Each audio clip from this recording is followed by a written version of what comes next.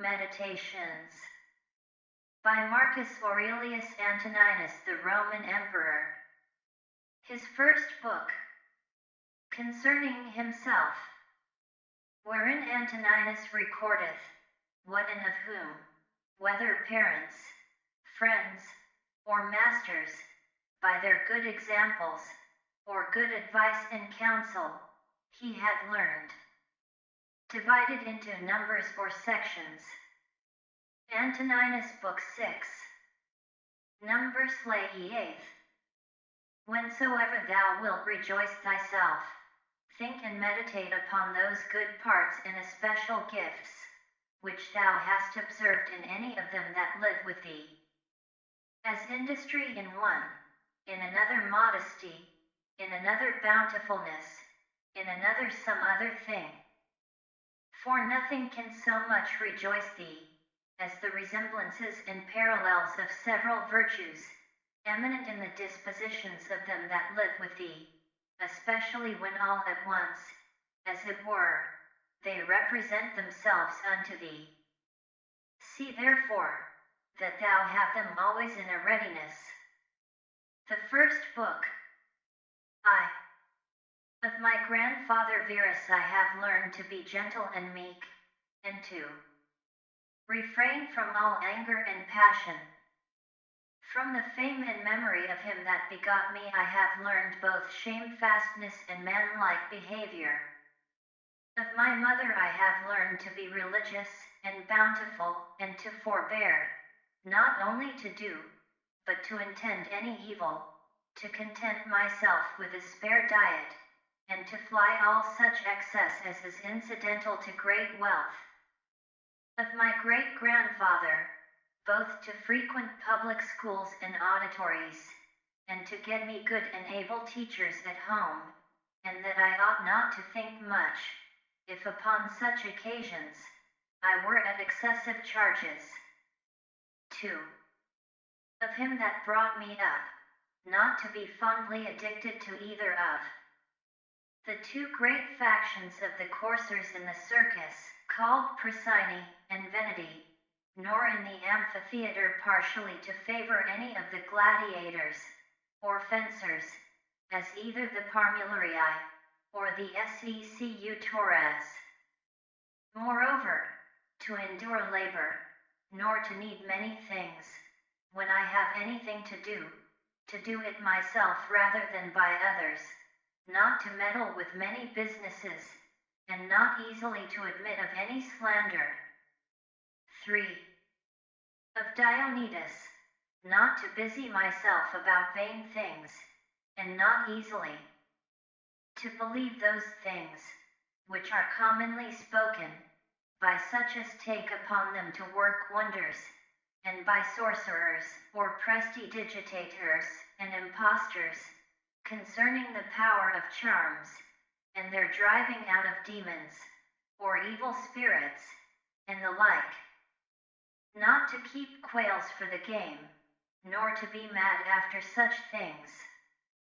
Not to be offended with other men's liberty of speech, and to apply myself unto philosophy. Him also I must thank, that ever I heard first Bacchius, then Tandasis, and Marcianus, and that I did write dialogues in my youth, and that I took liking to the philosophers' little couch and skins, and such other things, which by the Grecian discipline are proper to those who profess philosophy. 4. To Rusticus I am beholding, that I first entered into the conceit, that my life wanted some redress and cure, and then, that I did not fall into the ambition of ordinary sophists, either to write tracts concerning the common theorems, or to exhort men unto virtue in the study of philosophy by public orations, as also that I never by way of ostentation did affect to show myself an active able man, for any kind of bodily exercises, and that I gave over the study of rhetoric and poetry, and of elegant neat language, that I did not use to walk about the house in my long robe, nor to do any such things. Moreover, I learned of him to write letters without any affectation or curiosity, such as that was, which by him was written to my mother from Sinuessa, and to be easy and ready to be reconciled, and well pleased again with them that had offended me, as soon as any of them would be content to seek unto me again. To read with diligence, not to rest satisfied with a light and superficial knowledge, nor quickly to assent to things commonly spoken of, whom also I must thank that ever I lighted upon Epictetus his Hypomemata, or moral commentaries in common factions, which also he gave me of his own. V. From Apollonius, true liberty, and unvariable steadfastness, and not to regard anything at all, though never so little, but right and reason, and always, whether in the sharpest pains, or after the loss of a child, or in long diseases, to be still the same man, who also was a present and visible example unto me, that it was possible for the same man to be both vehement and remiss, a man not subject to be vexed, and offended with the incapacity of his scholars and auditors in his lectures and expositions, and a true pattern of a man who of all his good gifts and faculties, least esteemed in himself, that his excellent skill and ability to teach and persuade others the common theorems and maxims of the Stoic philosophy. Of him also I learned how to receive favors and kindnesses, as commonly they are accounted from friends, so that I might not become obnoxious unto them, for them, nor more yielding upon occasion, than in right I ought, and yet so that I should not pass them neither, as an unsensible and unthankful man. 6. Of Sextus, mildness, and the pattern of a family governed with paternal affection, and a purpose to live according to nature, to be grave without affectation, to observe carefully the several dispositions of my friends, not to be offended with idiots, nor unseasonably to set upon those that are carried with the vulgar opinions, with the theorems and tenets of philosophers, his conversation being an example how a man might accommodate himself to all men and companies, so that though his company were sweeter and more pleasing than any flatterer's cogging and funning, yet was it at the same time most respected and reverenced, who also had a proper happiness and faculty, rationally and methodically to find out, and set in order all necessary determinations and instructions for a man's life. A man without ever the least appearance of anger, or any other passion, able at the same time most exactly to observe the Stoic apatheia, or unpassionateness, and yet to be most tender-hearted, ever of good credit, and yet almost without any noise, or rumor, very learned, and yet making little show. 7.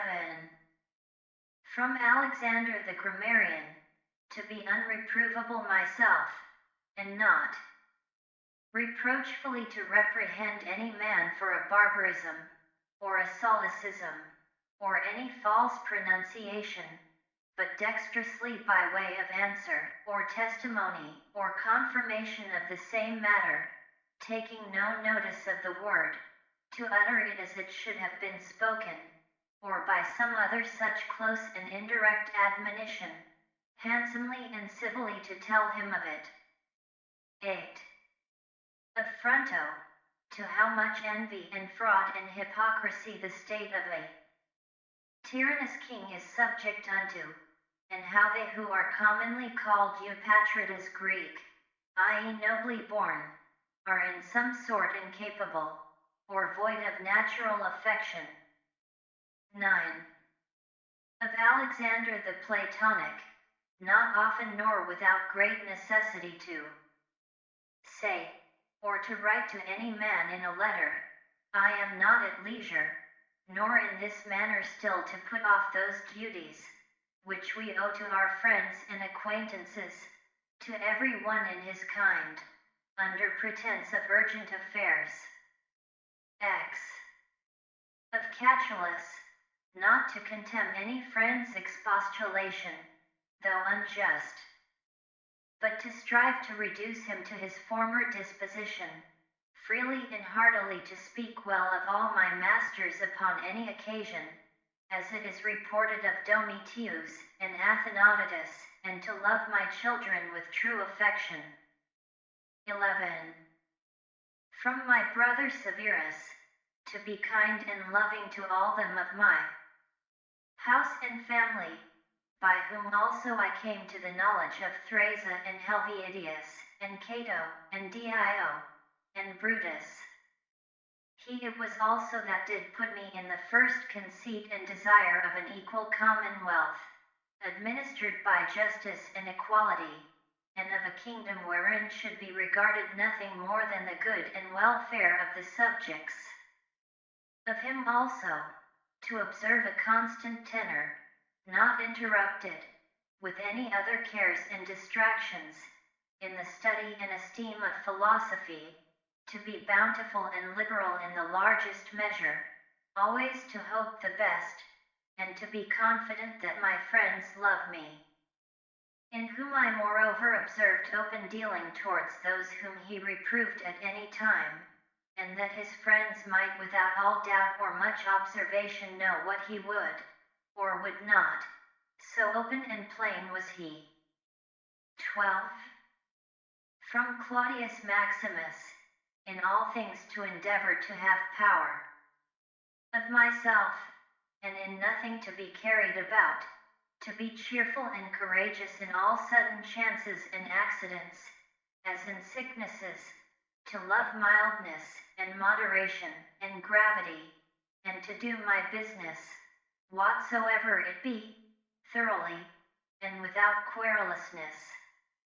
Whatsoever he said, all men believed him that as he spake, so he thought, and whatsoever he did, that he did it with a good intent.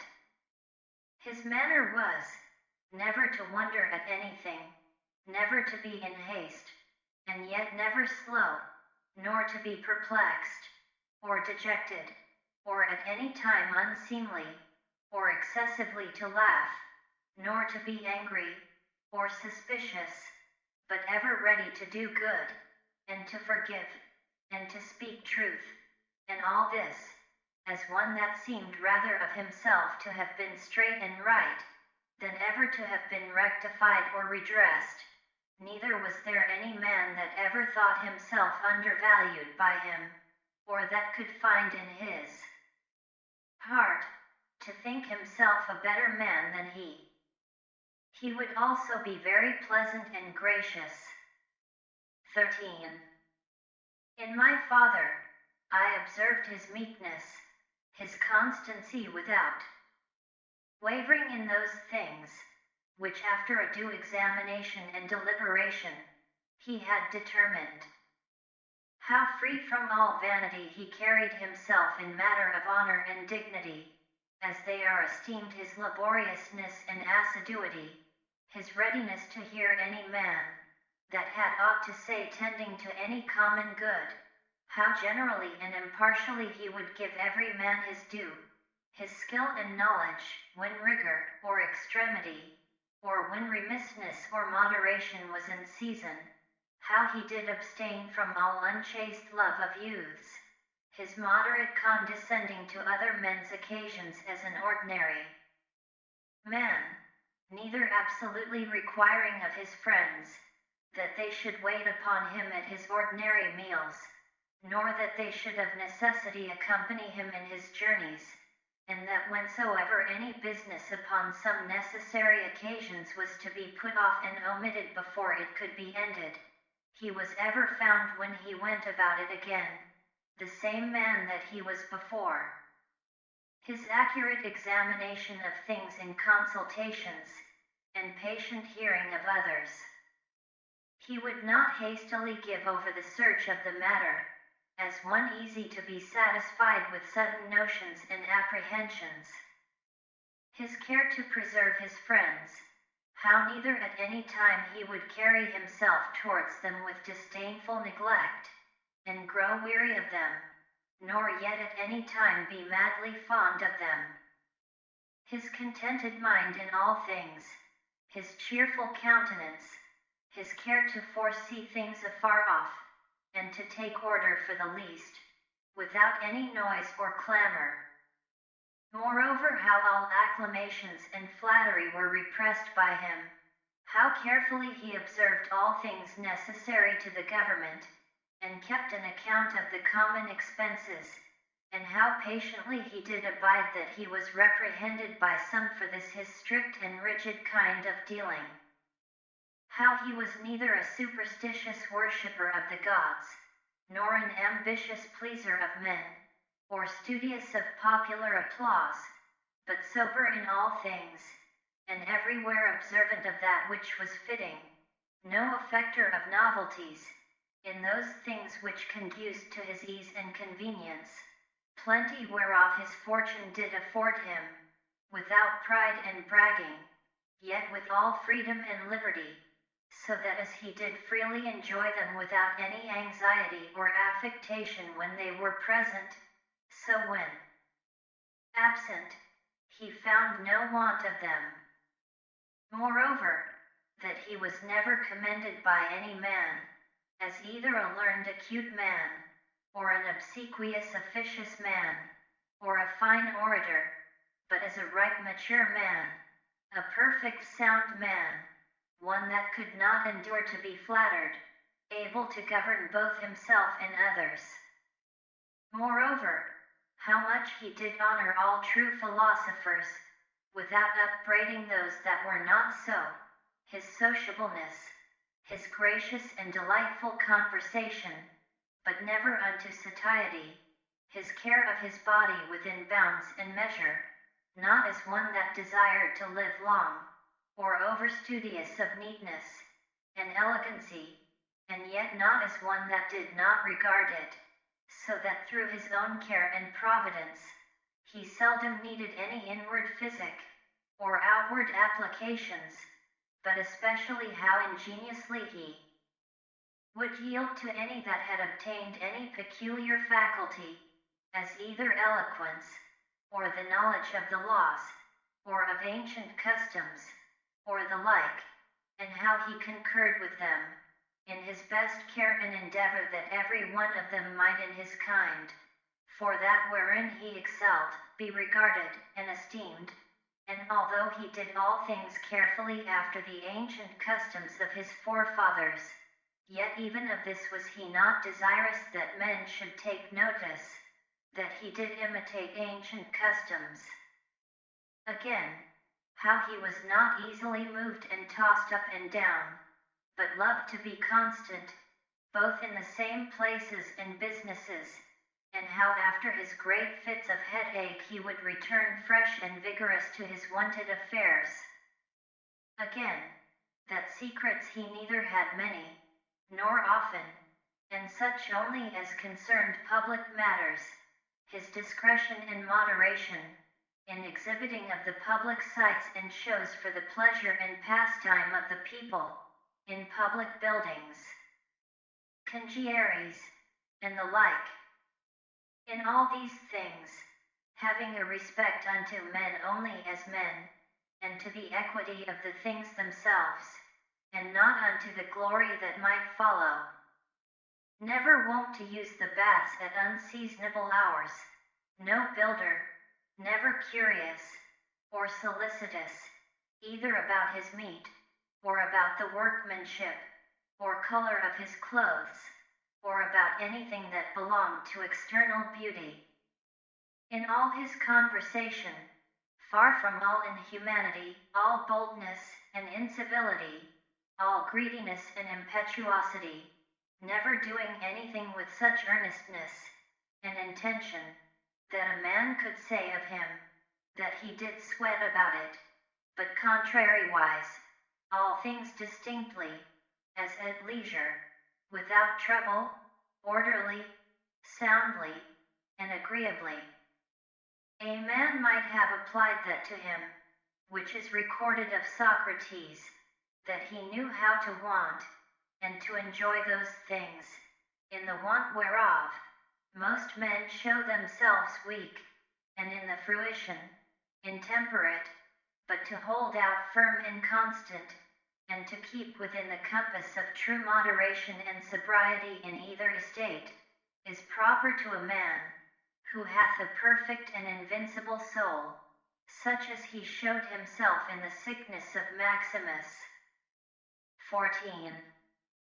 From the gods I received that I had good grandfathers, and parents, a good sister, good masters, good domestics, loving kinsmen, almost all that I have, and that I never through haste and rashness transgressed against any of them, notwithstanding that my disposition was such, as that such a thing, if occasion had been, might very well have been committed by me, but that it was the mercy of the gods, to prevent such a concurring of matters and occasions, as might make me to incur this blame.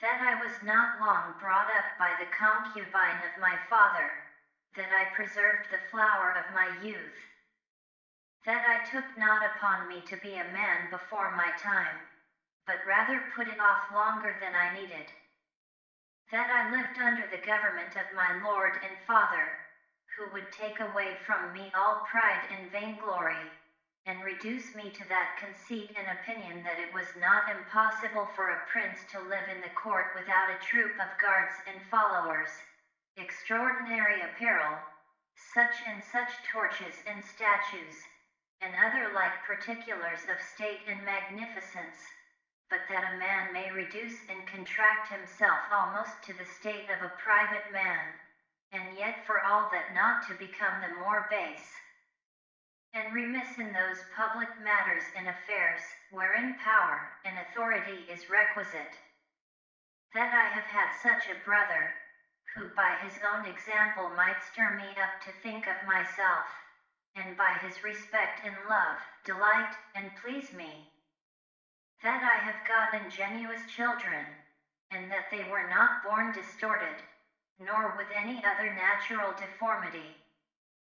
That I was no great proficient in the study of rhetoric and poetry, and of other faculties, which perchance I might have dwelt upon, if I had found myself to go on in them with success.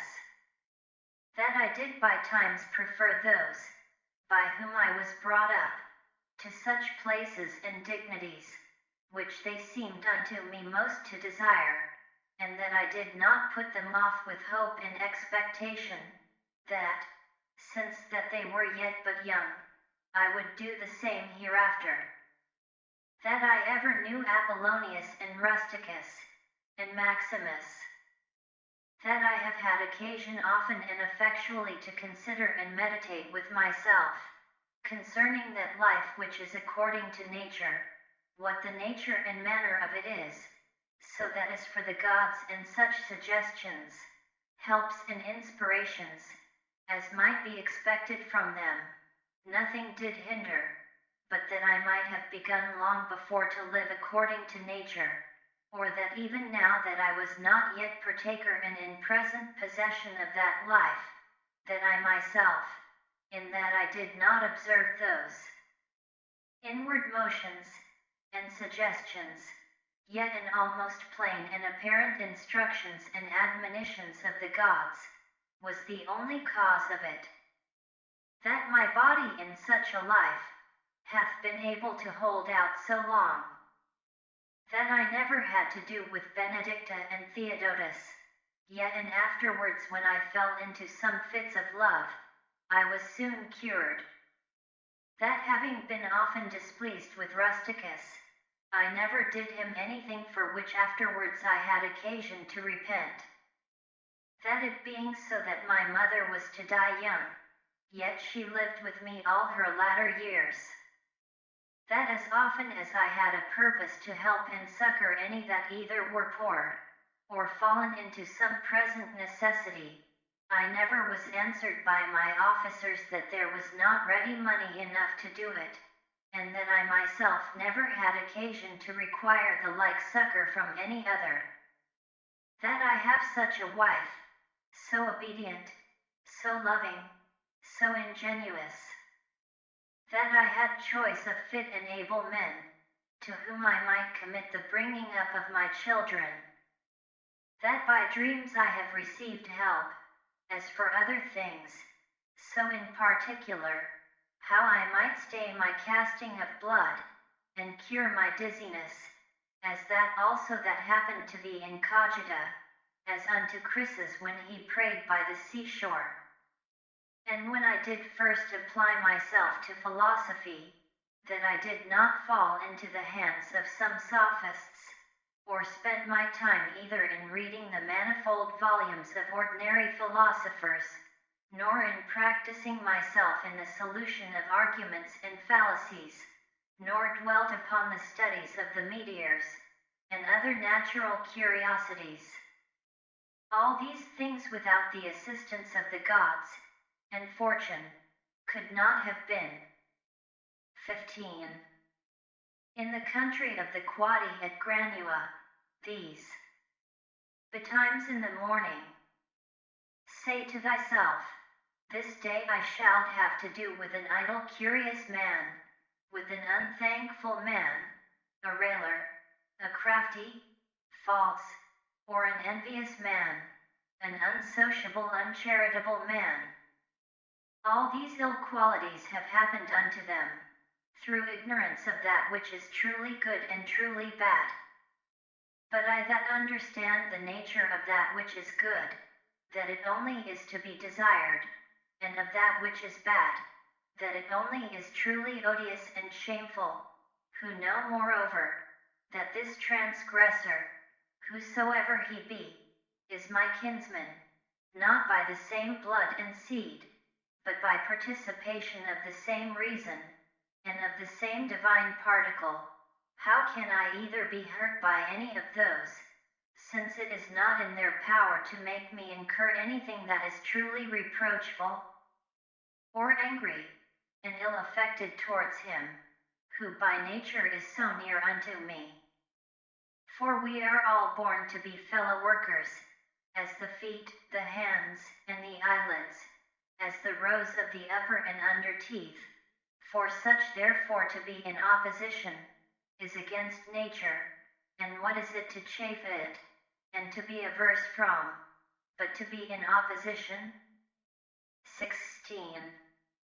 Whatsoever I am, is either flesh, or life, or that which we commonly call the mistress and overruling part of man, reason. Away with thy books, suffer not thy mind any more to be distracted, and carried to and fro, for it will not be, but is even now ready to die. Think little of thy flesh, blood, bones, and a skin, a pretty piece of knit and twisted work, consisting of nerves, veins and arteries. Think no more of it than so. And as for thy life, consider what it is, a wind, not one constant wind neither, but every moment of an hour let out, and sucked in again. The third is thy ruling part, and here consider, thou art an old man, suffer not that excellent part to be brought in subjection, and to become slavish, suffer it not to be drawn up and down with unreasonable and unsociable lusts and motions, as it were with wires and nerves, suffer it not any more, either to repine at anything now present, or to fear and fly anything to come, which the destiny hath appointed thee. 17. Whatsoever proceeds from the gods immediately, that any man will grant totally depends from their divine providence.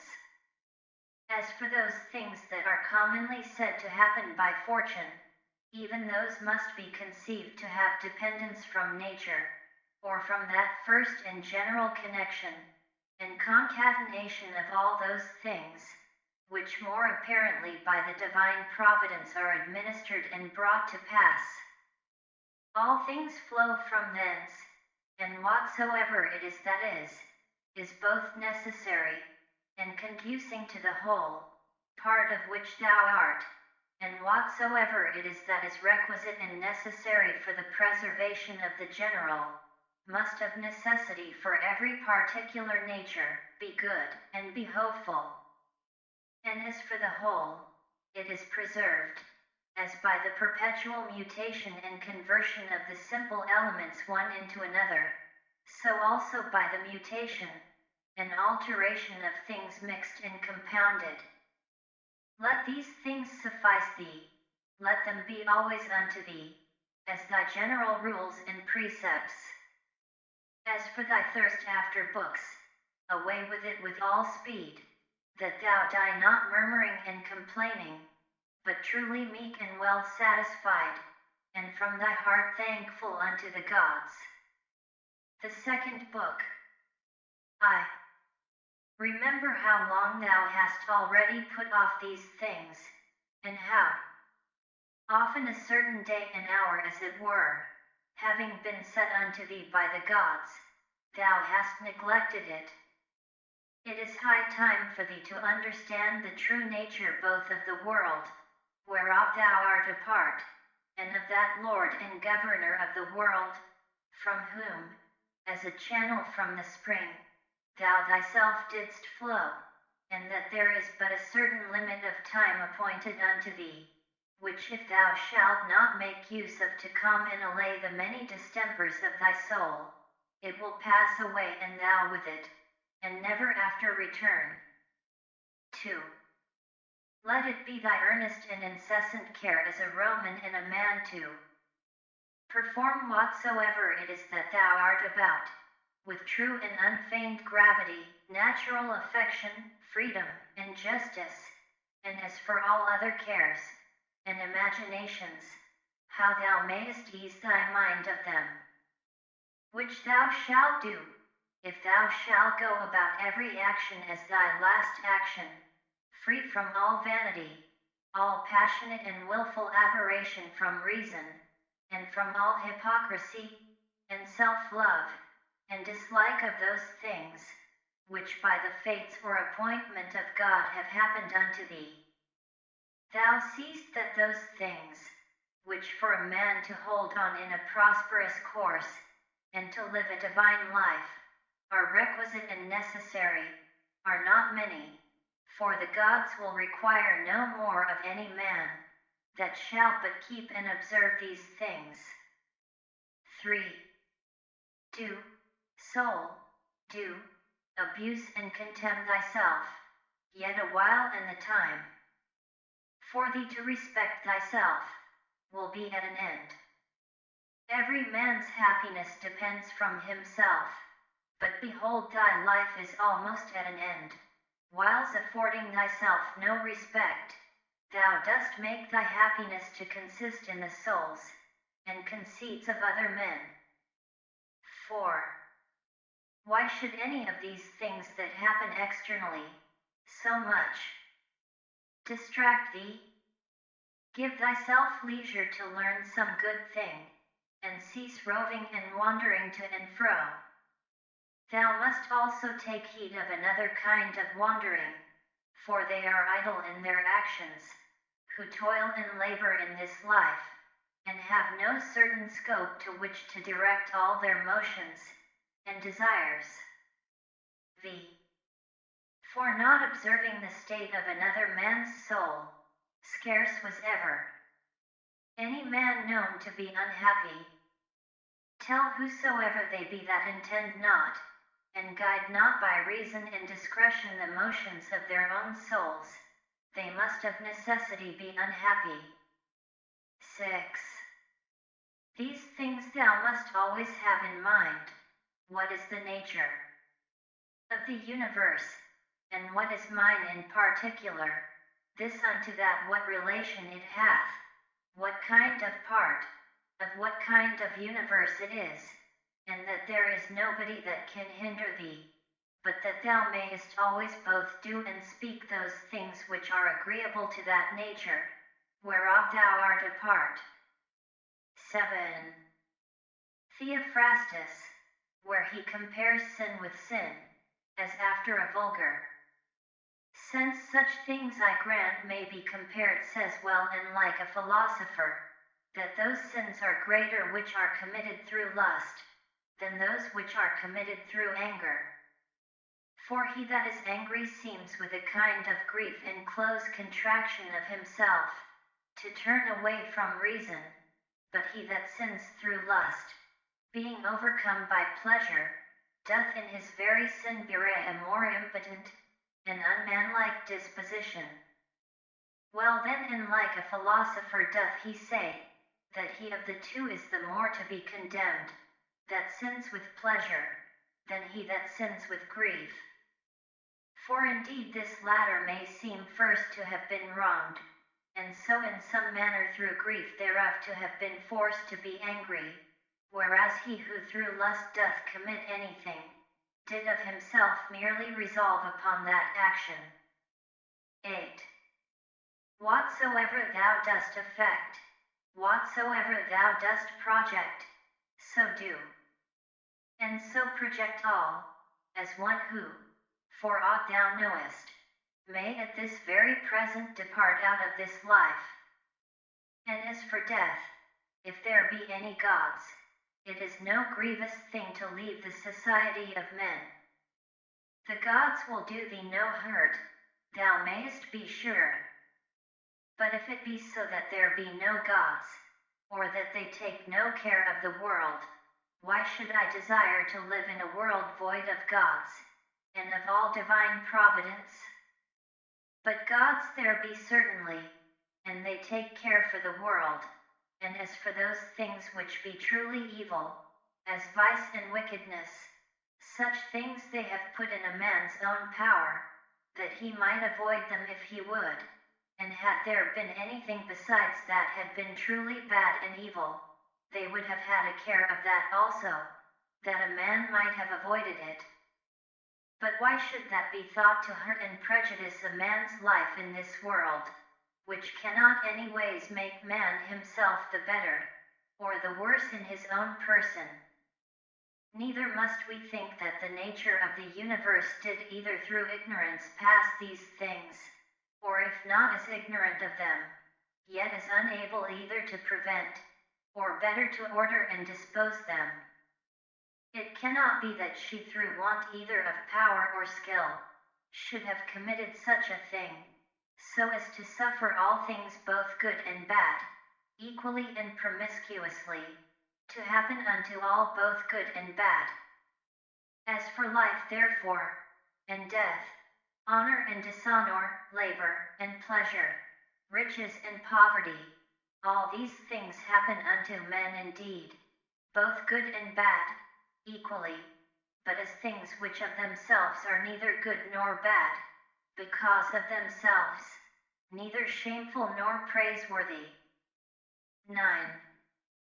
Consider how quickly all things are dissolved and resolved, the bodies and substances themselves, into the matter and substance of the world, and their memories into the general age and time of the world.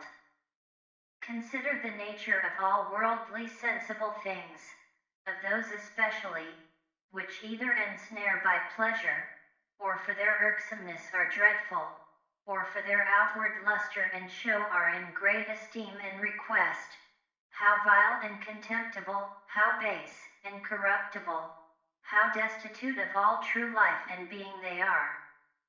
X.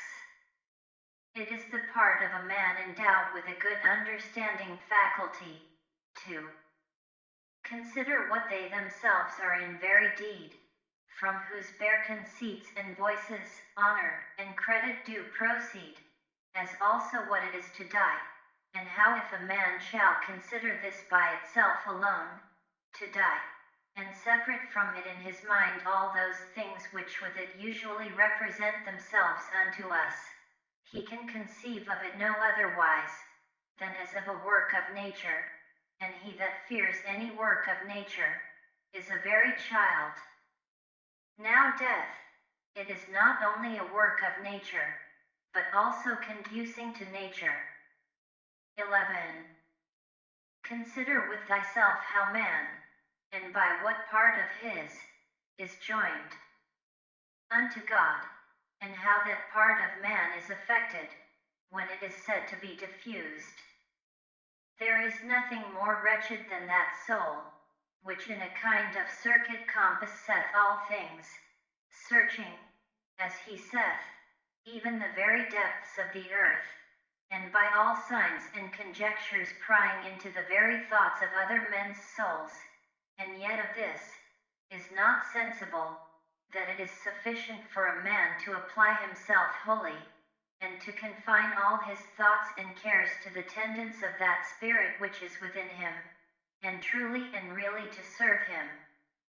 His service doth consist in this, that a man keep himself pure from all violent passion and evil affection, from all rashness and vanity, and from all manner of discontent, either in regard of the gods or men. For indeed whatsoever proceeds from the gods, deserves respect for their worth and excellency, and whatsoever proceeds from men, as they are our kinsmen, should by us be entertained, with love, always, sometimes, as proceeding from their ignorance, of that which is truly good and bad, of blindness no less, than that by which we are not able to discern between white and black with a kind of pity and compassion also. 12. If thou shouldst live 3,000, or as many as 10,000 of years, yet remember this, that man can part with no life properly, save with that little part of life, which he now lives, and that which he lives, is no other, than that which at every instant he parts with. That then which is longest of duration, and that which is shortest, come both to one effect. For although in regard of that which is already past there may be some inequality, yet that time which is now present and in being, is equal unto all men. And that being it which we part with whensoever we die, it doth manifestly appear, that it can be but a moment of time, that we then part with. For as for that which is either past or to come, a man cannot be said properly to part with it. For how should a man part with that which he hath not? These two things therefore thou must remember. First, that all things in the world from all eternity, by a perpetual revolution of the same times and things ever continued and renewed, are of one kind and nature, so that whether for 100 or 200 years only, or for an infinite space of time, a man see those things which are still the same, it can be no matter of great moment.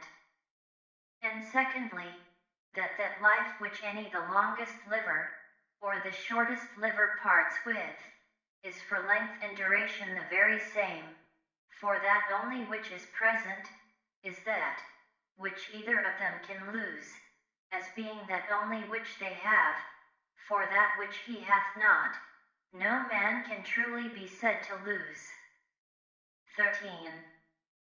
Remember that all is but opinion and conceit, for those things are plain and apparent, which were spoken unto Monimus the Cynic, and as plain and apparent is the use that may be made of those things, if that which is true and serious in them, be received as well as that which is sweet and pleasing. 14. A man's soul doth wrong and disrespect itself first and especially, when as much as in itself lies it becomes an apostem, and as it were an excrescency of the world, for to be grieved and displeased with anything that happens in the world, is direct apostasy from the nature of the universe, part of which all particular natures of the world are. Secondly, when she either is averse from any man, or led by contrary desires or affections, tending to his hurt and prejudice, such as are the souls of them that are angry.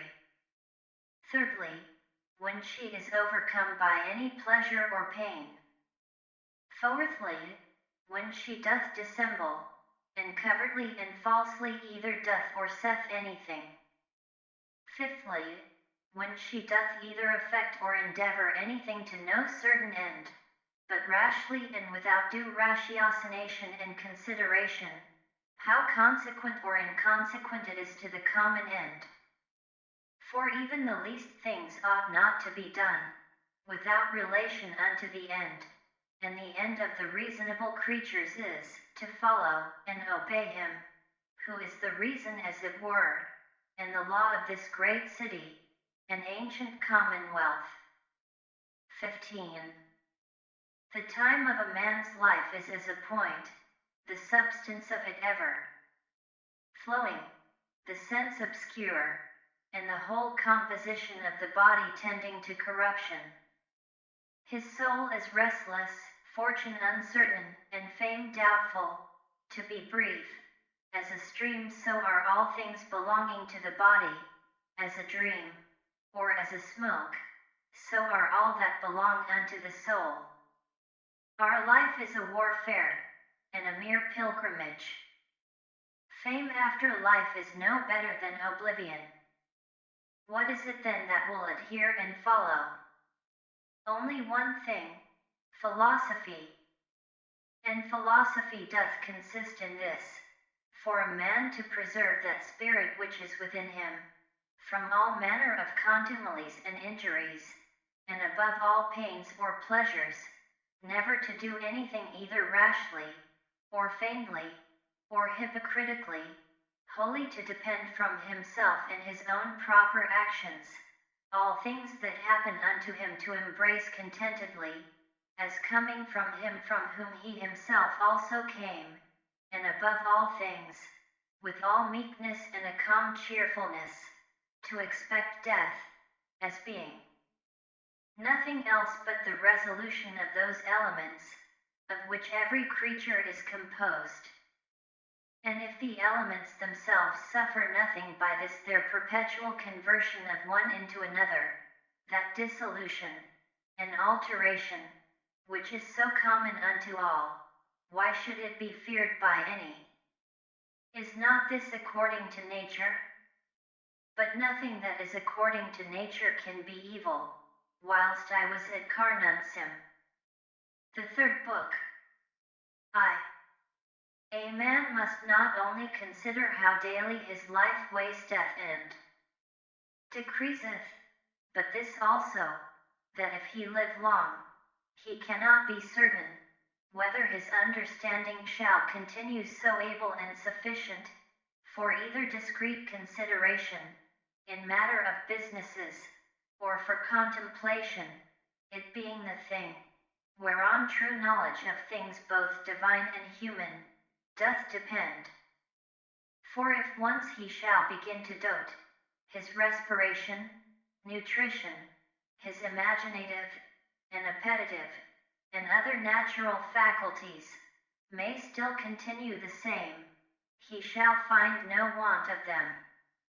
But how to make that right use of himself that he should, how to observe exactly in all things that which is right and just, how to redress and rectify all wrong, or sudden apprehensions and imaginations, and even of this particular, whether he should live any longer or no, to consider duly, for all such things, wherein the best strength and vigor of the mind is most requisite, his power and ability will be past and gone. Thou must hasten therefore, not only because thou art every day nearer unto death than other, but also because that intellective faculty in thee, whereby thou art enabled to know the true nature of things, and to order all thy actions by that knowledge, doth daily waste and decay, or may fail thee before thou die. 2. This also thou must observe, that whatsoever it is that naturally doth happen to things natural, hath somewhat in itself that is pleasing and delightful, as a great loaf when it is baked. Some parts of it cleave as it were, and part asunder, and make the crust of it rugged and unequal, and yet those parts of it, though in some sort it be against the art and intention of baking itself, that they are thus cleft and parted, which should have been and were first made all even and uniform, they become it well nevertheless, and have a certain peculiar property, to stir the appetite. So figs are accounted fairest and ripest then, when they begin to shrink, and wither as it were. So ripe olives, when they are next to putrefaction, then are they in their proper beauty. The hanging down of grapes, the brow of a lion, the froth of a foaming wild boar, and many other like things, though by themselves considered, they are far from any beauty, yet because they happen naturally, they both are comely and delightful, so that if a man shall with a profound mind and apprehension consider all things in the world, even among all those things which are but mere accessories and natural appendices as it were, there will scarce appear anything unto him, wherein he will not find matter of pleasure and delight. So will he behold with as much pleasure the true rictus of wild beasts, as those which by skilful painters and other artificers are imitated.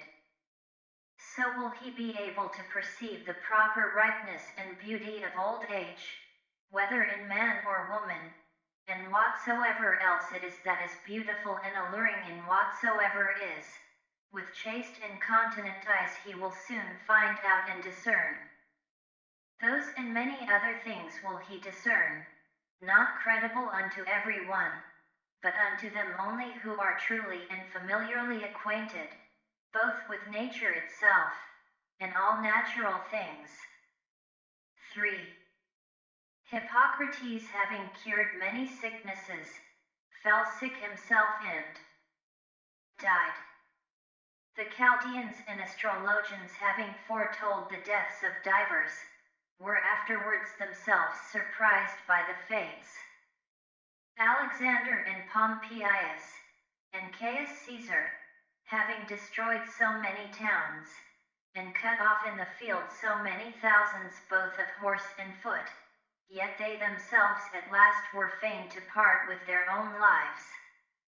Heraclitus, having written so many natural tracts concerning the last and general conflagration of the world, died afterwards all filled with water within, and all bedaubed with dirt and dung without.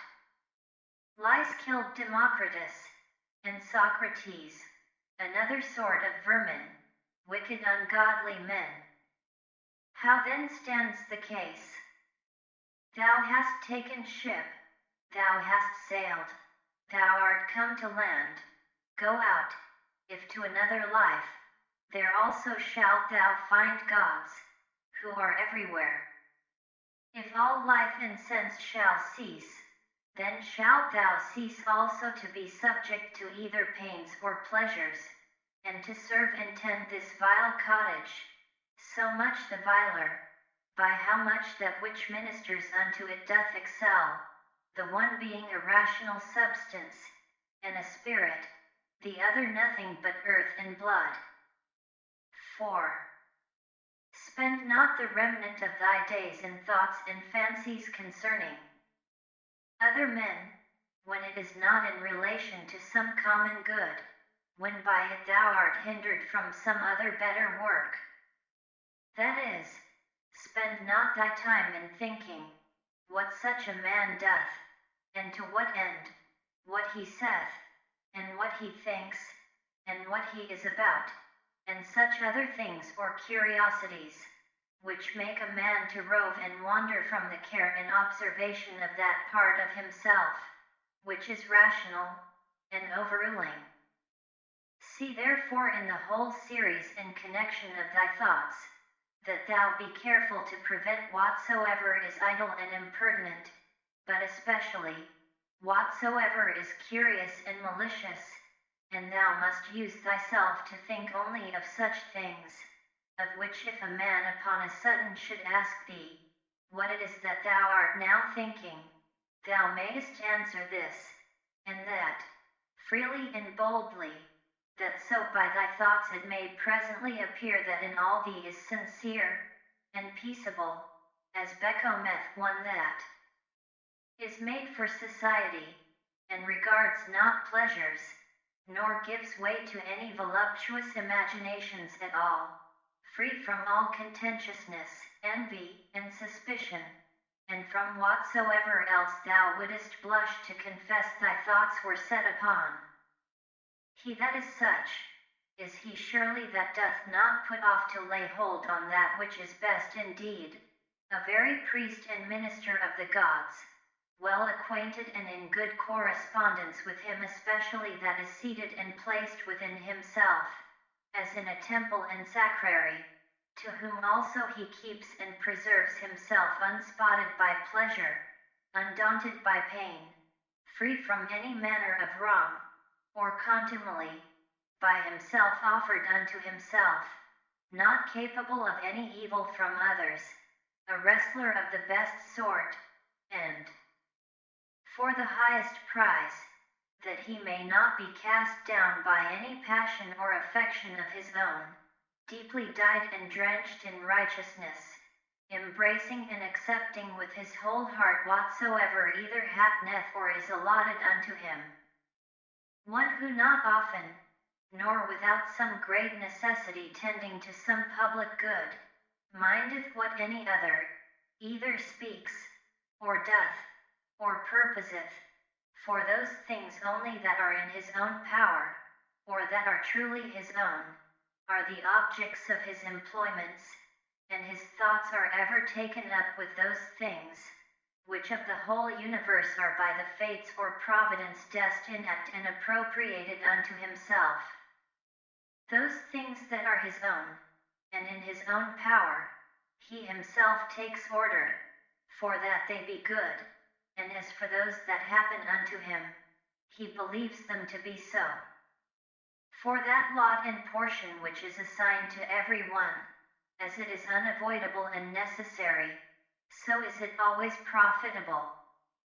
He remembers besides that whatsoever partakes of reason, is akin unto him, and that to care for all men generally, is agreeing to the nature of a man, but as for honor and praise, that they ought not generally to be admitted and accepted of from all, but from such only, who live according to nature. As for them that do not, what manner of men they be at home, or abroad, day or night, how conditioned themselves with what manner of conditions, or with men of what conditions they moil and pass away the time together, he knoweth, and remembers right well. He therefore regards not such praise and approbation, as proceeding from them, who cannot like and approve themselves. V. Do nothing against thy will, nor contrary to the community, nor without due examination, nor with reluctancy. Affect not to set out thy thoughts with curious neat language. Be neither a great talker, nor a great undertaker. Moreover, let thy God that is in thee to rule over thee, find by thee, that he hath to do with a man, an aged man, a sociable man, a Roman, a prince, one that hath ordered his life, as one that expecteth, as it were, nothing but the sound of the trumpet, sounding a retreat to depart out of this life with all expedition. One who for his word or actions neither needs an oath, nor any man to be a witness. 6. To be cheerful, and to stand in no need, either of other men's help, or attendance, or of that rest and tranquility, which thou must be beholding to others for. Rather like one that is straight of himself, or hath ever been straight, than one that hath been rectified. 7. If thou shalt find anything in this mortal life better than righteousness, than truth, temperance, fortitude, and in general better than a mind contented both with those things which according to right and reason she doth, and in those which without her will and knowledge happen unto thee by the providence, if I say, thou canst find out anything better than this, apply thyself unto it with thy whole heart, and that which is best wheresoever thou dost find it, enjoy freely.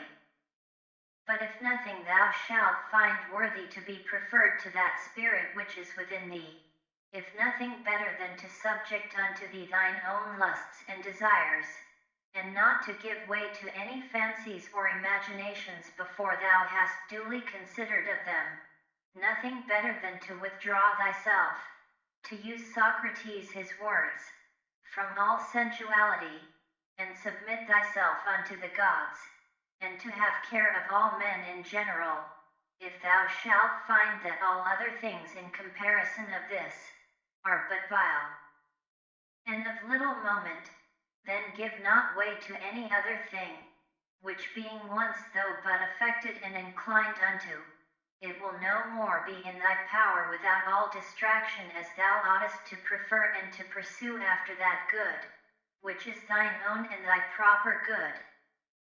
For it is not lawful, that anything that is of another an inferior kind and nature, be it what it will, as either popular applause, or honor, or riches, or pleasures, should be suffered to confront and contest as it were, with that which is rational, and operatively good. For all these things, if once though but for a while, they begin to please, they presently prevail, and pervert a man's mind, or turn a man from the right way. Do thou therefore, I say absolutely and freely, make choice of that which is best, and stick unto it. Now, that they say is best, which is most profitable. If they mean profitable to man as he is a rational man, stand thou to it, and maintain it. But if they mean profitable, as he is a creature, only reject it, and from this thy tenet and conclusion keep off carefully all plausible shows and colors of external appearance, that thou mayest be able to discern things rightly. 8. Never esteem of anything as profitable, which shall ever constrain thee either to break thy faith, or to lose thy modesty, to hate any man, to suspect, to curse, to dissemble, to lust after anything that requireth the secret of walls or veils. But he that preferreth before all things his rational part and spirit, and the sacred mysteries of virtue which issueth from it, he shall never lament and exclaim, never sigh, he shall never want either solitude or company, and which is chiefest of all, he shall live without either desire or fear.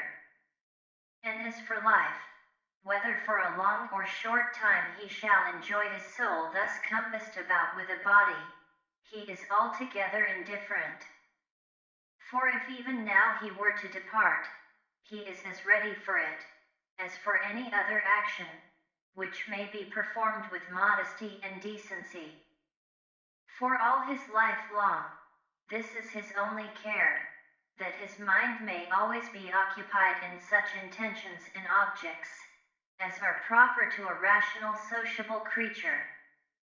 9. In the mind that is once truly disciplined and purged, thou canst not find anything, either foul or impure, or as it were festered, nothing that is either servile or affected, no partial tie, no malicious averseness, nothing obnoxious, nothing concealed. The life of such an one, death can never surprise as imperfect, as of an actor, that should die before he had ended, or the play itself were at an end, a man might speak. X. Use thine opinative faculty with all honor and respect, for in her indeed is all, that thy opinion do not beget in thy understanding anything contrary to either nature, or the proper constitution of a rational creature. The end and object of a rational constitution is, to do nothing rashly, to be kindly affected towards men, and in all things willingly to submit unto the gods. Casting therefore all other things aside, keep thyself to these few, and remember withal that no man properly can be said to live more than that which is now present, which is but a moment of time. Whatsoever is besides either is already past, or uncertain. The time therefore that any man doth live, is but a little, and the place where he liveth, is but a very little corner of the earth, and the greatest fame that can remain of a man after his death, even that is but little, and that too, such as it is whilst it is by the succession of silly mortal men preserved, who likewise shall shortly die, and even whilst they live know not what in very deed they themselves are, and much less can know one, who long before is dead and gone.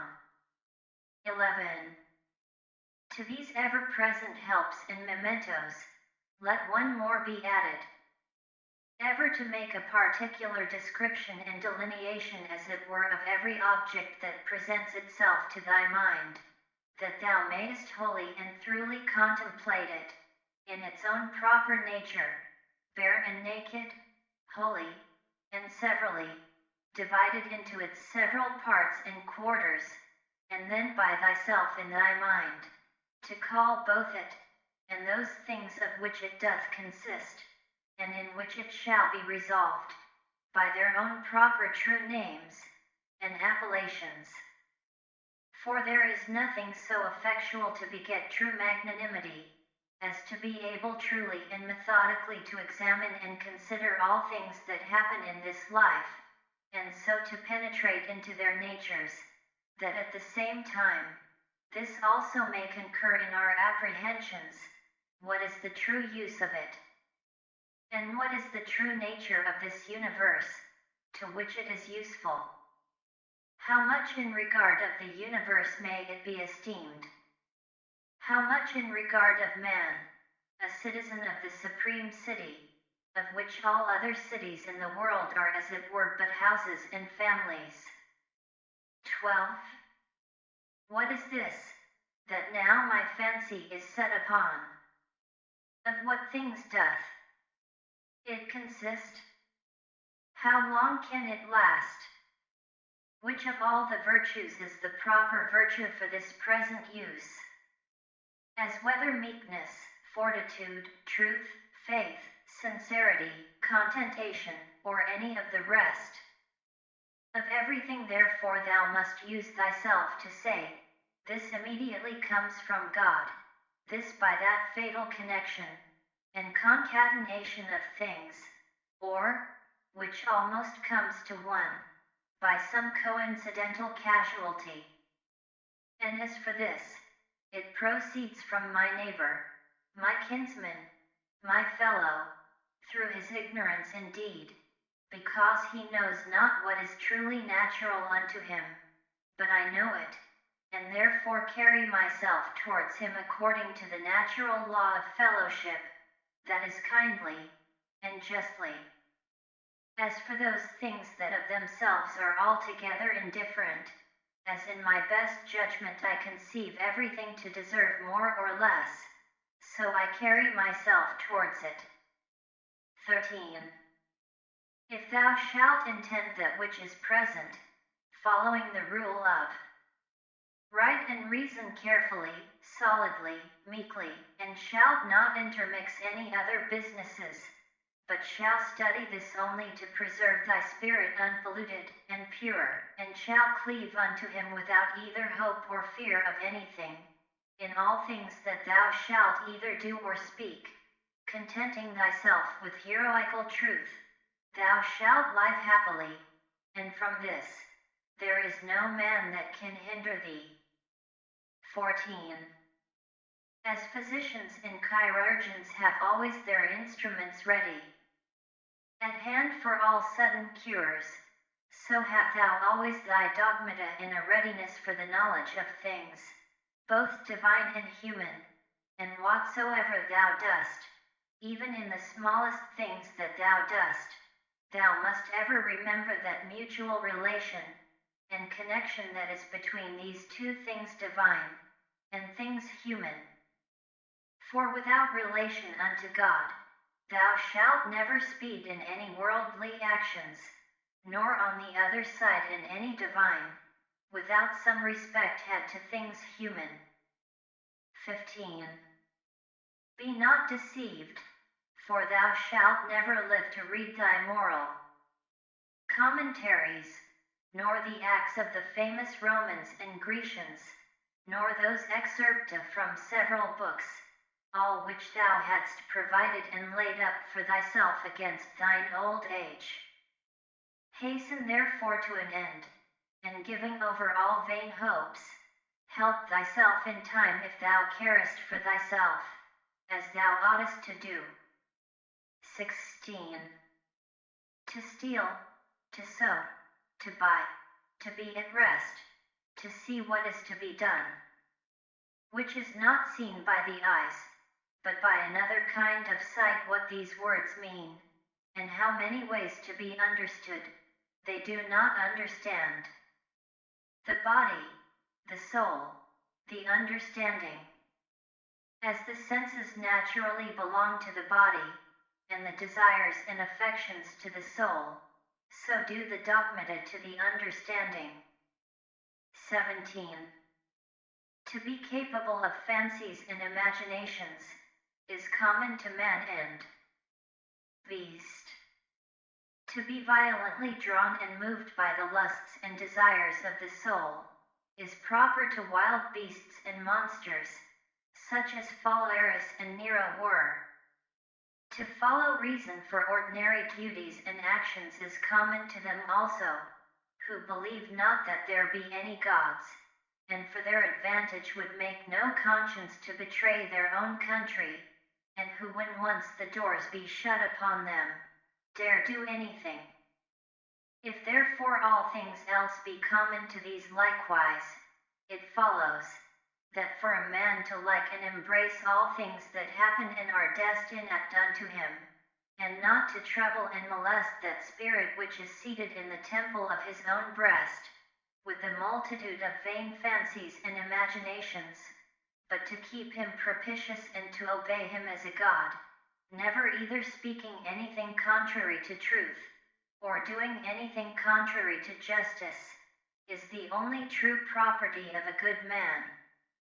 And such a one, though no man should believe that he liveth as he doth, either sincerely and conscionably, or cheerful and contentedly, yet is he neither with any man at all angry for it, nor diverted by it from the way that leadeth to the end of his life, through which a man must pass pure, ever ready to depart, and willing of himself without any compulsion to fit and accommodate himself to his proper lot and portion.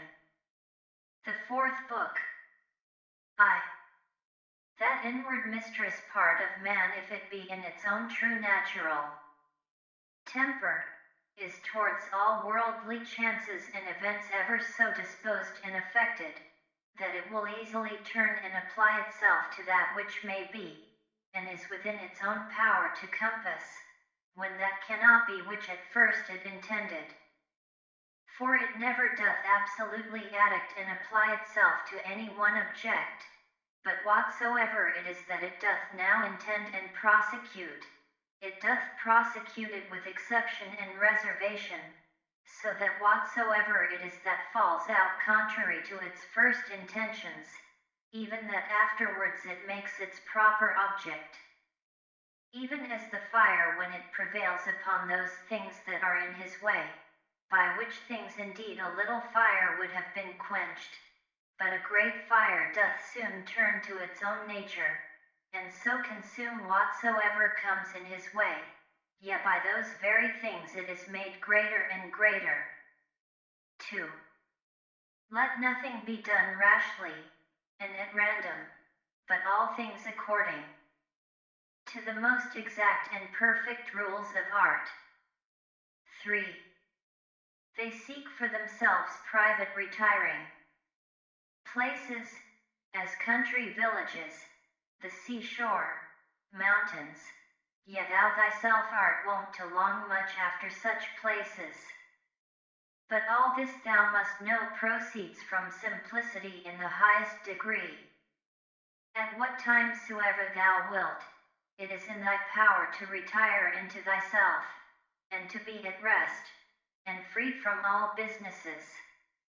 A man cannot any whither retire better than to his own soul, he especially who is beforehand provided of such things within, which whensoever he doth withdraw himself to look in, may presently afford unto him perfect ease and tranquility.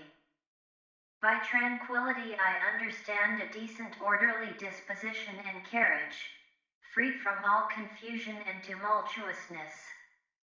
Afford then thyself this retiring continually, and thereby refresh and renew thyself. Let these precepts be brief and fundamental, which as soon as thou dost call them to mind, may suffice thee to purge thy soul thoroughly, and to send thee away well pleased with those things whatsoever they be, which now again after this short withdrawing of thy soul into herself thou dost return unto. For what is it that thou art offended at? Can it be at the wickedness of men, when thou dost call to mind this conclusion, that all reasonable creatures are made one for another, and that it is part of justice to bear with them, and that it is against their wills that they offend?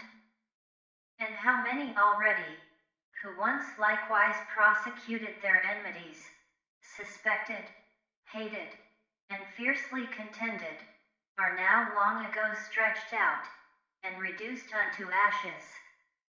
It is time for thee to make an end. As for those things which among the common chances of the world happen unto thee as thy particular lot and portion, canst thou be displeased with any of them, when thou dost call that our ordinary dilemma to mind, either of Providence, or Democritus his atoms, and with it, whatsoever we brought to prove that the whole world is as it were one city?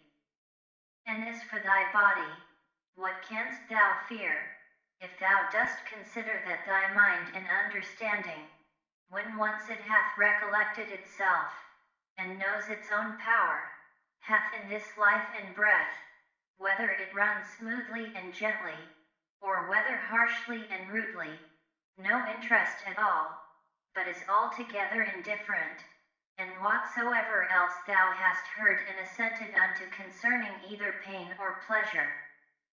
But the care of thine honor and reputation will perchance distract thee?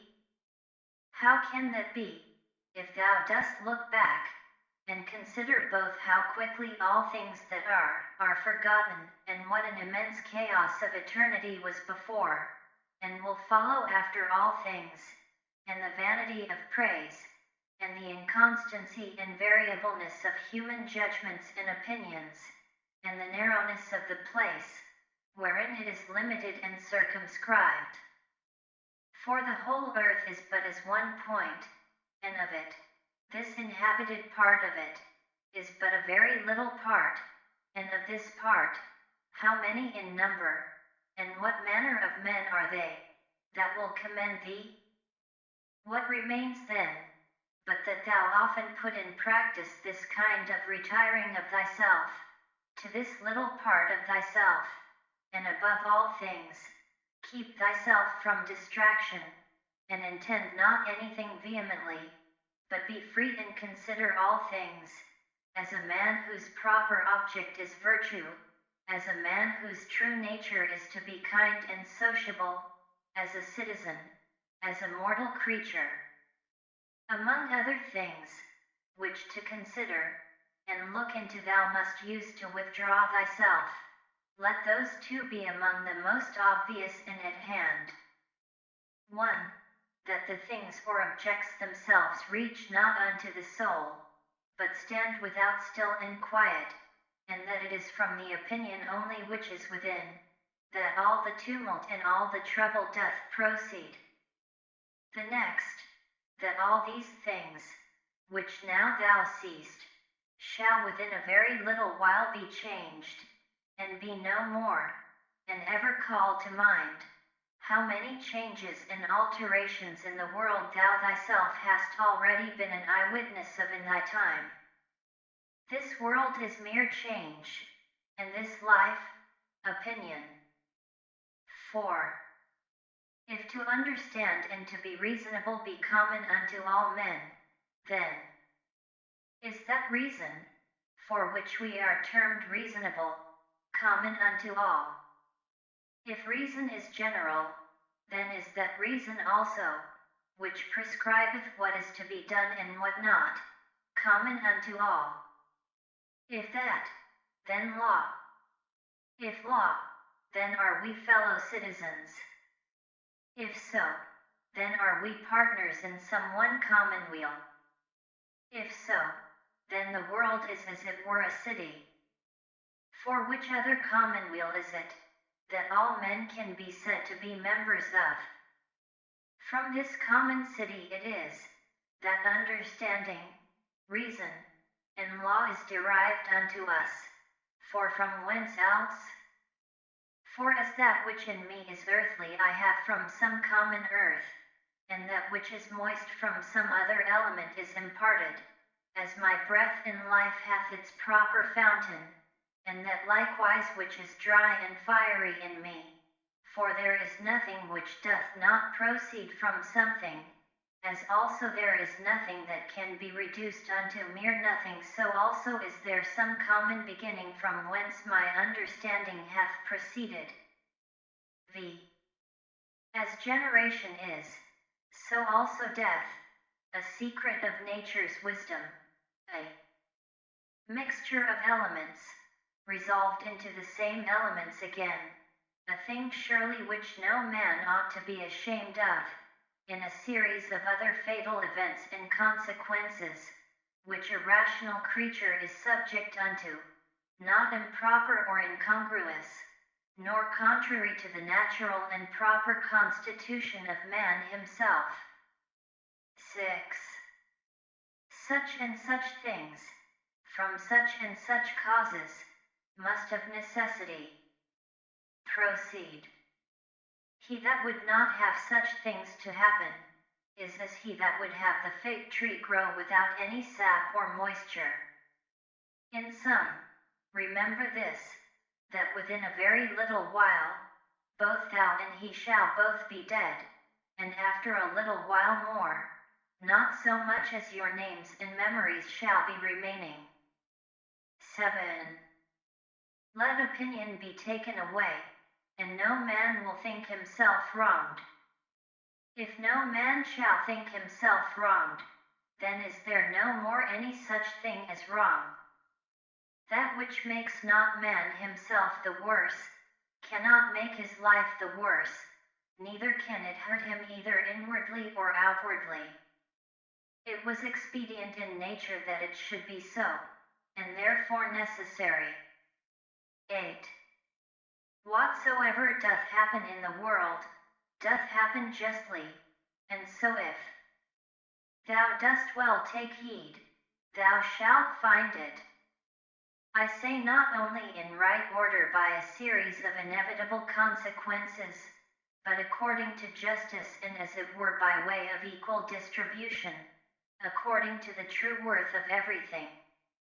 Continue then to take notice of it, as thou hast begun, and whatsoever thou dost, do it not without this proviso, that it be a thing of that nature that a good man, as the word good is properly taken, may do it. This observe carefully in every action. 9.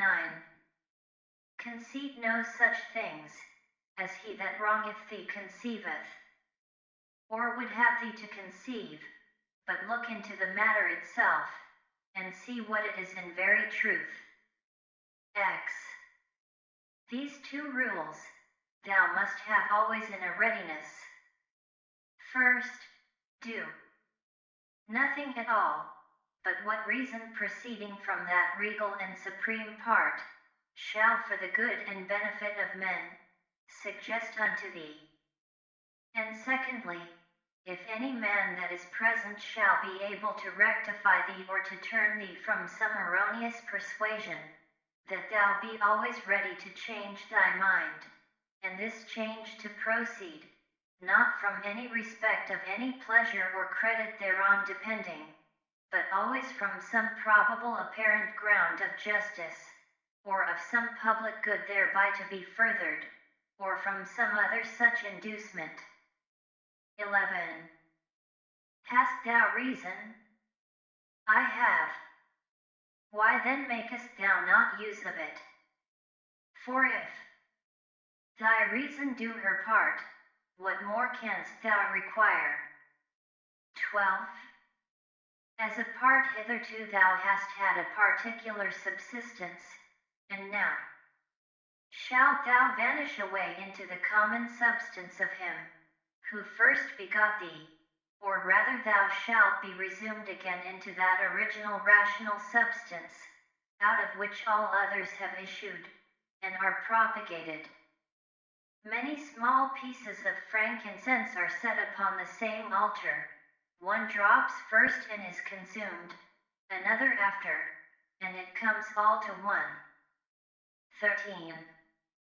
Within 10 days, if so happen, thou shalt be esteemed a god of them, who now if thou shalt return to the dogmata and to the honoring of reason, will esteem of thee no better than of a mere brute, and of an ape. 14. Not as though thou hadst thousands of years to live. Death hangs over thee, whilst yet thou livest, whilst thou mayest be good. 15.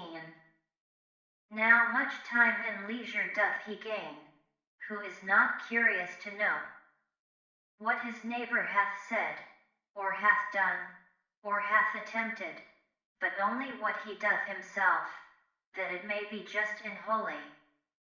Or to express it in Agathos words, not to look about upon the evil conditions of others, but to run on straight in the line, without any loose and extravagant agitation.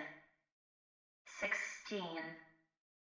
He who is greedy of credit and reputation after his death, doth not consider that they themselves by whom he is remembered, shall soon after every one of them be dead, and they likewise that succeed those, until at last all memory, which hitherto by the succession of men admiring and soon after dying hath had its course, be quite extinct.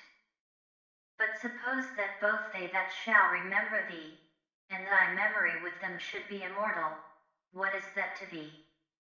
I will not say to thee after thou art dead, but even to thee living, what is thy praise? But only for a secret and politic consideration, which we call oikonomion or dispensation. For as for that it is the gift of nature, whatsoever is commended in thee, what might be objected from thence, let that now that we are upon another consideration be omitted as unseasonable. That which is fair and goodly, whatsoever it be, and in what respect soever it be, that it is fair and goodly, it is so of itself, and terminates in itself, not admitting praise as a part or member, that therefore which is praised, is not thereby made either better or worse. This I understand even of those things, that are commonly called fair and good, as those which are commended either for the matter itself, or for curious workmanship. As for that which is truly good, what can it stand in need of more than either justice or truth, or more than either kindness and modesty. Which of all those either becomes good or fair, because commended, or dispraised suffers any damage? Doth the emerald become worse in itself, or more vile if it be not commended? Doth gold, or ivory, or purple? Is there anything that doth though never so common, as a knife, a flower, or a tree? 17. If so be that the souls remain after death, say they that will not believe it, how is the air from all eternity able to contain them? How is the earth, say I, ever from that time able to contain the bodies of them that are buried?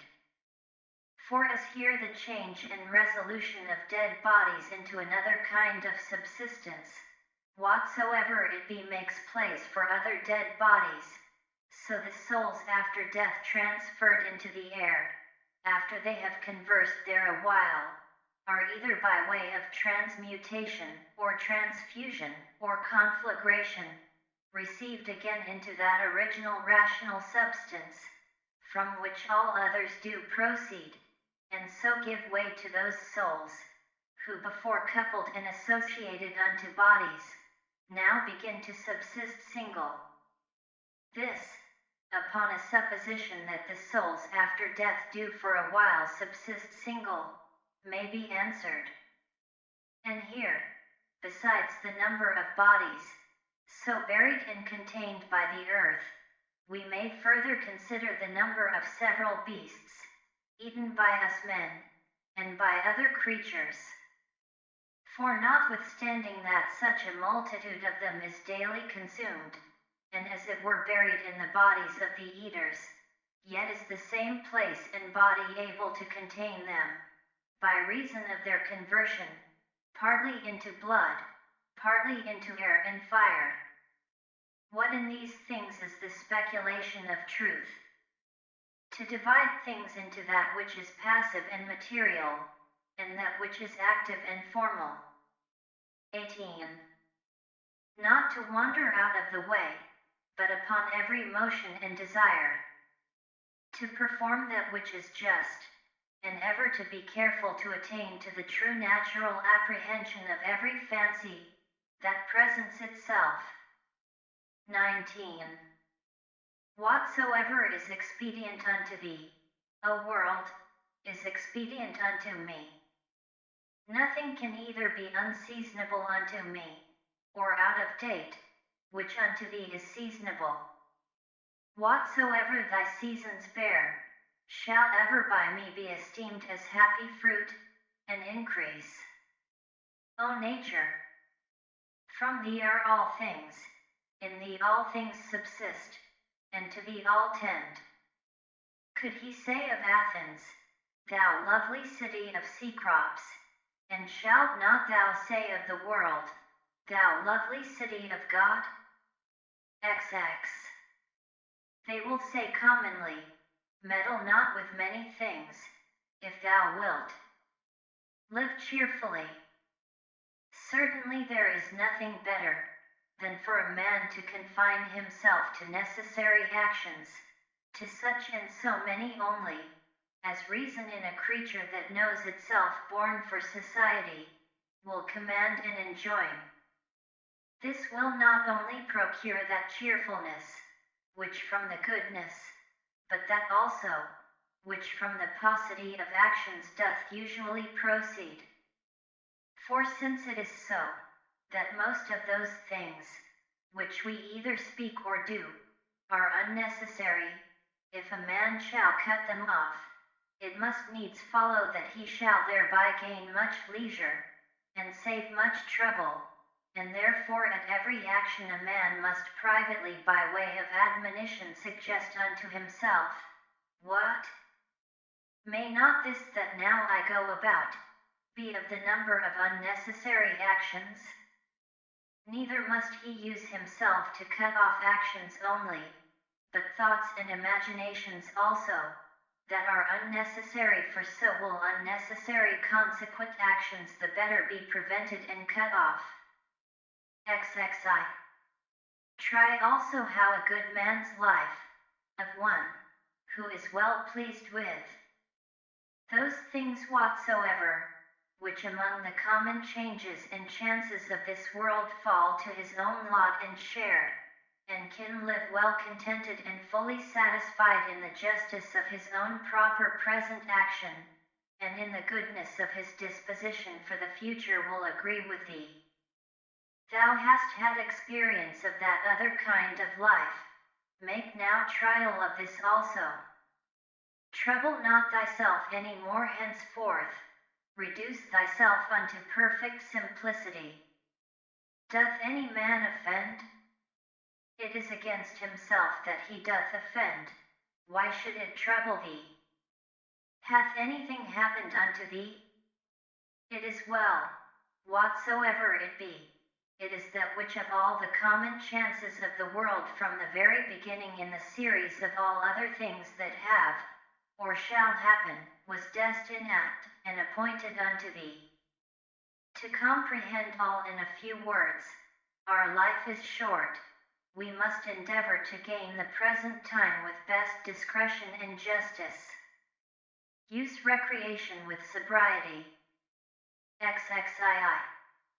Either this world is a cosmos or comely peace, because all disposed and governed by certain order, or if it be a mixture, though confused, yet still it is a comely peace. For is it possible that in thee there should be any beauty at all, and that in the whole world there should be nothing but disorder and confusion?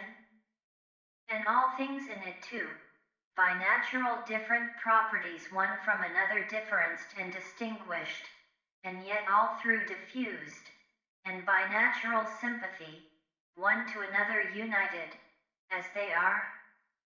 XXIII.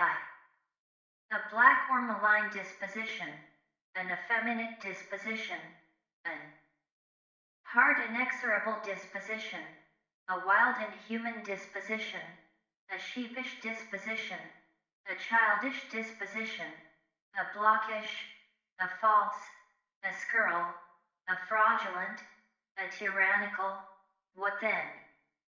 If he be a stranger in the world, that knows not the things that are in it, why not be a stranger as well, that wonders at the things that are done in it?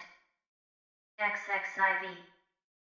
He is a true fugitive, that flies from reason, by which men are sociable. He blind, who cannot see with the eyes of his understanding.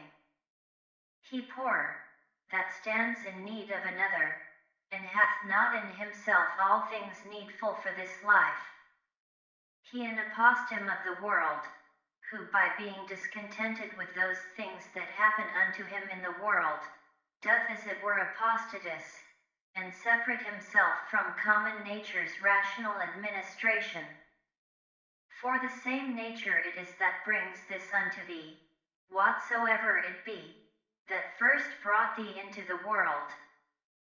He raises sedition in the city, who by irrational actions withdraws his own soul from that one and common soul of all rational creatures. XXV. There is, who without so much as a coat, and there is, who without so much as a book, doth put philosophy in practice.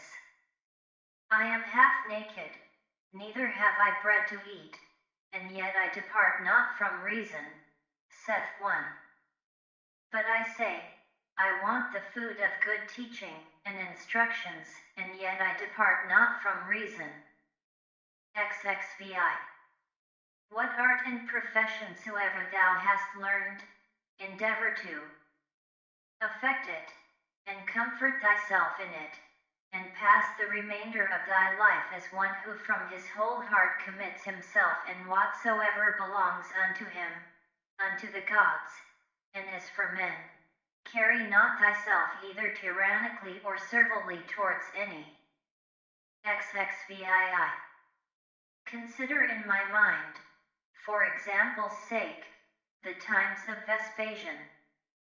Thou shalt see but the same things, some marrying, some bringing up children, some sick, some dying, some fighting, some feasting, some merchandising, some tilling, some flattering, some boasting, some suspecting, some undermining, some wishing to die, some fretting and murmuring at their present estate, some wooing, some hoarding, some seeking after magistracies, and some after kingdoms.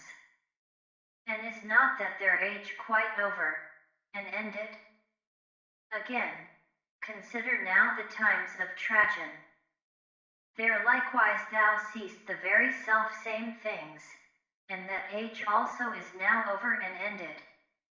In the like manner consider other periods, both of times and of whole nations, and see how many men, after they had with all their might and main intended and prosecuted some one worldly thing or other, did soon after drop away, and were resolved into the elements. But especially thou must call to mind them, whom thou thyself in thy lifetime hast known much distracted about vain things, and in the meantime neglecting to do that, and closely and inseparably, as fully satisfied with it, to adhere unto it, which their own proper constitution did require.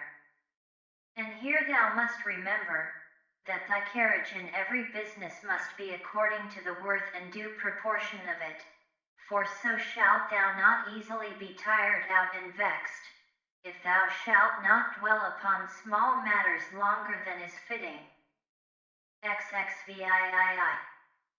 Those words which once were common and ordinary, are now become obscure and obsolete, and so the names of men once commonly known and famous, are now become in a manner obscure and obsolete names. Camillus, Cso, Volsus, Leonidas, not long after, Scipio, Cato, then Augustus, then Adrianus, then Antoninus Pius, all these in a short time will be out of date, and, as things of another world as it were, become fabulous.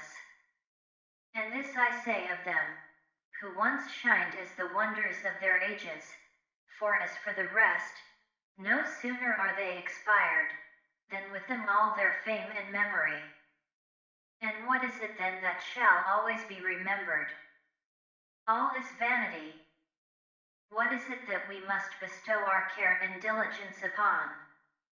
Even upon this only, that our minds and wills be just, that our actions be charitable, that our speech be never deceitful, or that our understanding be not subject to error, that our inclination be always set to embrace whatsoever shall happen unto us, as necessary, as usual, as ordinary, as flowing from such a beginning, and such a fountain, from which both thou thyself and all things are.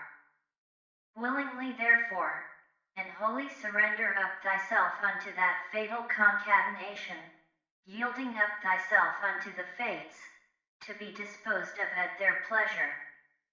XXIX.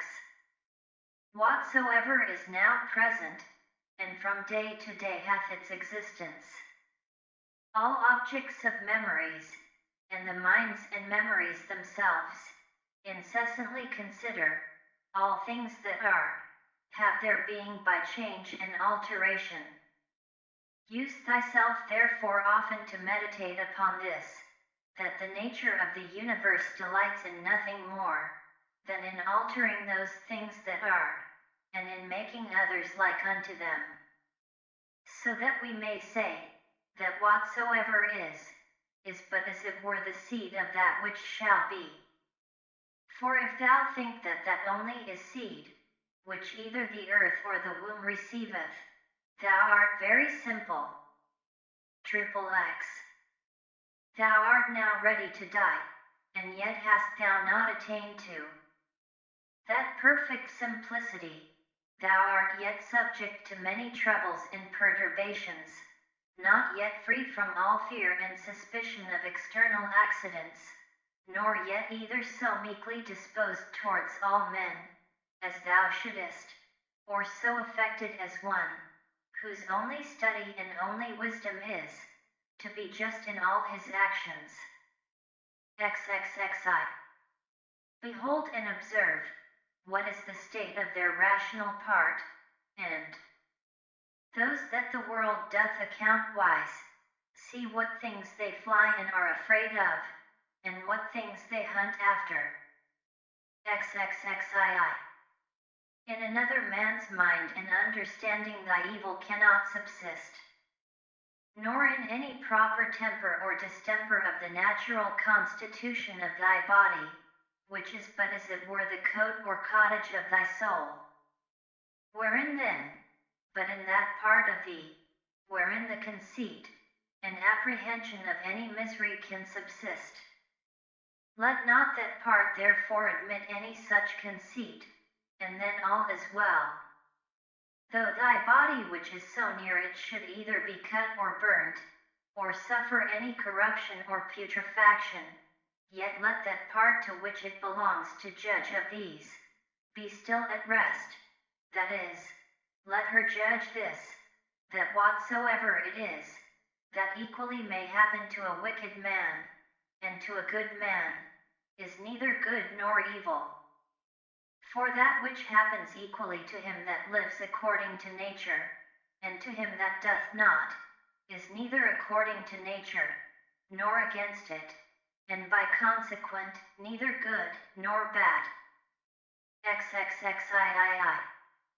Ever consider and think upon the world as being but one living substance, and having but one soul, and how all things in the world are terminated into one sensitive power, and are done by one general motion as it were, and deliberation of that one soul, and how all things that are, concur in the cause of one another's being, and by what manner of connection and concatenation all things happen.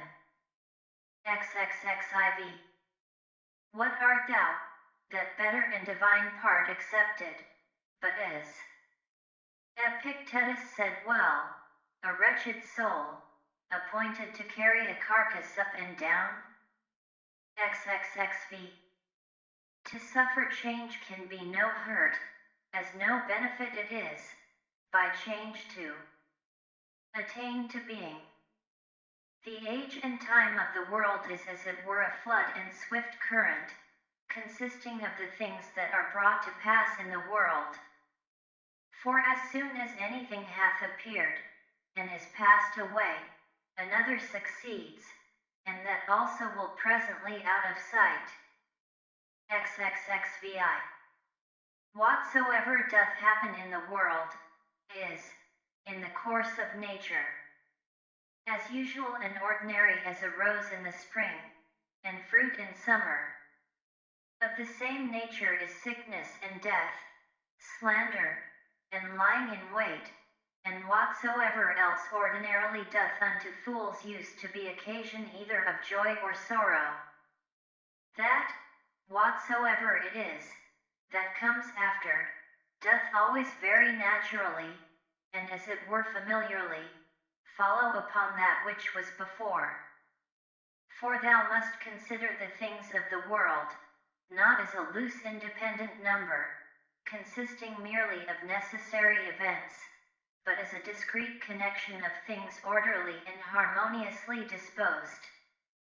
There is then to be seen in the things of the world, not a bare succession, but an admirable correspondence and affinity. XXXVII.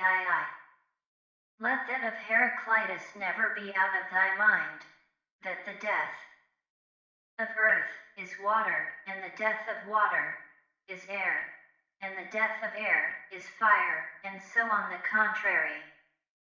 Remember him also who was ignorant whither the way did lead, and how that reason being the thing by which all things in the world are administered, and which men are continually and most inwardly conversant with, yet is the thing, which ordinarily they are most in opposition with, and how those things which daily happen among them cease not daily to be strange unto them, and that we should not either speak or do anything as men in their sleep, by opinion and bare imagination, for then we think we speak and do, and that we must not be as children, who follow their fathers' example, for best reason alleging their bare successive tradition from our forefathers we have received it.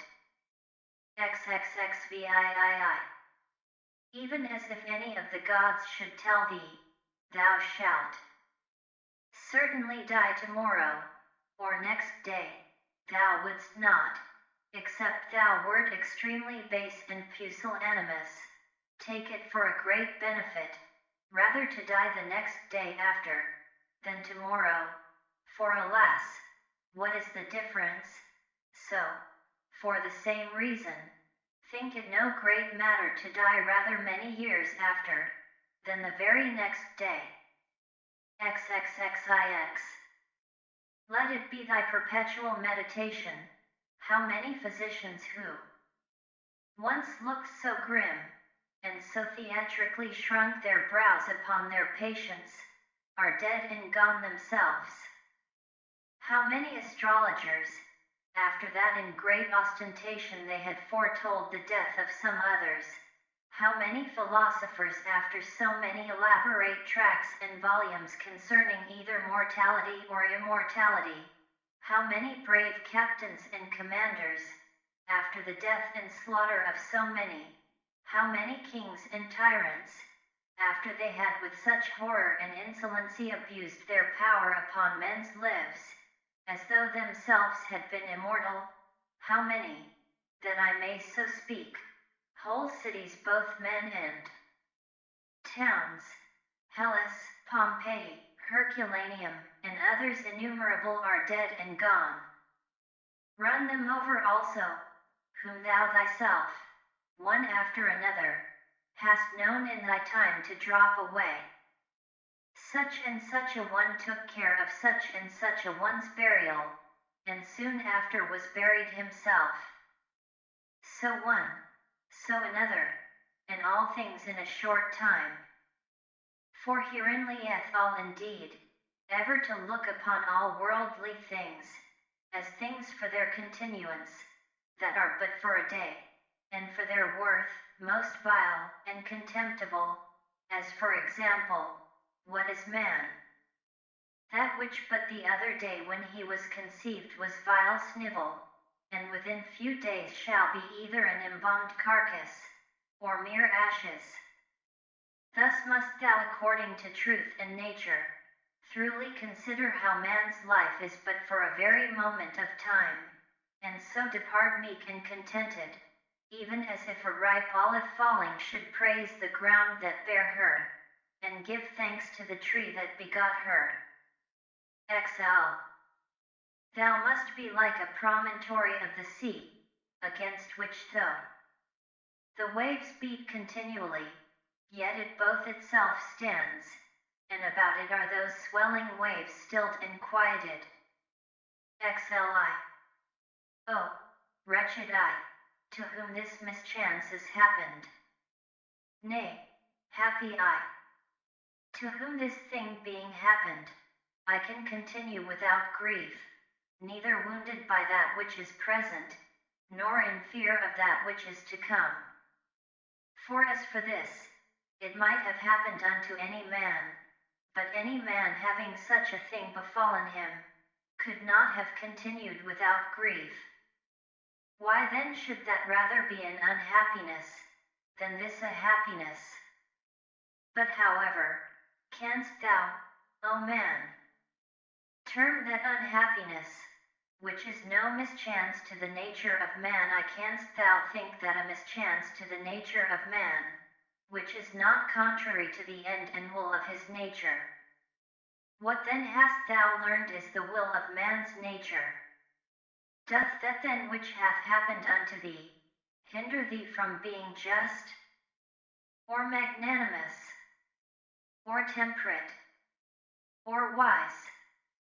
or circumspect, or true, or modest, or free, or from anything else of all those things in the present enjoying and possession whereof the nature of man, as then enjoying all that is proper unto her, is fully satisfied?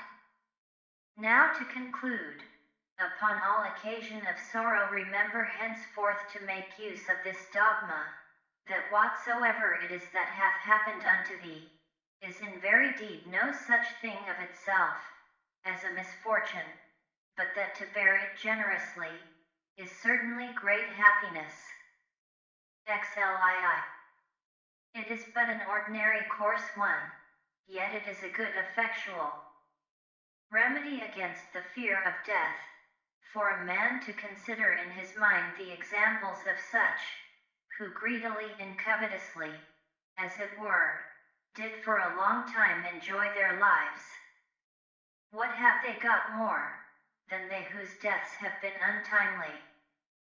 Are not they themselves dead at the last? As Cadicians, Fabius, Julianus Lepidus, or any other who in their lifetime having buried many, were at the last buried themselves. The whole space of any man's life is but little, and as little as it is, with what troubles, with what manner of dispositions, and in the society of how wretched a body must it be passed. Let it be therefore unto thee altogether as a matter of indifferency. For if thou shalt look backward, behold, what an infinite chaos of time doth present itself unto thee, and as infinite a chaos, if thou shalt look forward. In that which is so infinite, what difference can there be between that which liveth but 3 days, and that which liveth 3 ages? Slyin. Let thy course ever be the most compendious way. The most compendious is that which is according to nature, that is, in all both words and deeds, ever to follow that which is most sound and perfect. For such a resolution will free a man from all trouble, strife, dissembling, and ostentation. The 5th Book. I. In the morning when thou findest thyself unwilling to rise, consider with thyself presently, it is to go about a man's work that I am stirred up. Am I then yet unwilling to go about that, for which I myself was born and brought forth into this world? Or was I made for this, to lay me down, and make much of myself in a warm bed? Oh, but this is pleasing. And was it then for this that thou wert born, that thou mightest enjoy pleasure? Was it not in very truth for this, that thou mightest always be busy and in action? Seest thou not how all things in the world besides, how every tree and plant, how sparrows and ants, spiders and bees, how all in their kind are intent as it were orderly to perform whatsoever, towards the preservation of this orderly universe, naturally doth become and belong unto thin? And wilt not thou do that, which belongs unto a man to do? Wilt not thou run to do that, which thy nature doth require? But thou must have some rest. Yes, thou must. Nature hath of that also, as well as of eating and drinking, allowed thee a certain stint. But thou gest beyond thy stint, and beyond that which would suffice, and in matter of action, there thou comest short of that which thou mayest. It must needs be therefore, that thou dost not love thyself, for if thou didst, thou wouldst also love thy nature, and that which thy nature doth propose unto herself as her end. Others, as many as take pleasure in their trade and profession, can even pine themselves at their works, and neglect their bodies and their food for it, and doest thou less honor thy nature, than an ordinary mechanic his trade, or a good dancer his art, than a covetous man his silver, and vainglorious man applause? These to whatsoever they take an affection, can be content to want their meat and sleep, to further that every one which he affects, and shall actions tending to the common good of human society, seem more vile unto thee, or worthy of less respect and intention. 2. How easy a thing is it for a man to put off from him all turbulent, adventitious imaginations, and presently to be in perfect rest and tranquility. 3. Think thyself fit and worthy to speak, or to do anything that is according to nature, and let not the reproach, or report of some that may ensue upon it, ever deter thee. If it be right and honest to be spoken or done, undervalue not thyself so much, as to be discouraged from it. As for them, they have their own rational overruling part, and their own proper inclination, which thou must not stand and look about to take notice of, but go on straight, whither both thine own particular, and the common nature do lead thee, and the way of both these, is but one. 4. I continue my course by actions according to nature, until I fall and cease, breathing out my last breath into that air, by which continually breathed in I did live, and falling upon that earth, out of whose gifts and fruits my father gathered his seed, my mother her blood, and my nurse her milk, out of which for so many years I have been provided, both of meat and drink. And lastly, which beareth me that tread upon it, and beareth with me that so many ways do abuse it, or so freely make use of it, so many ways to so many ends. V. No man can admire thee for thy sharp acute language, such is thy natural disability that way. Be it so, yet there be many other good things, for the want of which thou canst not plead the want or natural ability. Let them be seen in thee, which depend wholly from thee: sincerity, gravity, laboriousness, contempt of pleasures. Be not querulous, be content with little, be kind, be free, avoid all superfluity, all vain prattling, be magnanimous. Doest not thou perceive how many things there be, which notwithstanding any pretense of natural indisposition and unfitness, thou mightest have performed and exhibited, and yet still thou doest voluntarily continue drooping downwards?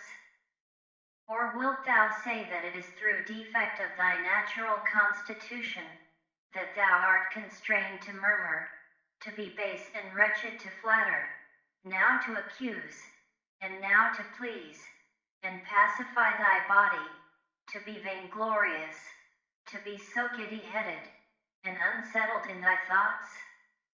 Nay, witnesses be the gods, of all these thou mightest have been rid long ago, only this thou must have been contented with, to have borne the blame of one that is somewhat slow and dull, wherein thou must so exercise thyself, as one who neither doth much take to heart this his natural defect, nor yet pleaseth himself in it. 6. Such there be, who when they have done a good turn to any, are ready to set them on the score for it, and to require retaliation. Others there be, who though they stand not upon retaliation, to require any, yet they think with themselves nevertheless, that such a one is their debtor, and they know as their word is what they have done. Others again there be, who when they have done any such thing, do not so much as know what they have done, but are like unto the vine, which beareth her grapes, and when once she hath borne her own proper fruit, is contented and seeks for no further recompense. As a horse after a race, and a hunting dog when he hath hunted, and a bee when she hath made her honey, look not for applause and commendation, so neither doth that man that rightly doth understand his own nature when he hath done a good turn, but from one doth proceed to do another, even as the vine after she hath once borne fruit in her own proper season, is ready for another time. Thou therefore must be one of them, who what they do, verily do it without any further thought, and are in a manner insensible of what they do. Nay, but, will some reply perchance, this very thing a rational man is bound unto, to understand what it is that he doeth. For it is the property, say they, of one that is naturally sociable, to be sensible, that he doth operate sociably, nay, and to desire, that the party himself that is sociably dealt with, should be sensible of it too. I answer, that which thou sayest is true indeed, but the true meaning of that which is said, thou dost not understand. And therefore art thou one of those first, whom I mentioned. For they also are led by a probable appearance of reason. But if thou dost desire to understand truly what it is that is said, fear not that thou shalt therefore give over any sociable action. 7. The form of the Athenians' prayer did run thus: O rain, rain, good Jupiter, upon all the grounds and fields that belong to the Athenians. Either we should not pray at all, or thus absolutely and freely, and not every one for himself in particular alone. 8. As we say commonly, the physician hath prescribed unto this man riding, unto another cold baths, unto a third to go barefoot, so it is alike to say, the nature of the universe hath prescribed unto this man sickness, or blindness, or some loss, or damage, or some such thing. For as there, when we say of a physician, that he hath prescribed anything, our meaning is, that he hath appointed this for that, as subordinate and conducing to health, so here, whatsoever doth happen unto any, is ordained unto him as a thing subordinate unto the fates, and therefore do we say of such things, that they do happen, or fall together, as of square stones, when either in walls, or pyramids in a certain position they fit one another, and agree as it were in an harmony, the masons say, that they do, Sumbanian, as if thou shouldest say, fall together, so that in the general, though the things be divers that make it, yet the consent or harmony itself is but one. And as the whole world is made up of all the particular bodies of the world, one perfect and complete body, of the same nature that particular bodies, so is the destiny of particular causes and events one general one, of the same nature that particular causes are. What I now say, even they that are mere idiots are not ignorant of, for they say commonly, Tauto efferenotu, that is, this his destiny hath brought upon him. This therefore is by the fates properly and particularly brought upon this, as that unto this in particular is by the physician prescribed. These therefore let us accept of in like manner, as we do those that are prescribed unto us our physicians. For them also in themselves shall we find to contain many harsh things, but we nevertheless, in hope of health and recovery, accept of them. Let the fulfilling and accomplishment of those things which the common nature hath determined, be unto thee as thy health. Accept then, and be pleased with whatsoever doth happen, though otherwise harsh and unpleasing, as tending to that end, to the health and welfare of the universe, and to Jove's happiness and prosperity. For this whatsoever it be, should not have been produced, had it not conduced to the good of the universe. For neither doth any ordinary particular nature bring anything to pass, that is not to whatsoever is within the sphere of its own proper administration and government agreeable and subordinate. For these two considerations then thou must be well pleased with anything that doth happen unto thee. First, because that for thee properly it was brought to pass, and unto thee it was prescribed, and that from the very beginning by the series and connection of the first causes, it hath ever had a reference unto thee. And secondly, because the good success and perfect welfare, and indeed the very continuance of him, that is the administrator of the whole, doth in a manner depend on it. For the whole, because whole, therefore entire, and perfect, is maimed, and mutilated, if thou shalt cut off anything at all, whereby the coherence, and contiguity as of parts, so of causes, is maintained and preserved. Of which certain it is, that thou doest, as much as lieth in thee, cut off, and in some sort violently take somewhat away, as often as thou art displeased with anything that happeneth. 9.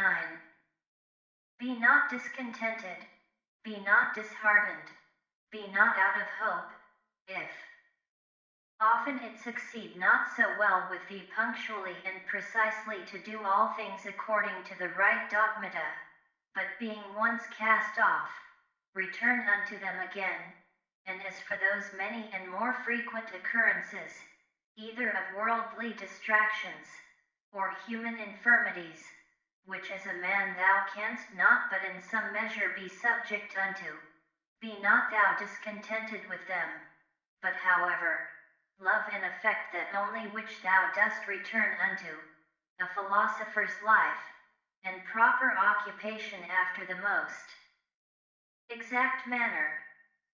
And when thou dost return to thy philosophy, return not unto it as the manner of some is, after play and liberty as it were, to their schoolmasters and pedagogues, but as they that have sore eyes to their sponge and egg, or as another to his cataplasm, or as others to their fomentations, so shalt not thou make it a matter of ostentation at all to obey reason but of ease and comfort.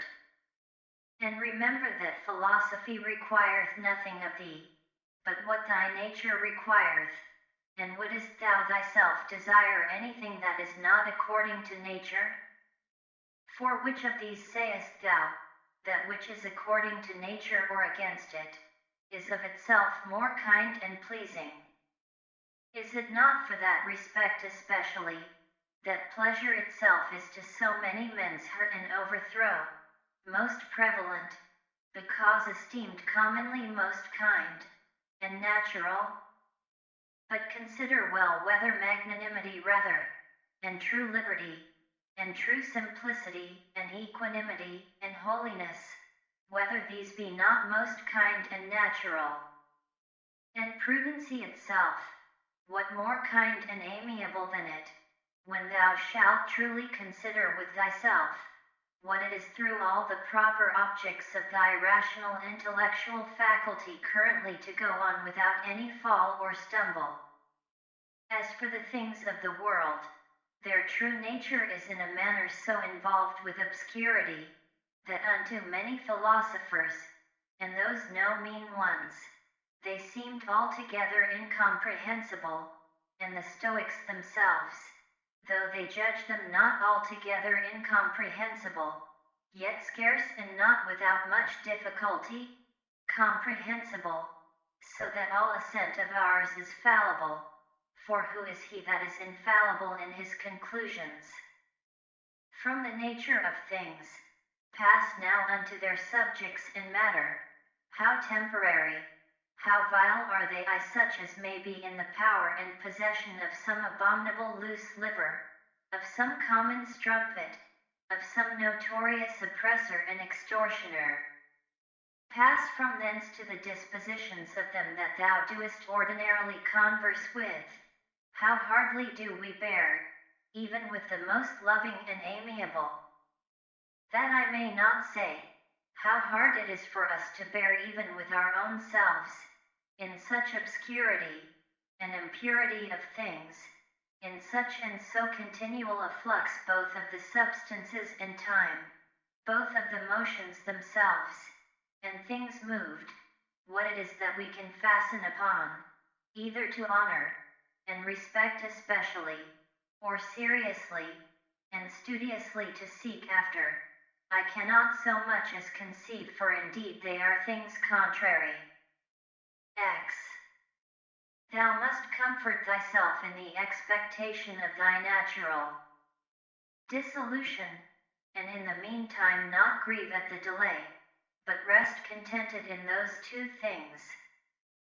First, that nothing shall happen unto thee, which is not according to the nature of the universe. Secondly, that it is in thy power to do nothing against thine own proper God and inward spirit. For it is not in any man's power to constrain thee to transgress against him. 11. What is the use that now at this present I make of my soul? Thus, from time to time and upon all occasions thou must put this question to thyself. What is now that part of mine which they call the rational mistress part, employed about? Whose soul do I now properly possess? A child's? Or a youth's? A woman's? Or a tyrant's? Some brute, or some wild beast's soul? 12.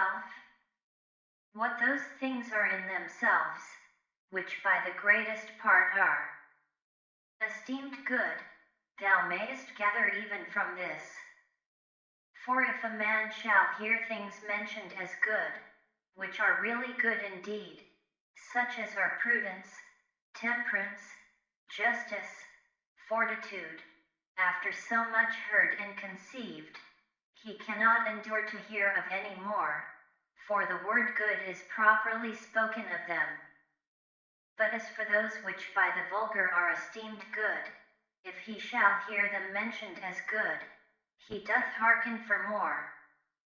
He is well contented to hear that what is spoken by the comedian is but familiarly and popularly spoken, so that even the vulgar apprehend the difference. For why is it else, that this offense not and needs not to be excused, when virtues are styled good, but that which is spoken in commendation of wealth, pleasure, or honor, we entertain it only as merrily and pleasantly spoken. Proceed therefore, and inquire further, whether it may not be that those things also which being mentioned upon the stage were merrily, and with great applause of the multitude, scoffed at with this jest, that they that possessed them had not in all the world of their own, such was their affluence and plenty, so much as a place where to avoid their excrements. Whether, I say, those ought not also in very deed to be much respected, and esteemed of, as the only things that are truly good. 13.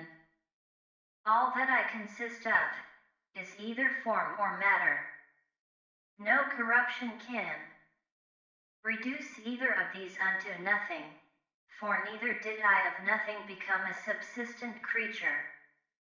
Every part of mine then will by mutation be disposed into a certain part of the whole world, and that in time into another part, and so in infinitum, by which kind of mutation, I also became what I am, and so did they that begot me, and they before them, and so upwards in infinitum. For so we may be allowed to speak, though the age and government of the world be to some certain periods of time limited and confined. 14. Reason and rational power are faculties which content themselves with themselves and their own proper operations, and as for their first inclination and motion, that they take from themselves. But their progress is right to the end and object, which is in their way, as it were, and lieth just before them, that is, which is feasible and possible, whether it be that which at the first they proposed to themselves, or no. For which reason also such actions are termed catechosis, to intimate the directness of the way, by which they are achieved.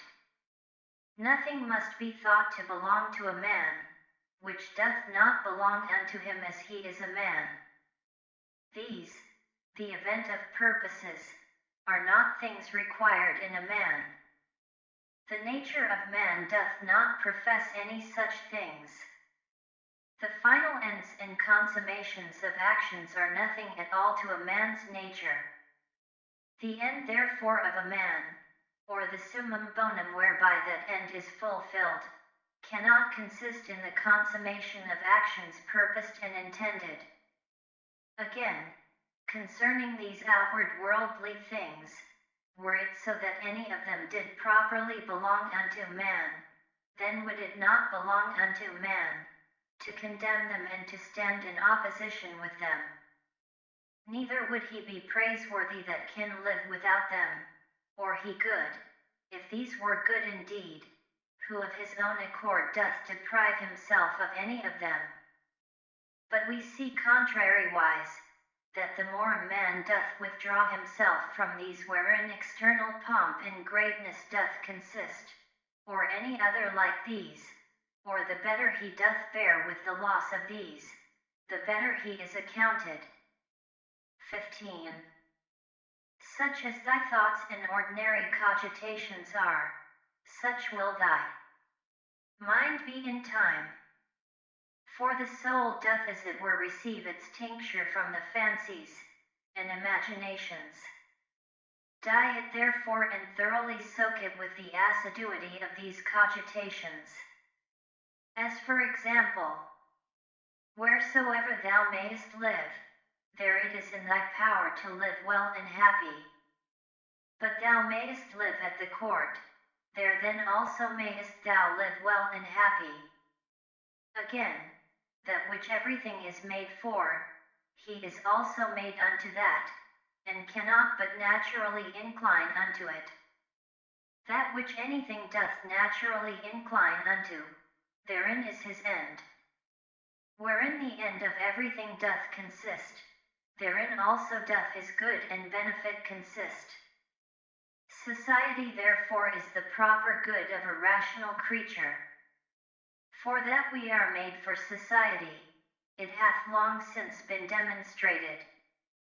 Or can any man make any question of this, that whatsoever is naturally worse and inferior, is ordinarily subordinated to that which is better? And that those things that are best, are made one for another? And those things that have souls, are better than those that have none? And of those that have, those best that have rational souls? 16. To desire things impossible is the part of a madman. But it is a thing impossible, that wicked man should not commit some such things. Neither doth anything happen to any man, which in the ordinary course of nature as natural unto him doth not happen. Again, the same things happen unto others also.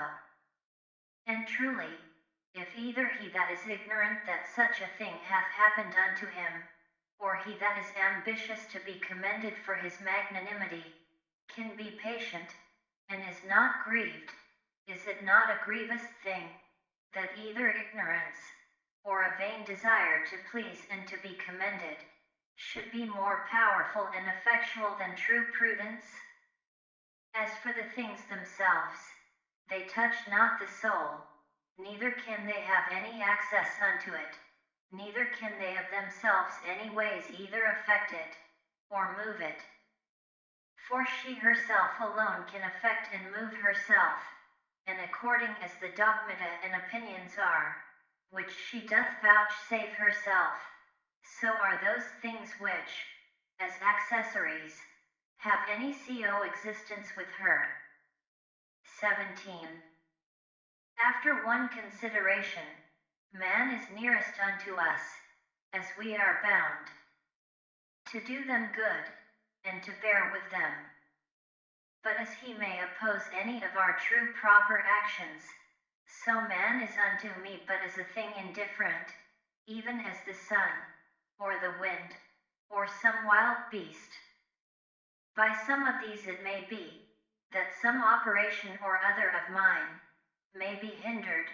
However, of my mind and resolution itself, there can be no let or impediment, by reason of that ordinary constant both exception, or reservation wherewith it inclineth, and ready conversion of objects, from that which may not be, to that which may be, which in the prosecution of its inclinations, as occasion serves, it doth observe.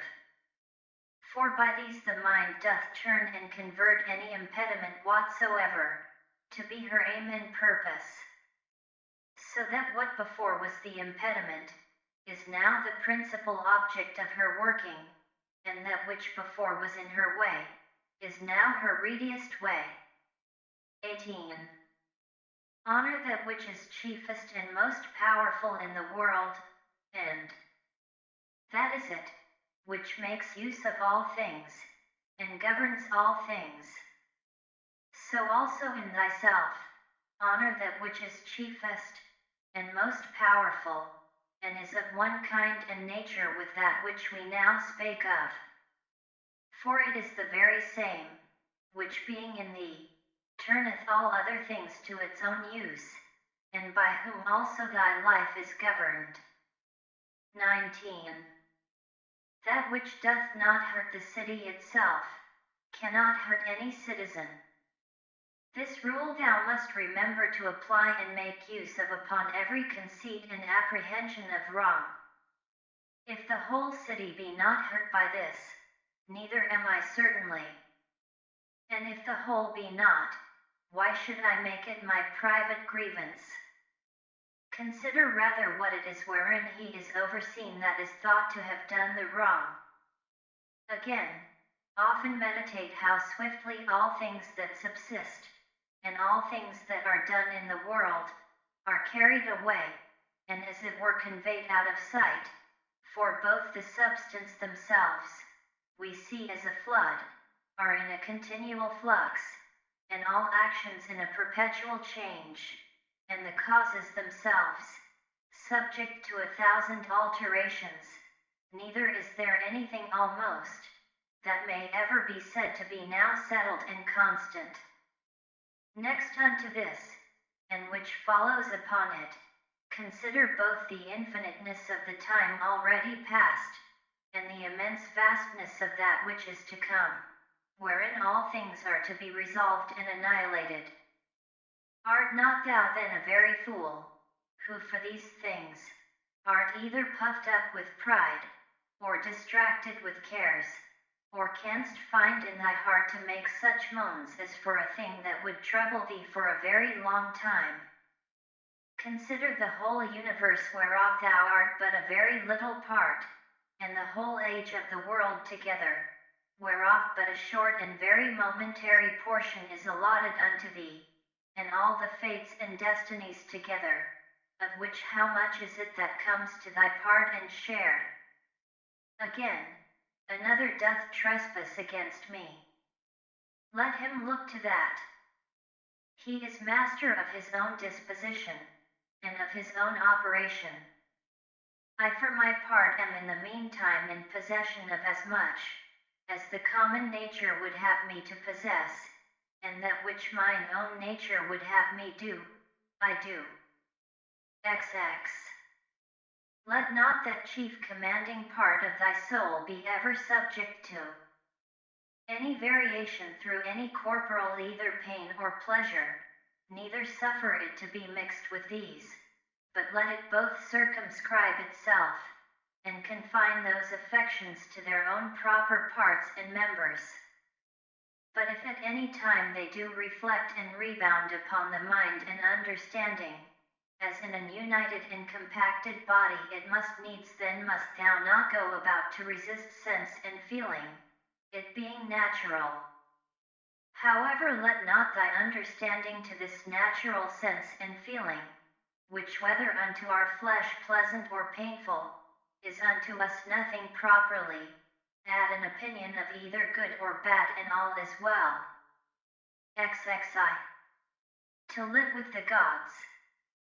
He liveth with the gods, who at all times affords unto them the spectacle of a soul, both contented and well pleased with whatsoever is afforded, or allotted unto her, and performing whatsoever is pleasing to that spirit, whom, being part of himself, Jove hath appointed to every man as his overseer and governor. XXII. Be not angry neither with him whose breath, neither with him whose armholes are offensive. What can he do? Such is his breath naturally, and such are his armholes, and from such an effect, and such a smell must of necessity proceed. Oh, but the man, sayest thou, hath understanding in him, and might of himself know, that he by standing near, cannot choose but offend. And thou also, God bless thee, hast understanding.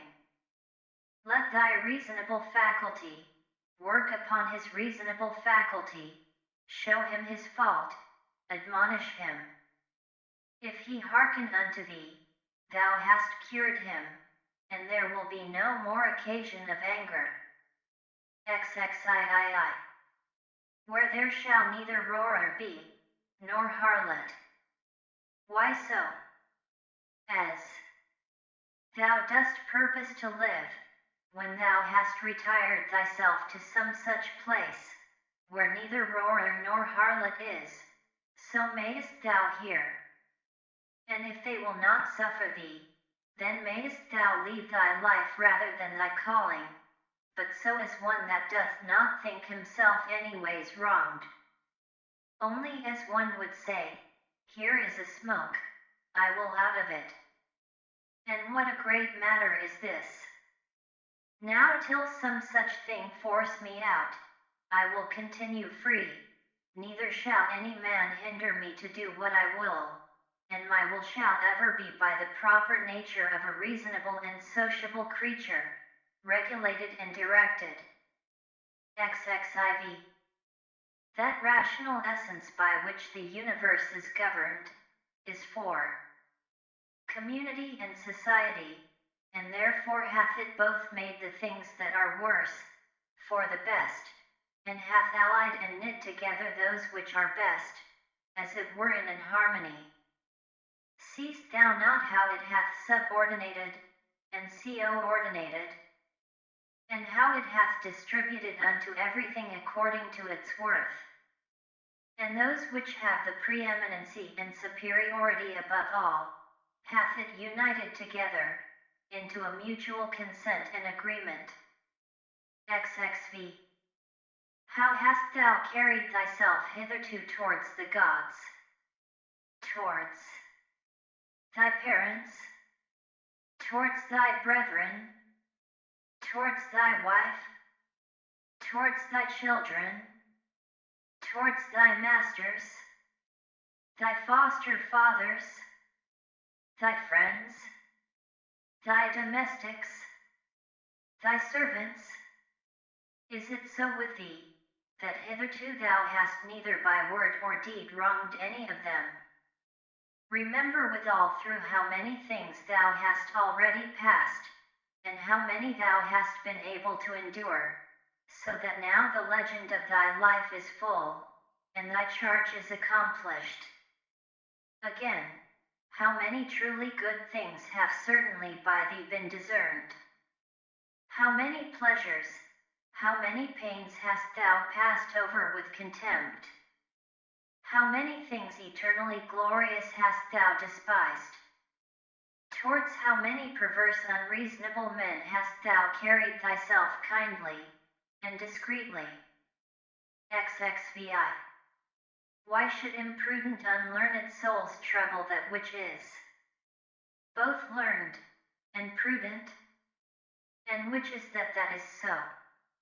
She that understandeth the beginning and the end, and hath the true knowledge of that rational essence, that passeth through all things subsisting, and through all ages being ever the same, disposing and dispensing as it were this universe by certain periods of time. XXVII.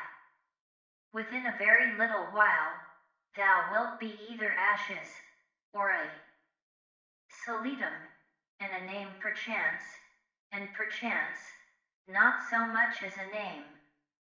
And what is that but an empty sound, and a rebounding echo? Those things which in this life are dearest unto us, and of most account, they are in themselves but vain, putrid, contemptible. The most weighty and serious, if rightly esteemed, but as puppies, biting one another, or untoward children, now laughing and then crying. As for faith, and modesty, and justice, and truth, they long since, as one of the poets hath it, have abandoned this spacious earth, and retired themselves unto heaven. What is it then that doth keep thee here, if things sensible be so mutable and unsettled, and the senses so obscure, and so fallible? And are souls nothing but an exhalation of blood? And to be in credit among such, be but vanity? What is it that thou dost stay for? An extinction, or a translation, either of them with a propitious and contented mind. But still that time come, what will content thee? What else, but to worship and praise the gods, and to do good unto men, to bear with them, and to forbear to do them any wrong, and for all external things belonging either to this thy wretched body, or life, to remember that they are neither thine, nor in thy power. XXVIII. Thou mayest always speed, if thou wilt but make choice of the right way, if in the course both of thine opinions and actions, thou wilt observe a true method. These two things be common to the souls, as of God, so of men, and of every reasonable creature. First, that in their own proper work they cannot be hindered by anything, and secondly, that their happiness doth consist in a disposition to, and in the practice of righteousness, and that in these their desire is terminated. XXIX. If this neither be my wicked act, nor an act anyways depending from any wickedness of mine, and that by it the public is not hurt, what doth it concern me? And wherein can the public be hurt? For thou must not altogether be carried by conceit and common opinion. As for help thou must afford that unto them after thy best ability, and as occasion shall require, though they sustain damage, but in these middle or worldly things. But however do not thou conceive that they are truly hurt thereby, for that is not right. But as that old foster father in the comedy, being now to take his leave doth with a great deal of ceremony, require his foster child's rhombus, or rattle top, remembering nevertheless that it is but a rhombus, so here also do thou likewise. For indeed what is all this pleading and public bawling for at the courts? O man, hast thou forgotten what those things are? Yet but they are things that others much care for, and highly esteem of. Wilt thou therefore be a fool too? Once I was, let that suffice. XXX. Let death surprise rue when it will, and where it will, I may be a happy man, nevertheless.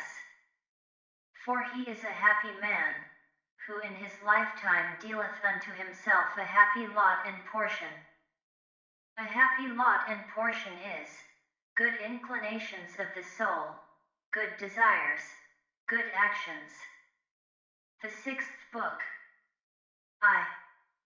The matter itself, of which the universe doth consist, is of itself very tractable and pliable. That rational essence that doth govern it, hath in itself no cause to do evil.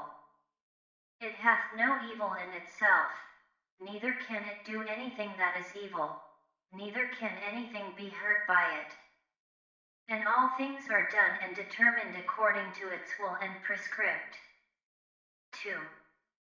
Be it all one unto thee, whether half frozen or well warm, whether only slumbering, or after a full sleep, whether discommended or commended thou do thy duty, or whether dying or doing somewhat else, for that also to die, must among the rest be reckoned as one of the duties and actions of our lives.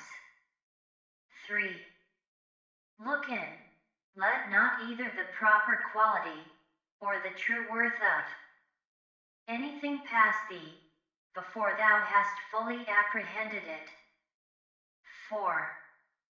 All substances come soon to their change, and either they shall be resolved by way of exhalation, if so be that all things shall be reunited into one substance, or as others maintain, they shall be scattered and dispersed. As for that rational essence by which all things are governed, as it best understandeth itself, both its own disposition, and what it doth, and what matter it hath to do with, and accordingly doth all things, so we that do not, no wonder, if we wonder at many things, the reasons whereof we cannot comprehend. V. The best kind of revenge is, not to become like unto them. 6. Let this be thy only joy, and thy only comfort, from one sociable kind action without intermission to pass unto another, God being ever in thy mind. 7. The rational commanding part, as it alone can stir up and turn itself, so it maketh both itself to be, and everything that happeneth, to appear unto itself, as it will itself. 8. According to the nature of the universe all things particular are determined, not according to any other nature, either about compassing and containing, or within, dispersed and contained, or without, depending. Either this universe is a mere confused mass, and an intricate context of things, which shall in time be scattered and dispersed again, or it is an union consisting of order, and administered by providence. If the first, why should I desire to continue any longer in this fortuite confusion and commotion? Or why should I take care for anything else, but that as soon as may be I may be earth again? And why should I trouble myself any more whilst I seek to please the gods? Whatsoever I do, dispersion is my end, and will come upon me whether I will or no. But if the latter be, then am not I religious in vain, then will I be quiet and patient, and put my trust in him, who is the governor of all. 9. Whensoever by some present hard occurrences thou art constrained to be in some sort troubled and vexed, return unto thyself as soon as may be, and be not out of tune longer than thou must needs. For so shalt thou be the better able to keep thy part another time, and to maintain the harmony, if thou dost use thyself to this continually, once out, presently to have recourse unto it, and to begin again. X. If it were that thou hadst at one time both a stepmother, and a natural mother living, thou wouldst honor and respect her also. Nevertheless to thine own natural mother would thy refuge and recourse be continually. So let the court in thy philosophy be unto thee. Have recourse unto it often, and comfort thyself in her, by whom it is that those other things are made tolerable unto thee, and thou also in those things not intolerable unto others. 11. How marvelous useful it is for a man to represent unto himself meats, and all such things that are for the mouth, under a right apprehension and imagination. As for example, this is the carcass of a fish, this of a bird, and this of a hog. And again more generally, this falernum, this excellent highly commended wine, is but the bare juice of an ordinary grape. This purple robe, but sheep's hairs, dyed with the blood of a shellfish. So for coitus, it is but the attrition of an ordinary basinterval, and the excretion of a little vile snivel, with a certain kind of convulsion, according to Hippocrates his opinion. How excellent useful are these lively fancies and representations of things, thus penetrating and passing through the objects, to make their true nature known and apparent. This must thou use all thy life long, and upon all occasions, and then especially, when matters are apprehended as of great worth and respect, thy art and care must be to uncover them, and to behold their vileness, and to take away from them all those serious circumstances and expressions, under which they made so grave a show. For outward pomp and appearance is a great juggler, and then especially art thou most endangered to be beguiled by it, when, to a man's thinking, thou most seemest to be employed about matters of moment. 12. See what Crates pronounceth concerning Xenocrates himself. 13. Those things which the common sort of people do admire, are most of them such things as are very general, and may be comprehended under things merely natural, or naturally affected and qualified, as stones, wood, figs, vines, olives.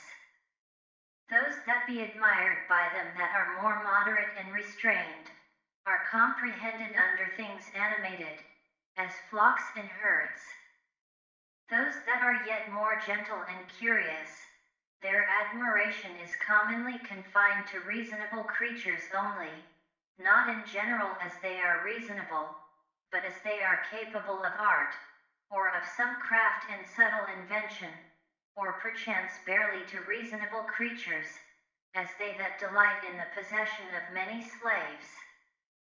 But he that honors a reasonable soul in general, as it is reasonable and naturally sociable, doth little regard anything else, and above all things is careful to preserve his own, in the continual habit and exercise both of reason and sociableness, and thereby doth co operate with him, of whose nature he doth also participate, God. 14.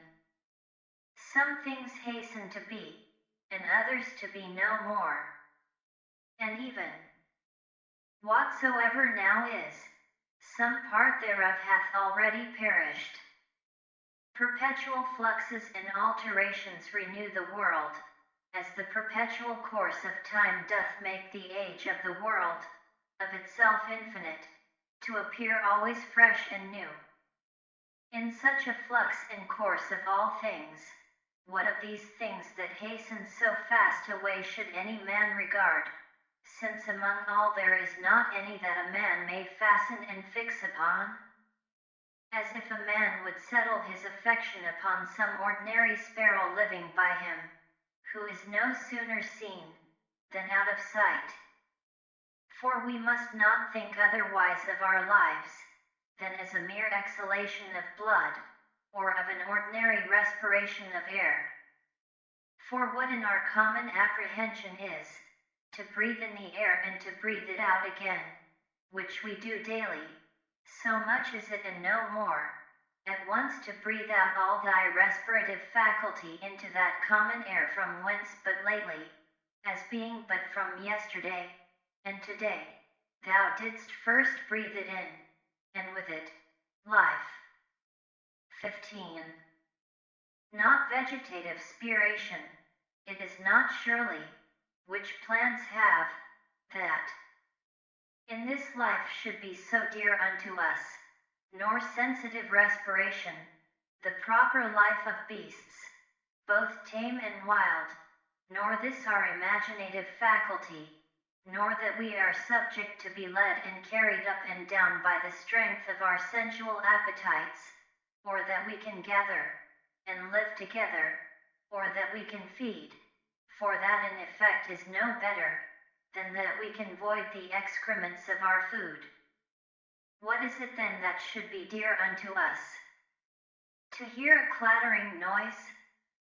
If not that, then neither to be applauded by the tongues of men. For the praises of many tongues is in effect no better than the clattering of so many tongues. If then neither applause, what is there remaining that should be dear unto thee? This I think, that in all thy motions and actions thou be moved, and restrained according to thine own true natural constitution and construction only. And to this even ordinary arts and professions do lead us. For it is that which every art doth aim at, that whatsoever it is, that is by art effected and prepared, may be fit for that work that it is prepared for. This is the end that he that dresseth the vine, and he that takes upon him either to tame colts, or to train up dogs, doth aim at. What else doth the education of children, and all learned professions tend unto? Certainly then it is that, which should be dear unto us also. If in this particular it go well with thee, care not for the obtaining of other things. But is it so, that thou canst not but respect other things also? Then canst not thou truly be free? Then canst thou not have self-content, then wilt thou ever be subject to passions. For it is not possible, but that thou must be envious, and jealous, and suspicious of them whom thou knowest can bereave thee of such things, and again, a secret underminer of them, whom thou seest in present possession of that which is dear unto thee. To be short, he must of necessity be full of confusion within himself, and often accuse the gods, whosoever stands in need of these things. But if thou shalt honor and respect thy mind only, that will make thee acceptable towards thyself, towards thy friends very tractable, and conformable and concordant with the gods, that is, accepting with praises whatsoever they shall think good to appoint and allot unto thee. 16. Under, above, and about are the motions of the elements, but the motion of virtue is none of those motions, but is somewhat more excellent and divine, whose way, to speed and prosper in it, must be through a way that is not easily comprehended. 17. Who can choose but wonder at them? They will not speak well of them that are at the same time with them, and live with them, yet they themselves are very ambitious, that they that shall follow, whom they have never seen, nor shall ever see, should speak well of them. As if a man should grieve that he hath not been commended by them that lived before him. 18. Do not ever conceive anything impossible to man, which by thee cannot, or not without much difficulty be effected, but whatsoever in general thou canst conceive possible and proper unto any man, think that very possible unto thee also. 19. Suppose that at the palestra somebody hath all to torn thee with his nails, and hath broken thy head. Well, thou art wounded. Yet thou dost not exclaim, thou art not offended with him. Thou dost not suspect him for it afterwards, as one that watcheth to do thee a mischief. Yet even then, though thou dost thy best to save thyself from him, yet not from him as an enemy. It is not by way of any suspicious indignation, but by way of gentle and friendly declination. Keep the same mind and disposition in other parts of thy life also. For many things there be, which we must concede and apprehend, as though we had had to do with an antagonist at the palestra. For as I said, it is very possible for us to avoid and decline, though we neither suspect, nor hate. XX.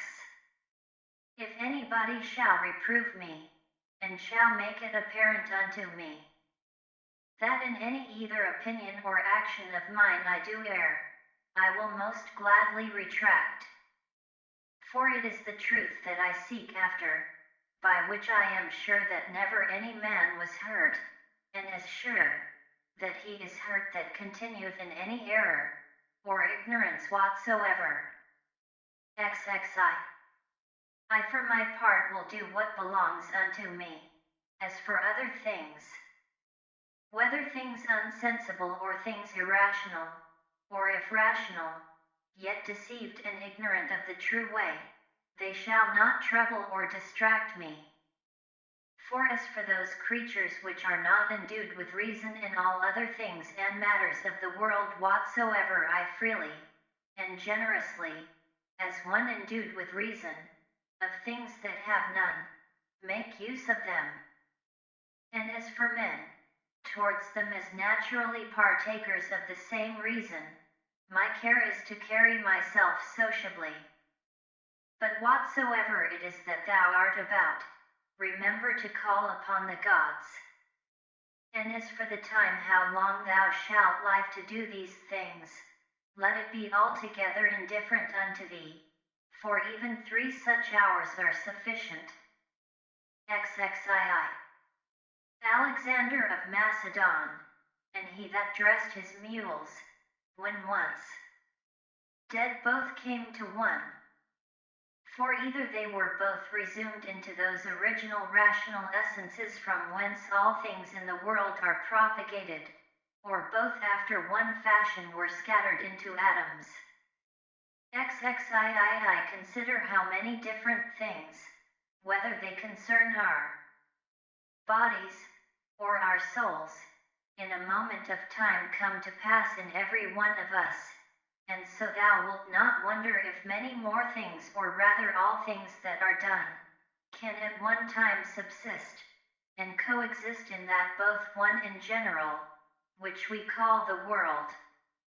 XXIV. If any should put this question unto thee, how this word Antoninus is written, wouldst thou not presently fix thine intention upon it, and utter out in order every letter of it? And if any shall begin to gainsay thee, and quarrel with thee about it, wilt thou quarrel with him again, or rather go on meekly as thou hast begun, until thou hast numbered out every letter? Here then likewise remember, that every duty that belongs unto a man doth consist of some certain letters or numbers as it were, to which without any noise or tumult keeping thyself thou must orderly proceed to thy proposed end, forbearing to quarrel with him that would quarrel and fall out with thee. XXV. Is it not a cruel thing to forbid men to affect those things, which they conceive to agree best with their own natures, and to tend most to their own proper good and behoof? But thou after a sort deniest them this liberty, as often as thou art angry with them for their sins. For surely they are led unto those sins whatsoever they be, as to their proper good and commodity. But it is not so, thou wilt object perchance. Thou therefore teach them better, and make it appear unto them, but be not thou angry with them. XXVI. Death is a cessation from the impression of the senses, the tyranny of the passions, the errors of the mind, and the servitude of the body. XXVII. If in this kind of life thy body be able to hold out, it is a shame that thy soul should faint first, and give over. Take heed, lest of a philosopher thou become a mere Caesar in time, and receive a new tincture from the court. For it may happen if thou dost not take heed. Keep thyself therefore truly simple, good, sincere, grave, free from all ostentation, a lover of that which is just, religious, kind, tender-hearted, strong and vigorous to undergo anything that becomes thee.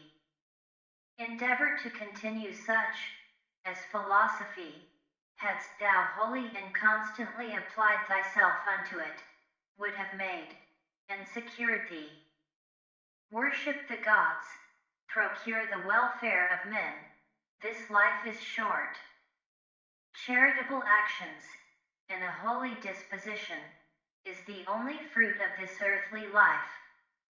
XXVIII.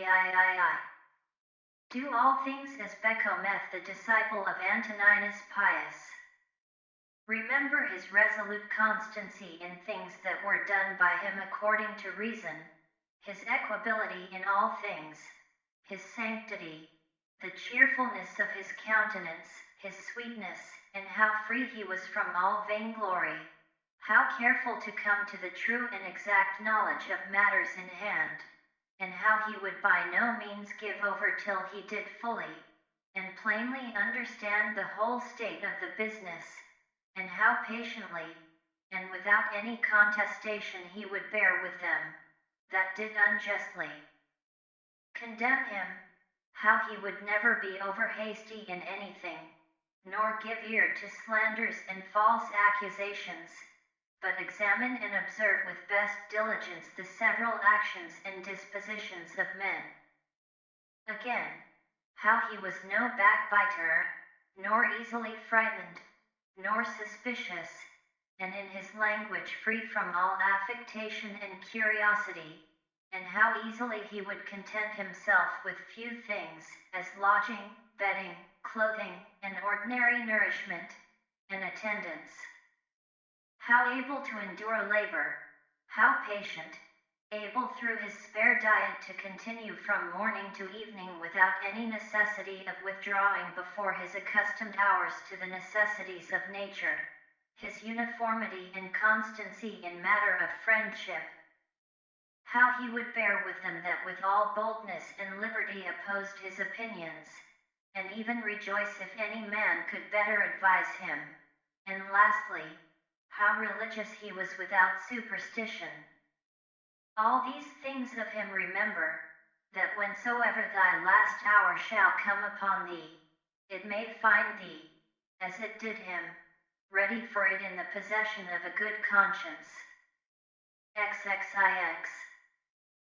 Stir up thy mind, and recall thy wits again from thy natural dreams and visions, and when thou art perfectly awoken, and canst perceive that they were but dreams that troubled thee, as one newly awakened out of another kind of sleep, look upon these worldly things with the same mind as thou didst upon those that thou sawest in thy sleep. XXX. I consist of body and soul. Unto my body all things are indifferent, for of itself it cannot affect one thing more than another with apprehension of any difference. As for my mind, all things which are not within the verge of her own operation are indifferent unto her, and for her own operations, those altogether depend of her. Neither does she busy herself about any, but those that are present, for as for future and past operations, those also are now at this present indifferent unto her. XXXI. As long as the foot doth that which belongeth unto it to do, and the hand that which belongs unto it, their labor, whatsoever it be, is not unnatural. So a man, as long as he doth that which is proper unto a man, his labor cannot be against nature, and if it be not against nature, then neither is it hurtful unto him.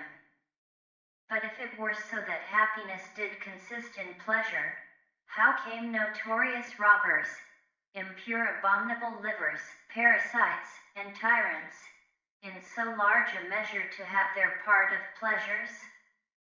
XXXII. Dost thou not see how even those that profess mechanic arts, though in some respect they be no better than mere idiots, yet they stick close to the course of their trade, neither can they find in their heart to decline from it, and is it not a grievous thing that an architect or a physician shall respect the course and mysteries of their profession, more than a man the proper course and condition of his own nature, reason, which is common to him and to the gods? XXXIII.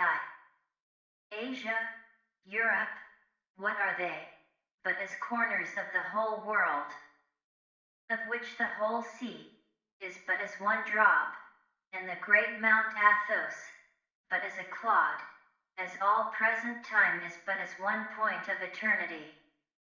All petty things, all things that are soon altered, soon perished, and all things come from one beginning, either all severally and particularly deliberated and resolved upon, by the general ruler and governor of all, or all by necessary consequence. So that the dreadful hiatus of a gaping lion, and all poison, and all hurtful things, are but, as the thorn and the mire, the necessary consequences of goodly fair things. Think not of these therefore, as things contrary to those which thou dost much honor, and respect, but consider in thy mind the true fountain of all. XXXIV. He that seeth the things that are now, hath seen all that either was ever, or ever shall be, for all things are of one kind, and all like one unto another. Meditate often upon the connection of all things in the world, and upon the mutual relation that they have one unto another. For all things are after a sort folded and involved one within another, and by these means all agree well together. For one thing is consequent unto another, by local motion, by natural conspiration and agreement, and by substantial union, or reduction of all substances into one. XXXV. Fit and accommodate thyself to that estate and to those occurrences, which by the destinies have been annexed unto thee, and love those men whom thy fate it is to live with, but love them truly. An instrument, a tool, an utensil, whatsoever it be, if it be fit for the purpose it was made for, it is as it should be, though he perchance that made and fitted it be out of sight and gone.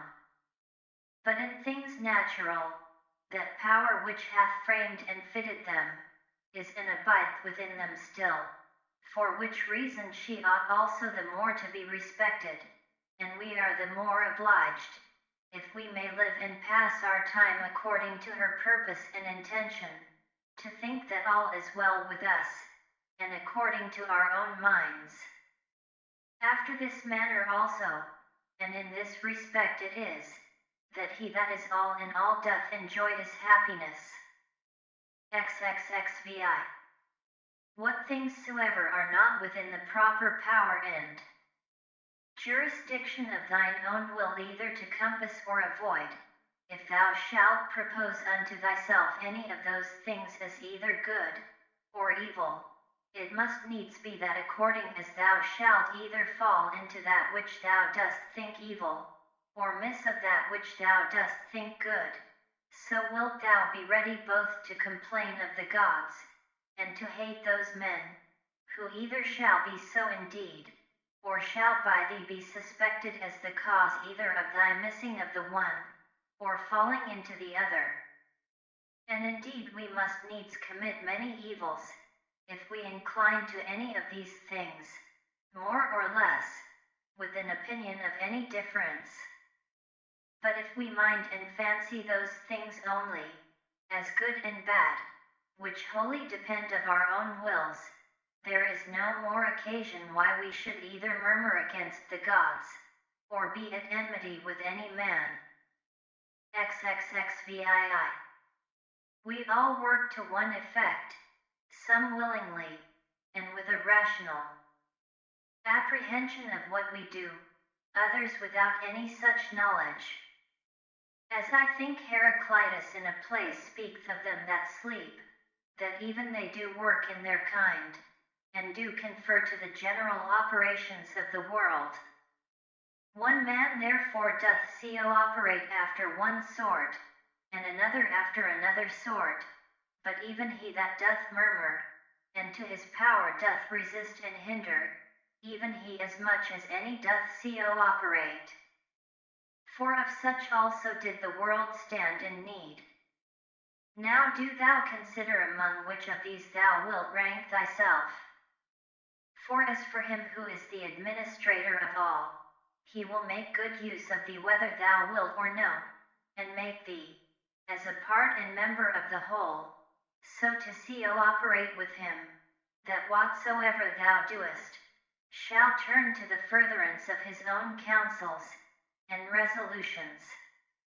But be not thou for shame such a part of the whole, as that vile and ridiculous verse, which Chrysippus in a place doth mention, is a part of the comedy. XXXVIII. Doth either the sun take upon him to do that which belongs to the rain, or his son Aesculapius that which unto the earth doth properly belong? How is it with every one of the stars in particular? Though they all differ one from another, and have their several charges and functions by themselves, do they not all nevertheless concur and operate to one end? XXXIX. If so be that the gods have deliberated in particular of those things that should happen unto me, I must stand to their deliberation, as discreet and wise.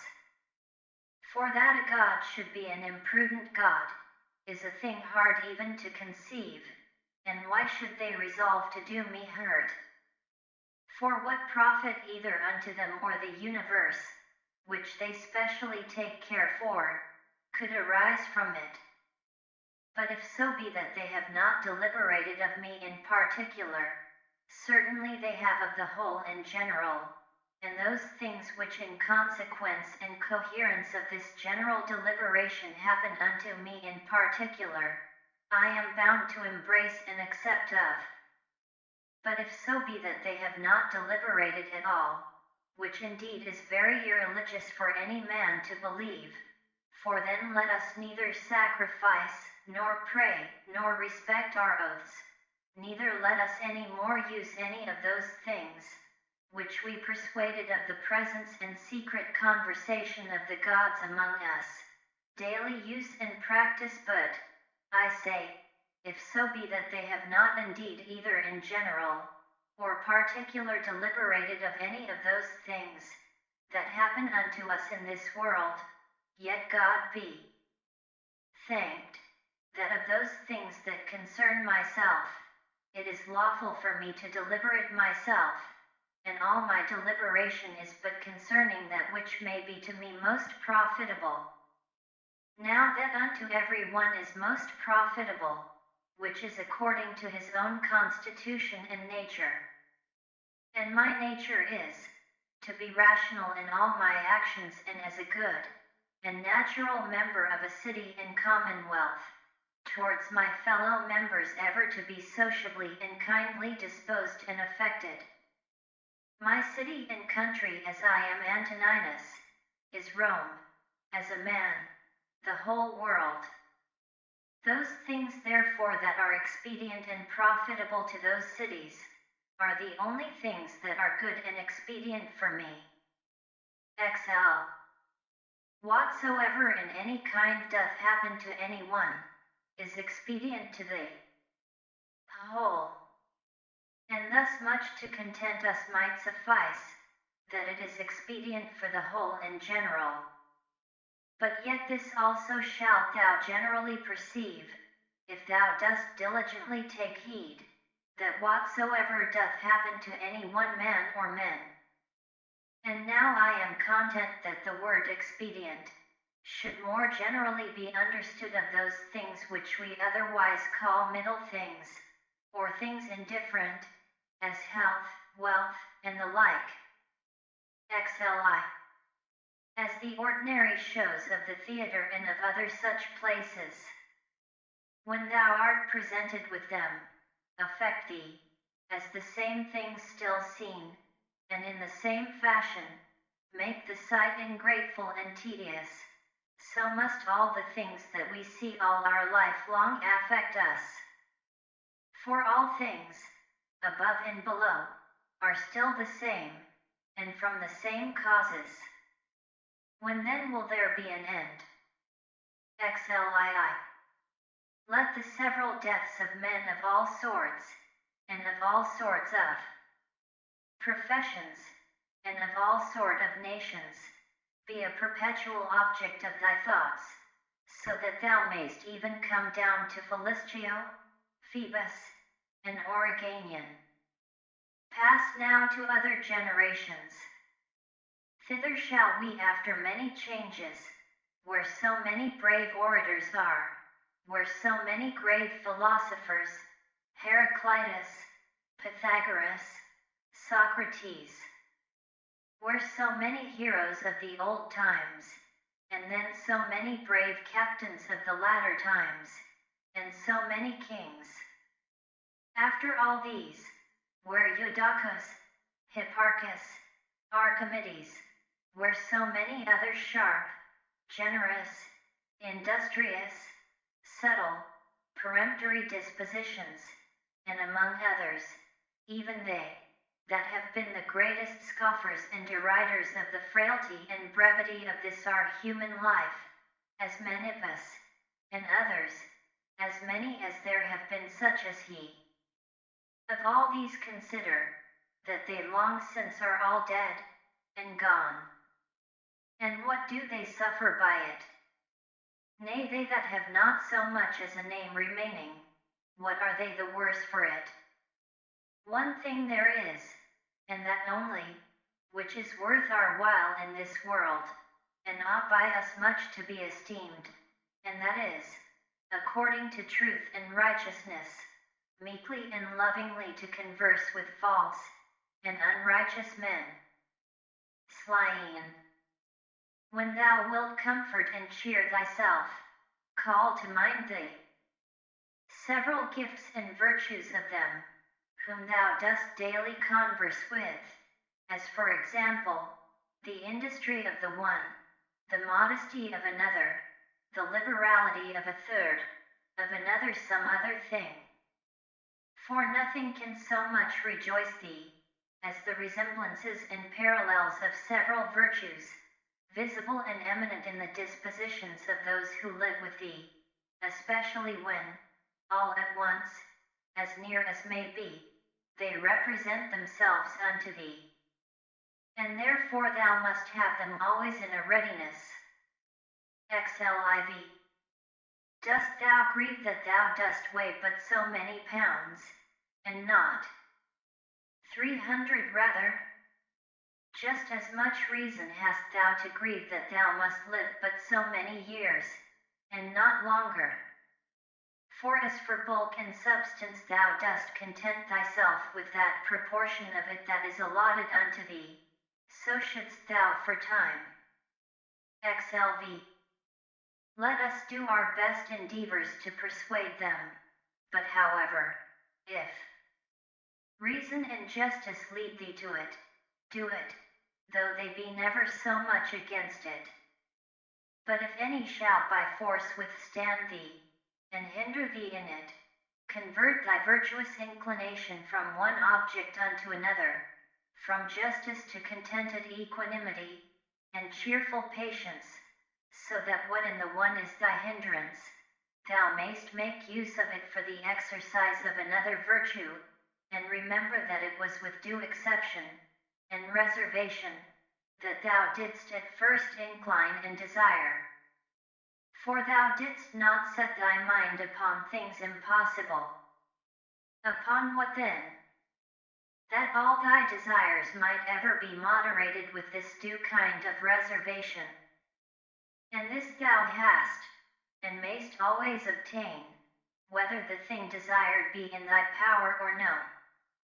And what do I care for more, if that for which I was born and brought forth into the world, to rule all my desires with reason and discretion, may be. XLVI. The ambitious supposeth another man's act, praise, and applause, to be his own happiness, the voluptuous his own sense and feeling, but he that is wise, his own action. Slay I. It is in thy power absolutely to exclude all manner of conceit and opinion, as concerning this matter, and by the same means, to exclude all grief and sorrow from thy soul.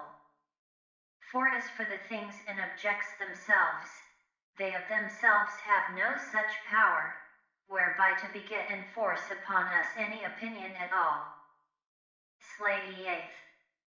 Use thyself when any man speaks unto thee, so to hearken unto him, as that in the interim thou give not way to any other thoughts, that so thou mayst, as far as is possible, seem fixed and fastened to his very soul, whosoever he be that speaks unto thee.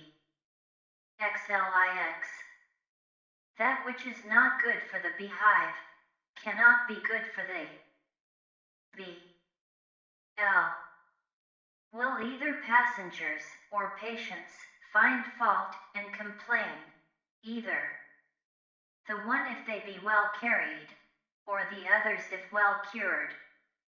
Do they take care for any more than this, the one, that their shipmaster may bring them safe to land, and the other, that their physician may effect their recovery?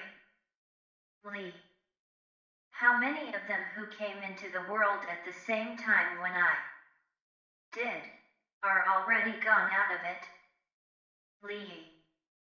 To them that are sick of the jaundice, honey seems bitter, and to them that are bitten by a mad dog, the water terrible, and to children, a little ball seems a fine thing. And why then should I be angry? Or do I think that error and false opinion is less powerful to make men transgress, than either color, being immoderate and excessive, to cause the jaundice, or poison, to cause rage? Lii. No man can hinder thee to live as thy nature doth require. Nothing can happen unto thee, but what the common good of nature doth require. Live. What manner of men they be whom they seek to please, and what to get, and by what actions, How soon time will cover and bury all things, and how many it hath already buried. The seventh book. What is wickedness? It is that which many time and often thou hast already seen and known in the world. And so oft as anything doth happen that might otherwise trouble thee, let this memento presently come to thy mind, that it is that which thou hast already often seen and known. Generally, above and below, thou shalt find but the same things. The very same things whereof ancient stories, middle-age stories, and fresh stories are full, whereof towns are full, and houses full. There is nothing that is new. All things that are both usual and of little continuance. 2. What fear is there that thy dogmata, or philosophical resolutions, and conclusions, should become dead in thee, and lose their proper power and efficacy to make thee live happy, as long as those proper and correlative fancies, and representations of things on which they mutually depend, which continually to stir up and revive is in thy power, are still kept fresh and alive? It is in my power concerning this thing that is happened, whatsoever it be, to conceit that which is right and true. If it be, why then am I troubled? Those things that are without my understanding are nothing to it at all, and that is it only, which doth properly concern me. Be always in this mind, and thou wilt be right. 3. That which most men would think themselves most happy for, and would prefer before all things, if the gods would grant it unto them after their deaths, thou mayst whilst thou livest grant unto thyself, to live again. See the things of the world again, as thou hast already seen them. For what is it else to live again? Public shows and solemnities with much pomp and vanity, stage plays, flocks and herds, conflicts and contentions, a bone thrown to a company of hungry curs, a bait for greedy fishes, the painfulness and continual burden-bearing of wretched ants, the running to and fro of terrified mice, little puppets drawn up and down with wires and nerves. These be the objects of the world. Among all these thou must stand steadfast, meekly affected, and free from all manner of indignation, with this right ratiocination and apprehension, that as the worth is of those things which a man doth affect, so is in very deed every man's worth more or less. 4. Word after word, every one by itself, must the things that are spoken be conceived and understood, and so the things that are done, purpose after purpose, every one by itself likewise. And as in matter of purposes and actions, we must presently see what is the proper use and relation of every one, so of words must we be as ready to consider of every one what is the true meaning and signification of it according to truth and nature, however it be taken in common use. V. Is my reason and understanding sufficient for this, or no? If it be sufficient, without any private applause, or public ostentation as of an instrument, which by nature I am provided of, I will make use of it for the work in hand, as of an instrument, which by nature I am provided of. If it be not, and that otherwise it belong not unto me particularly as a private duty, I will either give it over, and leave it to some other that can better effect it, or I will endeavor it, but with the help of some other, who with the joint help of my reason, is able to bring somewhat to pass, that will now be seasonable and useful for the common good.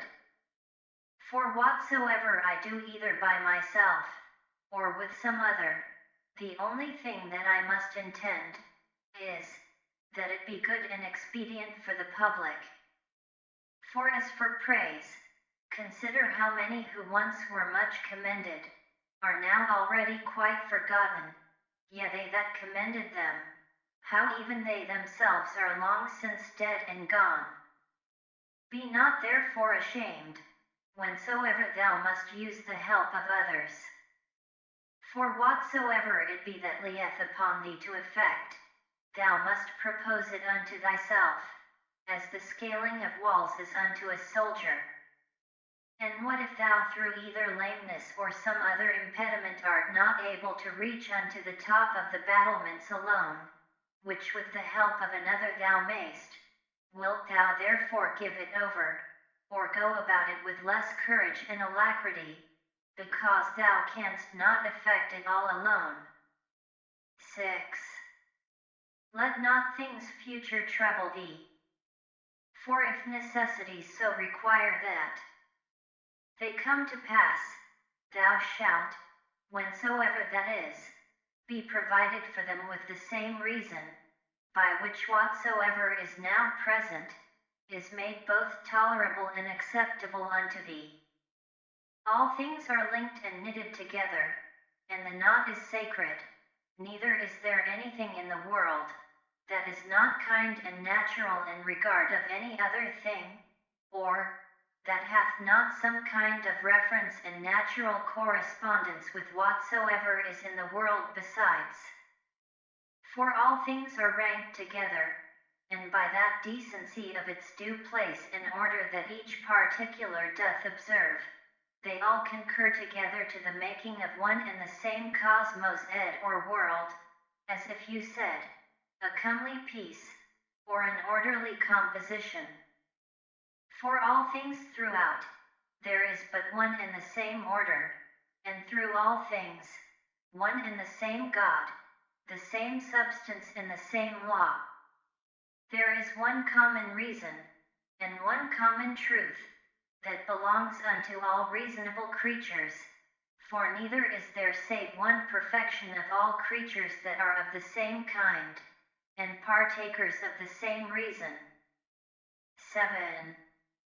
Whatsoever is material, doth soon vanish away into the common substance of the whole, and whatsoever is formal, or whatsoever doth animate that which is material, is soon resumed into the common reason of the whole, and the fame and memory of anything is soon swallowed up by the general age and duration of the whole. 8. To a reasonable creature, the same action is both according to nature, and according to reason. 9. Straight of itself, not made straight. X. As several members in one body united, so are reasonable creatures. In a body divided and dispersed, all made and prepared for one common operation. And this thou shalt apprehend the better, if thou shalt use thyself often to say to thyself, I am melos, or a member of the mass and body of reasonable substances.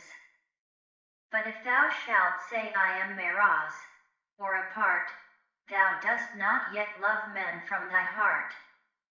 The joy that thou takest in the exercise of bounty is not yet grounded upon a due ratiocination and right apprehension of the nature of things. Thou dost exercise it as yet upon this ground barely, as a thing convenient and fitting, not as doing good to thyself, when thou dost good unto others. 11. Of things that are external, happen what will to that which can suffer by external accidents.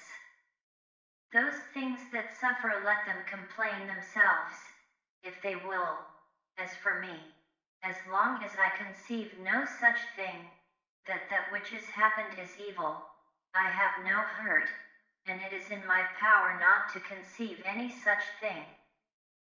12. Whatsoever any man either doth or saith, thou must be good, not for any man's sake, but for thine own nature's sake, as if either gold, or the emerald, or purple, should ever be saying to themselves, whatsoever any man either doth or saith, I must still be an emerald, and I must keep my color. 13. This may ever be my comfort and security, my understanding, that ruleth over all, will not of itself bring trouble and vexation upon itself. This I say, it will not put itself in any fear, it will not lead itself into any concupiscence. If it be in the power of any other to compel it to fear, or to grieve, it is free for him to use his power. But sure if itself do not of itself, through some false opinion or supposition incline itself to any such disposition, there is no fear. For as for the body, why should I make the grief of my body to be the grief of my mind? If that itself can either fear or complain, let it. But as for the soul, which indeed can only be truly sensible of either fear or grief, to which only it belongs according to its different imaginations and opinions, to admit of either of these, or of their contraries, thou mayst look to that thyself, that it suffer nothing. Induce her not to any such opinion or persuasion. The understanding is of itself sufficient unto itself, and needs not, if itself doth not bring itself to need, any other thing besides itself, and by consequent as it needs nothing, so neither can it be troubled or hindered by anything, if itself doth not trouble and hinder itself. 14. What is RV and NFlovia, or happiness, but a 7ONDWV, or a good Duranon, or spirit? What then dost thou do here, O opinion? By the gods I adjure thee, that thou get thee gone, as thou earnest, for I need thee not. Thou earnest indeed unto me according to thy ancient wonted manner. It is that all men have ever been subject unto. That thou camest, therefore I am not angry with thee, only begone, now that I have found thee what thou art. 15. Is any man so foolish as to fear change, to which all things that once were not owe their being? And what is it that is more pleasing and more familiar to the nature of the universe? How couldst thou thyself use thy ordinary hot baths, should not the wood that heats them first be changed? How couldst thou receive any nourishment from those things that thou hast eaten, if they should not be changed? Can anything else almost, that is useful and profitable, be brought to pass without change? How then dost not thou perceive, that for thee also, by death, to come to change, is a thing of the very same nature, and is necessary for the nature of the universe? 16. Through the substance of the universe, as through a torrent pass, all particular bodies, being all of the same nature, and all joint workers with the universe itself, as in one of our bodies so many members among themselves. How many such as Chrysippus, how many such as Socrates, how many such as Epictetus, hath the age of the world long since swallowed up and devoured? Let this, be it either men or businesses, that thou hast occasion to think of, to the end that thy thoughts be not distracted and thy mind too earnestly set upon anything, upon every such occasion presently come to thy mind. Of all my thoughts and cares, one only thing shall be the object, that I myself do nothing which to the proper constitution of man, either in regard of the thing itself, or in regard of the manner, or of the time of doing, is contrary. The time when thou shalt have forgotten all things is at hand. And that time also is at hand, when thou thyself shalt be forgotten by all. Whilst thou art, apply thyself to that especially which unto man as he is a mart, is most proper and agreeable, and that is, for a man even to love them that transgress against him. This shall be, if at the same time that any such thing doth happen, thou call to mind, that they are thy kinsmen, that it is through ignorance and against their wills that they sin, and that within a very short while after, both thou and he shall be no more. But above all things, that he hath not done thee any hurt, for that by him thy mind and understanding is not made worse or more vile than it was before. 17. The nature of the universe, of the common substance of all things, as it were of so much wax hath now perchance formed a horse, and then, destroying that figure, hath new tempered and fashioned the matter of it into the form and substance of a tree, then that again into the form and substance of a man, and then that again into some other.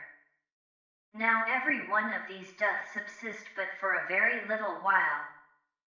As for dissolution, if it be no grievous thing to the chest or trunk, to be joined together, why should it be more grievous to be put asunder? 18. An angry countenance is much against nature, and it is oftentimes the proper countenance of them that are at the point of death. But were it so, that all anger and passion were so thoroughly quenched in thee, that it were altogether impossible to kindle it any more, yet herein must not thou rest satisfied, but further endeavor by good consequence of true ratiocination, perfectly to conceive and understand, that all anger and passion is against reason. For if thou shalt not be sensible of thine innocence, if that also shall be gone from thee, the comfort of a good conscience, that thou doest all things according to reason, what shouldest thou live any longer for? All things that now thou seest, are but for a moment. That nature, by which all things in the world are administered, will soon bring change and alteration upon them, and then of their substances make other things like unto them, and then soon after others again of the matter and substance of these, that so by these means, the world may still appear fresh and new. 19. Whensoever any man doth trespass against other, presently consider with thyself what it was that he did suppose to be good, what to be evil, when he did trespass. For this when thou knowest, thou wilt pity him, thou wilt have no occasion either to wonder, or to be angry. For either thou thyself dost yet live in that error and ignorance, as that thou dost suppose either that very thing that he doth, or some other like worldly thing, to be good, and so thou art bound to pardon him if he have done that which thou in the like case wouldst have done thyself. Or if so be that thou dost not any more suppose the same things to be good or evil, that he doth, how canst thou but be gentle unto him that is in an error? XX. Fancy not to thyself things future, as though they were present. But of those that are present, take some aside, that thou takest most benefit of, and consider of them particularly, how wonderfully thou wouldst want them, if they were not present. But take heed withal, lest that whilst thou dost settle thy contentment in things present, thou grow in time so to overprize them, as that the want of them, whensoever it shall so fall out, should be a trouble and a vexation unto thee. Wind up thyself into thyself. Such is the nature of thy reasonable commanding part, as that if it exercise justice, and have by that means tranquillity within itself, it doth rest fully satisfied with itself without any other thing. XXI. Wipe off all opinions, stay the force and violence of unreasonable lusts and affections. Circumscribe the present time, examine whatsoever it be that is happened, either to thyself or to another. Divide all present objects, either in that which is formal or material. Think of the last hour. That which thy neighbor hath committed, where the guilt of it lieth, there let it rest. Examine in order whatsoever is spoken. Let thy mind penetrate both into the effects, and into the causes. Rejoice thyself with true simplicity and modesty, and that all middle things between virtue and vice are indifferent unto thee. Finally, love mankind, obey God. XXII. All things, saith he, are by certain order and appointment. And what if the elements only? It will suffice to remember that all things in general are by certain order and appointment, or if it be but few. And as concerning death, that either dispersion, or the atoms, or annihilation, or extinction, or translation will ensue. And as concerning pain, that which is intolerable is soon ended by death, and that which holds long must needs be tolerable, and that the mind in the meantime, which is all in all, may by way of interclusion, or interception, by stopping all manner of commerce and sympathy with the body, still retain its own tranquillity. Thy understanding is not made worse by it. As for those parts that suffer, let them, if they can, declare their grief themselves. As for praise and commendation, view their mind and understanding, what estate they are in, what kind of things they fly, and what things they seek after, and that is in the seaside, whatsoever was before to be seen, is by the continual succession of new heaps of sand cast up one upon another, soon hid and covered. So in this life, all former things by those which immediately succeed. XXIII. Out of Plato. He then whose mind is endowed with true magnanimity, who hath accustomed himself to the contemplation both of all times, and of all things in general, can this mortal life, thinkest thou, seem any great matter unto him? It is not possible, answered he. Then neither will such a one account death a grievous thing?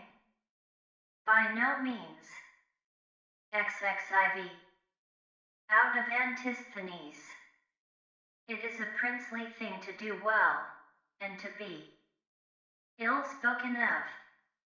It is a shameful thing that the face should be subject unto the mind, to be put into what shape it will, and to be dressed by it as it will, and that the mind should not bestow so much care upon herself, as to fashion herself, and to dress herself as best becometh her. XXV. Out of several poets and comics. It will but little avail thee to turn thine anger and indignation upon the things themselves that have fallen across unto thee. For as for them, they are not sensible of it, and see.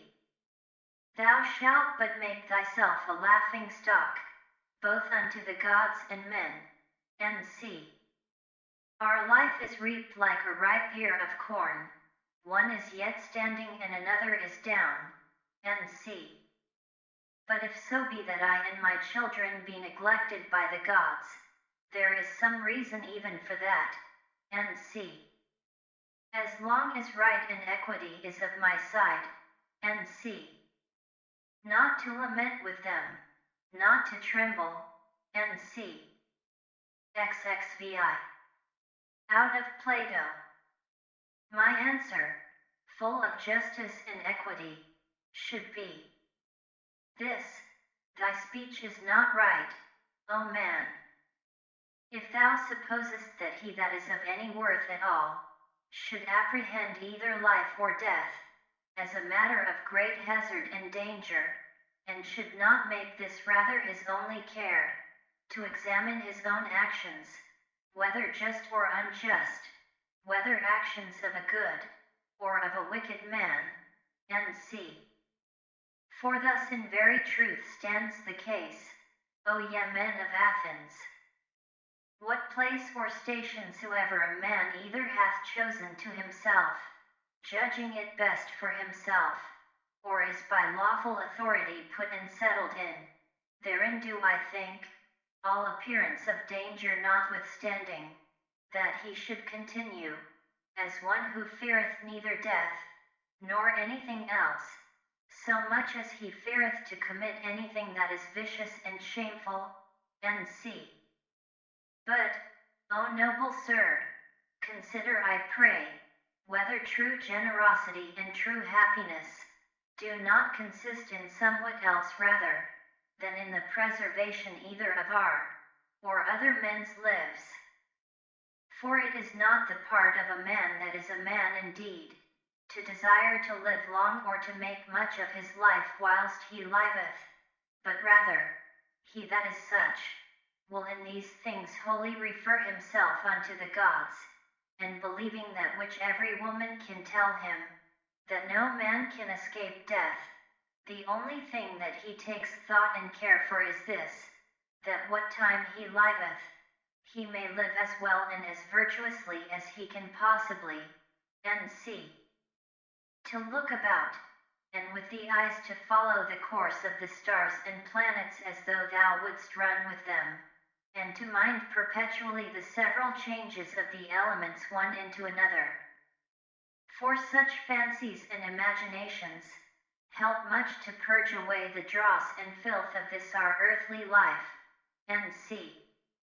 That also is a fine passage of Plato's, where he speaks of worldly things in these words: thou must also as from some higher place look down, as it were, upon the things of this world, as flocks, armies, husbandmen's labors, marriages, divorces, generations, deaths, the tumults of courts and places of judicatures, desert places, the several nations of barbarians, public festivals, mournings, fairs, markets. How all things upon earth are pell-mell, and how miraculously things contrary one to another concur to the beauty and perfection of this universe. XXVII. To look back upon things of former ages, as upon the manifold changes and conversions of several monarchies and commonwealths. We may also foresee things future, for they shall all be of the same kind, neither is it possible that they should leave the tune, or break the concert that is now begun, as it were, by these things that are now done and brought to pass in the world. It comes all to one therefore, whether a man be a spectator of the things of this life but 40 years, or whether he see them 10,000 years together, for what shall he see more? And as for those parts that came from the earth, they shall return unto the earth again, and those that came from heaven, they also shall return unto those heavenly places. Whether it be a mere dissolution and unbinding of the manifold intricacies and entanglements of the confused atoms, or some such dispersion of the simple and incorruptible elements, with meats and drinks and divers charms, they seek to divert the channel, that they might not die.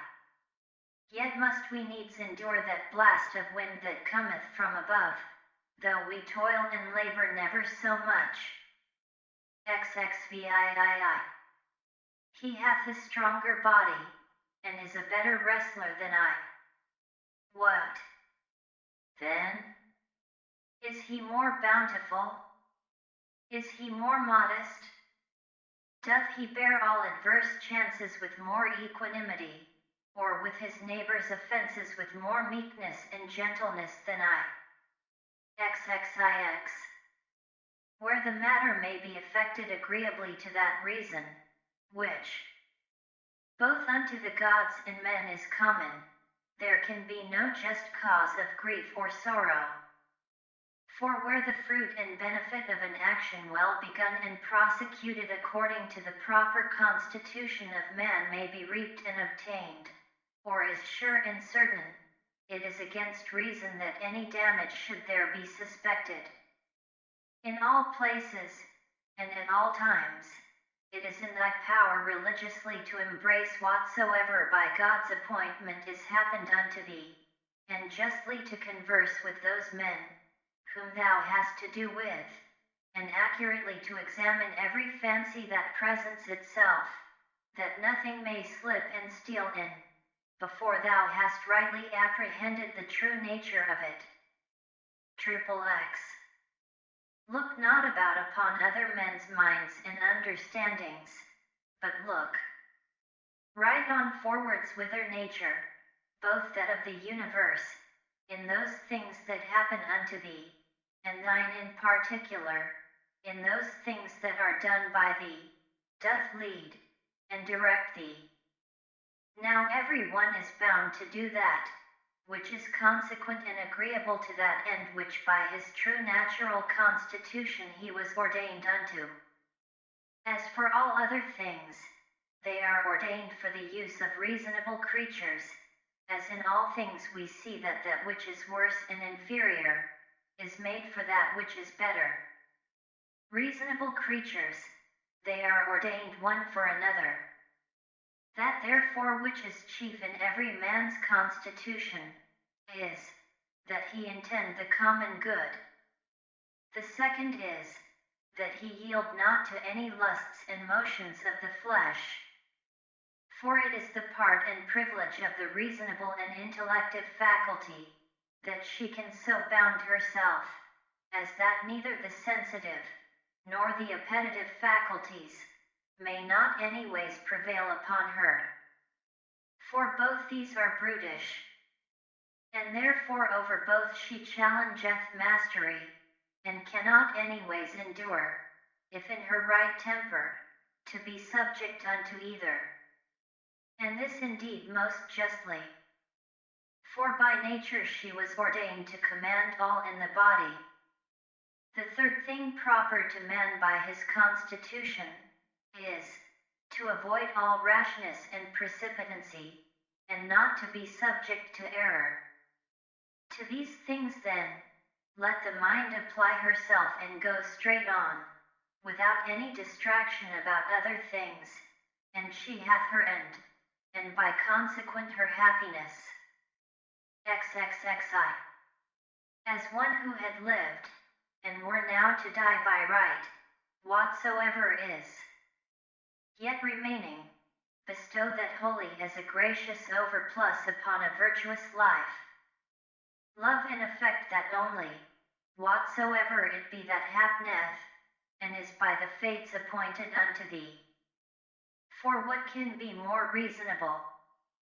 And as anything doth happen unto thee by way of cross, or calamity, call to mind presently and set before thine eyes the examples of some other men, to whom the self-same thing did once happen likewise. Well, what did they? They grieved, they wondered, they complained. And where are they now? All dead and gone. Wilt thou also be like one of them? Or rather leaving to men of the world, whose life both in regard of themselves, and them that they converse with, is nothing but mere mutability, or men of as fickle minds, as fickle bodies, ever changing and soon changed themselves. Let it be thine only care and study, how to make a right use of all such accidents. For there is good use to be made of them, and they will prove fit matter for thee to work upon, if it shall be both thy care and thy desire, that whatsoever thou doest, thou thyself mayst like and approve thyself for it. And both these, see, that thou remember well, according as the diversity of the matter of the action that thou art about shall require. Look within, within is the fountain of all good. Such a fountain, where springing waters can never fail, so thou dig still deeper and deeper. XXXII. Thou must use thyself also to keep thy body fixed and steady, free from all loose fluctuant either motion, or posture. And as upon thy face and looks, thy mind hath easily power over them to keep them to that which is grave and decent, so let it challenge the same power over the whole body also. But so observe all things in this kind, as that it be without any manner of affectation. XXXIII. The art of true living in this world is more like a wrestler's than a dancer's practice. For in this they both agree, to teach a man whatsoever falls upon him, that he may be ready for it, and that nothing may cast him down. XXXIV. Thou must continually ponder and consider with thyself, what manner of men they be, and for their minds and understandings what is their present estate, whose good word and testimony thou dost desire. For then neither wilt thou see cause to complain of them that offend against their wills, or find any want of their applause, if once thou dost but penetrate into the true force and ground both of their opinions, and of their desires.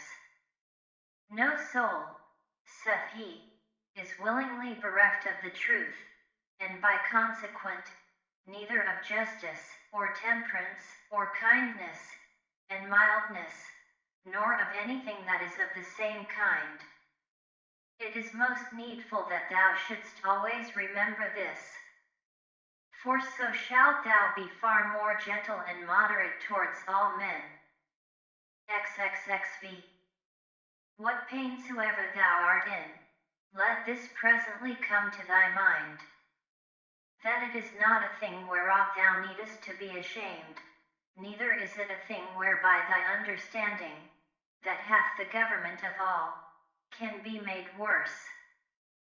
For neither in regard of the substance of it, nor in regard of the end of it, which is, to intend the common good, can it alter and corrupt it.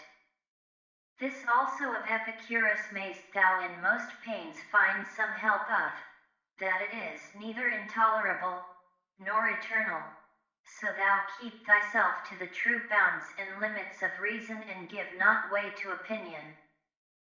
This also thou must consider, that many things there be, which oftentimes unsensibly trouble and vex thee, as not armed against them with patience, because they go not ordinarily under the name of pains, which in very deed are of the same nature as pain, as to slumber unquietly, to suffer heat, to want appetite.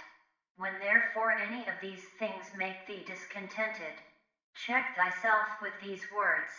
Now hath pain given thee the foil, thy courage hath failed thee. XXXVI.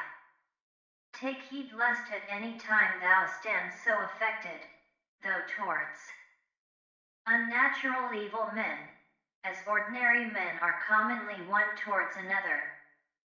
XXXVII. How know we whether Socrates were so eminent in deed, and of so extraordinary a disposition? For that he died more gloriously, that he disputed with the sophists more subtlety, that he watched in the frost more assiduously, that being commanded to fetch innocent salami news, he refused to do it more generously, all this will not serve. Nor that he walked in the streets, with much gravity and majesty, as was objected unto him by his adversaries, which nevertheless a man may well doubt of, whether it were so or no, or, which above all the rest, if so be that it were true, a man would well consider of, whether commendable, or discommendable. The thing therefore that we must inquire into, is this, what manner of soul Socrates had, whether his disposition was such, as that all that he stood upon, and sought after in this world, was barely this, that he might ever carry himself justly towards men, and holily towards the gods, neither vexing himself to no purpose at the wickedness of others, nor yet ever condescending to any man's evil fact, or evil intentions, through either fear, or engagement of friendship. Whether of those things that happened unto him by God's appointment, he neither did wonder at any when it did happen, or thought it intolerable in the trial of it. And lastly, whether he never did suffer his mind to sympathize with the senses, and affections of the body. For we must not think that nature hath so mixed and tempered it with the body, as that she hath not power to circumscribe herself, and by herself to intend her own ends and occasions. XXXVIII. For it is a thing very possible, that a man should be a very divine man, and yet be altogether unknown. This thou must ever be mindful of, as of this also, that a man's true happiness doth consist in very few things. And that although thou dost despair, that thou shalt ever be a good either logician, or naturalist, yet thou art never the further off by it from being either liberal, or modest, or charitable, or obedient unto God. XXXIX. Free from all compulsion in all cheerfulness and alacrity thou mayst run out thy time, though men should exclaim against thee never so much, and the wild beasts should pull and sunder the poor members of thy pampered mass of flesh.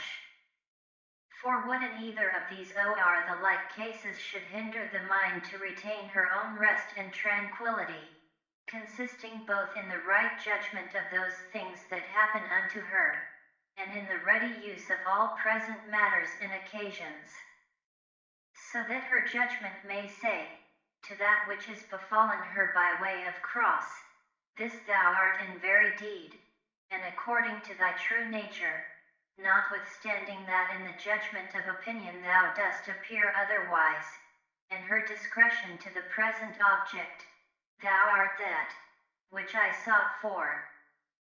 For whatsoever it be, that is now present, shall ever be embraced by me as a fit and seasonable object, both for my reasonable faculty, and for my sociable, or charitable inclination to work upon.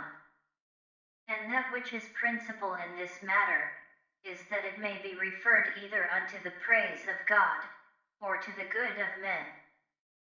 For either unto God or man, whatsoever it is that doth happen in the world hath in the ordinary course of nature its proper reference, neither is there anything, that in regard of nature is either new, or reluctant, and intractable, but all things both usual and easy. XL.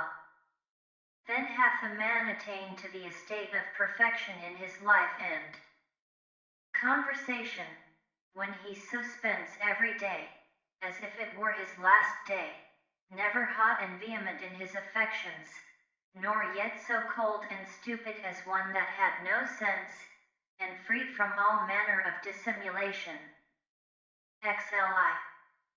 Can the gods, who are immortal, for the continuance of so many ages, bear without indignation with such and so many sinners, as have ever been, yea, not only so, but also take such care for them, that they want nothing, and dost thou so grievously take on, as one that could bear with them no longer, thou that art but for a moment of time? Yet thou that art one of those sinners thyself? A very ridiculous thing it is, that any man should dispense with vice and wickedness in himself, which is in his power to restrain, and should go about to suppress it in others, which is altogether impossible. XLII. What object soever, our reasonable and sociable faculty doth meet with, that affords nothing either for the satisfaction of reason, or for the practice of charity, she worthily doth think unworthy of herself. Slyin.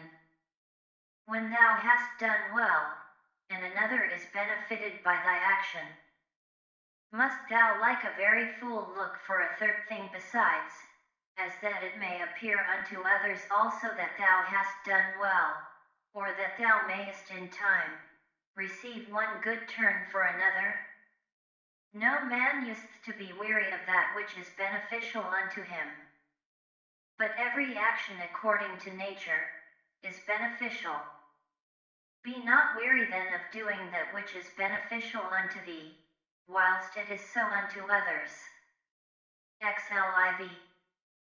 The nature of the universe did once certainly before it was created, whatsoever it hath done since, deliberate and so resolve upon the creation of the world. Now since that time, whatsoever it is, that is, and happens in the world, is either but a consequent of that one and first deliberation, or if so be that this ruling rational part of the world takes any thought and care of things particular, they are surely his reasonable and principal creatures, that are the proper object of his particular care and providence. This often thought upon, will much conduce to thy tranquillity. The 8th Book. I. This also, among other things, may serve to keep thee from vainglory. If thou shalt consider, that thou art now altogether incapable of the commendation of one, who all his life long, or from his youth at least, hath lived a philosopher's life. For both unto others, and to thyself especially, it is well known, that thou hast done many things contrary to that perfection of life. Thou hast therefore been confounded in thy course, and henceforth it will be hard for thee to recover the title and credit of a philosopher. And to it also is thy calling and profession repugnant. If therefore thou dost truly understand what it is that is of moment indeed, as for thy fame and credit, take no thought or care for that, let it suffice thee if all the rest of thy life, be it more or less, thou shalt live as thy nature requireth, or according to the true and natural end of thy making. Take pains therefore to know what it is that thy nature requireth, and let nothing else distract thee. Thou hast already had sufficient experience, that of those many things that hitherto thou hast heard and wandered about, thou couldst not find happiness in any of them. Not in syllogisms, in logical subtleties, not in wealth, not in honor and reputation, not in pleasure. In none of all these. Wherein then is it to be found?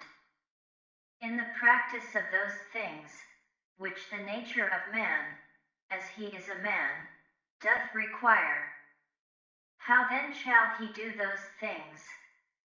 If his dogmata, or moral tenets and opinions, from which all motions and actions do proceed, be right and true. Which be those dogmata? Those that concern that which is good or evil, as that there is nothing truly good and beneficial unto man, but that which makes him just, temperate, courageous, liberal, and that there is nothing truly evil and hurtful unto man, but that which causeth the contrary effects. 2. Upon every action that thou art about, put this question to thyself: how will this, when it is done, agree with me? Shall I have no occasion to repent of it? Yet a very little while and I am dead and gone, and all things are at end. What then do I care for more than this, that my present action, whatsoever it be, may be the proper action of one that is reasonable, whose end is the common good, who in all things is ruled and governed by the same law of right and reason, by which God himself is. 3. Alexander, Caius, Pompeius, what are these to Diogenes, Heraclitus, and Socrates? These penetrated into the true nature of things, into all causes, and all subjects, and upon these did they exercise their power and authority. But as for those, as the extent of their error was, so far did their slavery extend. 4. What they have done, they will still do, although thou shouldst hang thyself. First, let it not trouble thee. For all things, both good and evil, come to pass according to the nature and general condition of the universe, and within a very little while, all things will be at an end. No man will be remembered, as now of Africanus, for example, and Augustus it is already come to pass. Then secondly, fix thy mind upon the thing itself, look into it, and remembering thyself, that thou art bound nevertheless to be a good man, and what it is that thy nature requireth of thee as thou art a man, be not diverted from what thou art about, and speak that which seemeth unto thee most just, only speak it kindly, modestly, and without hypocrisy. V. That which the nature of the universe doth busy herself about, is that which is here, to transfer it thither, to change it, and thence again to take it away, and to carry it to another place, so that thou needest not fear any new thing.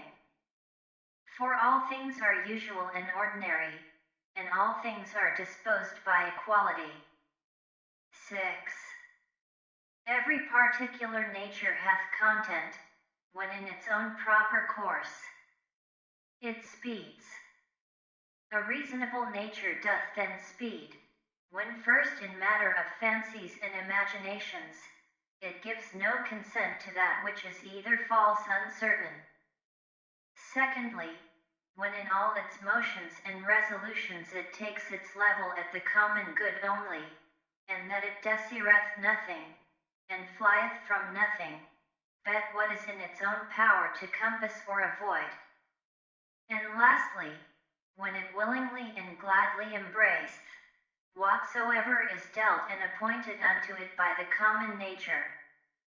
For it is part of it, even as the nature of any one leaf is part of the common nature of all plants and trees.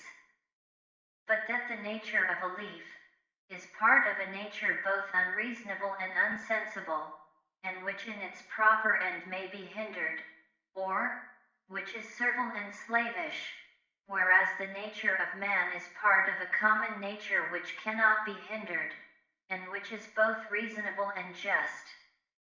From whence also it is, that according to the worth of everything, she doth make such equal distribution of all things, as of duration, substance, form, operation, and of events and accidents. But herein consider not whether thou shalt find this equality in everything absolutely and by itself, but whether in all the particulars of some one thing taken together, and compared with all the particulars of some other thing, and them together likewise. 7. Thou hast no time nor opportunity to read. What then? Hast thou not time and opportunity to exercise thyself, not to wrong thyself, to strive against all carnal pleasures and pains, and to aet the upper hand of them, to contemn honor and vainglory, and not only, not to be angry with them, whom towards thee thou doest find unsensible and unthankful, but also to have a care of them still, and of their welfare? 8. Forbear henceforth to complain of the trouble of a courtly life, either in public before others, or in private by thyself. 9. Repentance is an inward and self-reprehension for the neglect or omission of somewhat that was profitable. Now whatsoever is good, is also profitable, and it is the part of an honest virtuous man to set by it, and to make reckoning of it accordingly. But never did any honest virtuous man repent of the neglect or omission of any carnal pleasure. No carnal pleasure then is either good or profitable. X. This, what is it in itself, and by itself, according to its proper constitution? What is the substance of it? What is the matter, or proper use? What is the form or efficient cause? What is it for in this world, and how long will it abide? Thus must thou examine all things, that present themselves unto thee. 11. When thou art hard to be stirred up and awaked out of thy sleep, admonish thyself and call to mind, that, to perform actions tending to the common good is that which thine own proper constitution, and that which the nature of man do require. But to sleep, is common to unreasonable creatures also. And what more proper and natural, yet what more kind and pleasing, than that which is according to nature? 12. As every fancy and imagination presents itself unto thee, consider, if it be possible, the true nature, and the proper qualities of it, and reason with thyself about it. 13. At thy first encounter with any one, say presently to thyself, this man, what are his opinions concerning that which is good or evil? As concerning pain, pleasure, and the causes of both, concerning honor and dishonor, concerning life and death? Thus and thus. Now if it be no wonder that a man should have such and such opinions, how can it be a wonder that he should do such and such things? I will remember then, that he cannot but do as he doth, holding those opinions that he doth.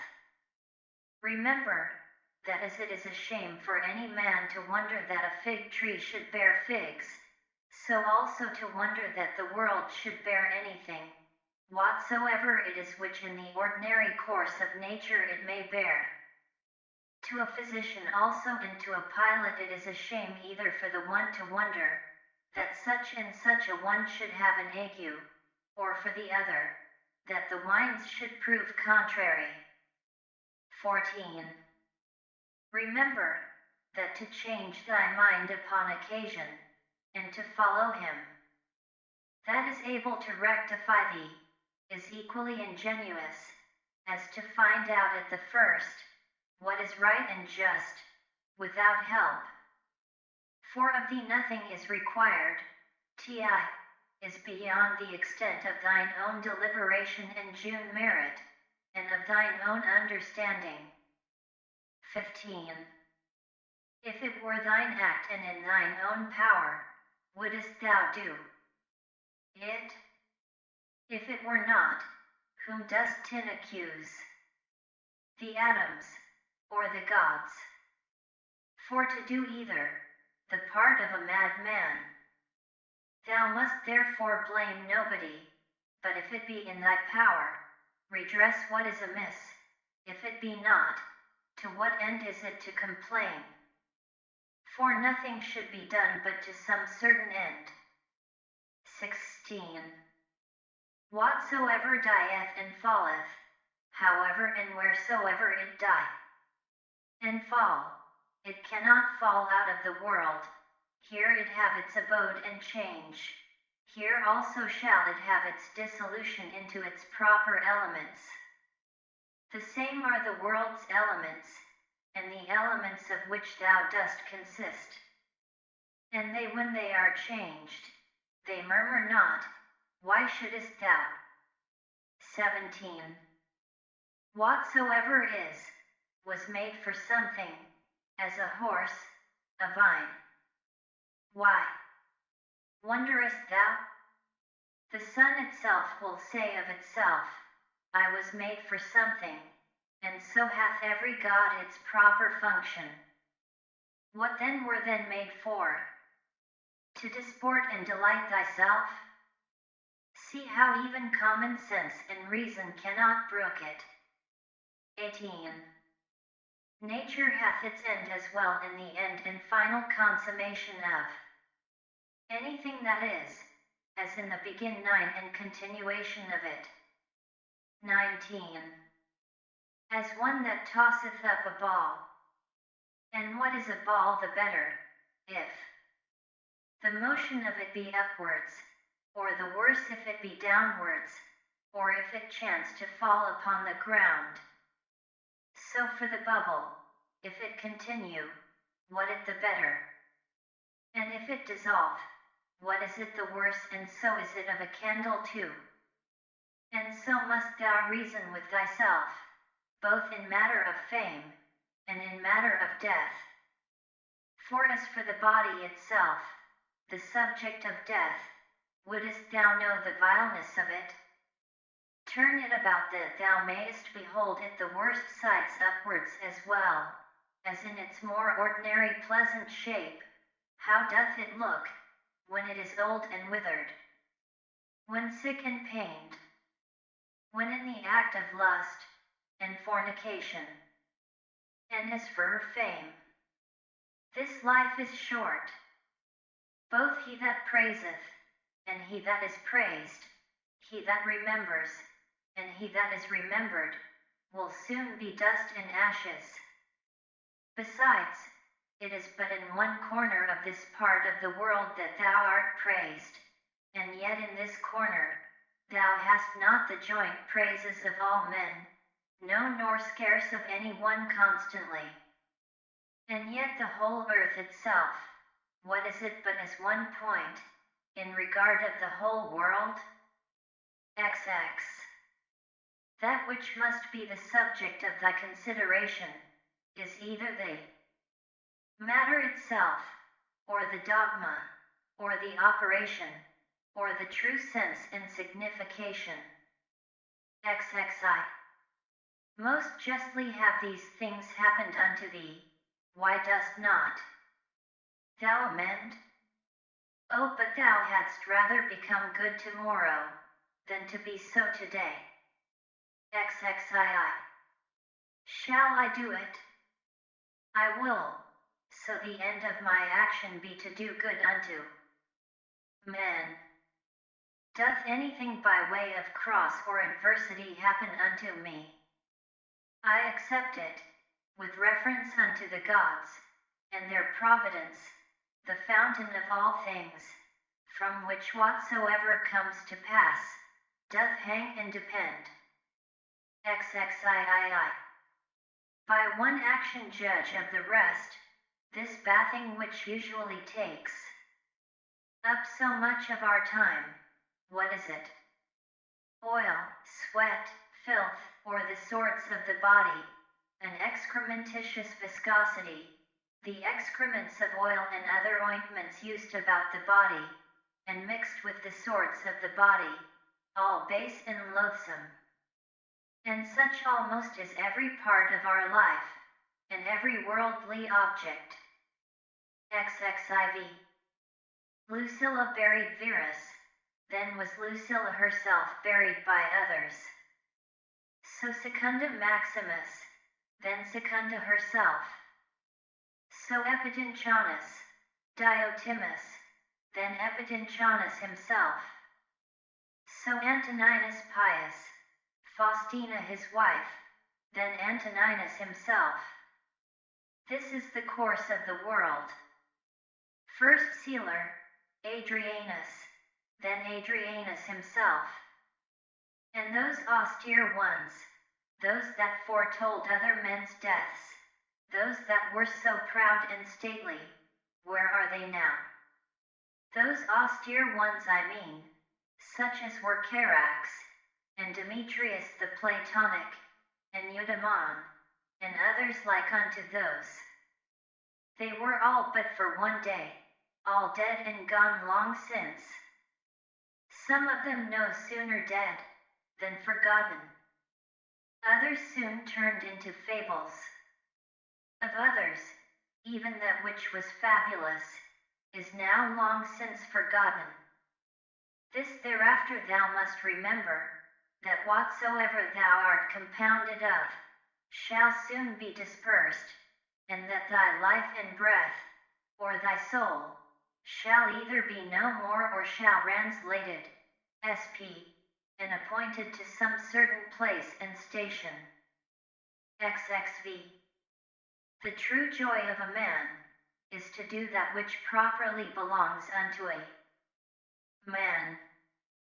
That which is most proper unto a man, is, first, to be kindly affected towards them that are of the same kind and nature as he is himself, to contemn all sensual motions and appetites, to discern rightly all plausible fancies and imaginations, to contemplate the nature of the universe, both it, and things that are done in it. In which kind of contemplation three several relations are to be observed. The first, to the apparent secondary cause. The second to the first original cause, God, from whom originally proceeds whatsoever doth happen in the world. The third and last, to them that we live and converse with, what use may be made of it, to their use and benefit. XXVI. If pain be an evil, either it is in regard of the body, and that cannot be, because the body of itself is altogether insensible, or in regard of the soul, but it is in the power of the soul, to preserve her own peace and tranquility, and not to suppose that pain is evil. For all judgment and deliberation, all prosecution, or aversation is from within, whither the sense of evil, except it be let in by opinion, cannot penetrate. XXVII. Wipe off all idle fancies, and say unto thyself incessantly, now, if I will, it is in my power to keep out of this my soul all wickedness, all lust and concupiscences, all trouble and confusion. But on the contrary, to behold and consider all things according to their true nature, and to carry myself towards everything according to its true worth. Remember then this thy power that nature hath given thee. XXVIII.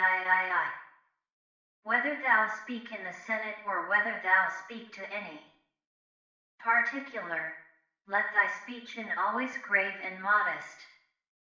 But thou must not openly and vulgarly observe that sound and exact form of speaking, concerning that which is truly good and truly civil, the vanity of the world, and of worldly men, which otherwise truth and reason doth prescribe.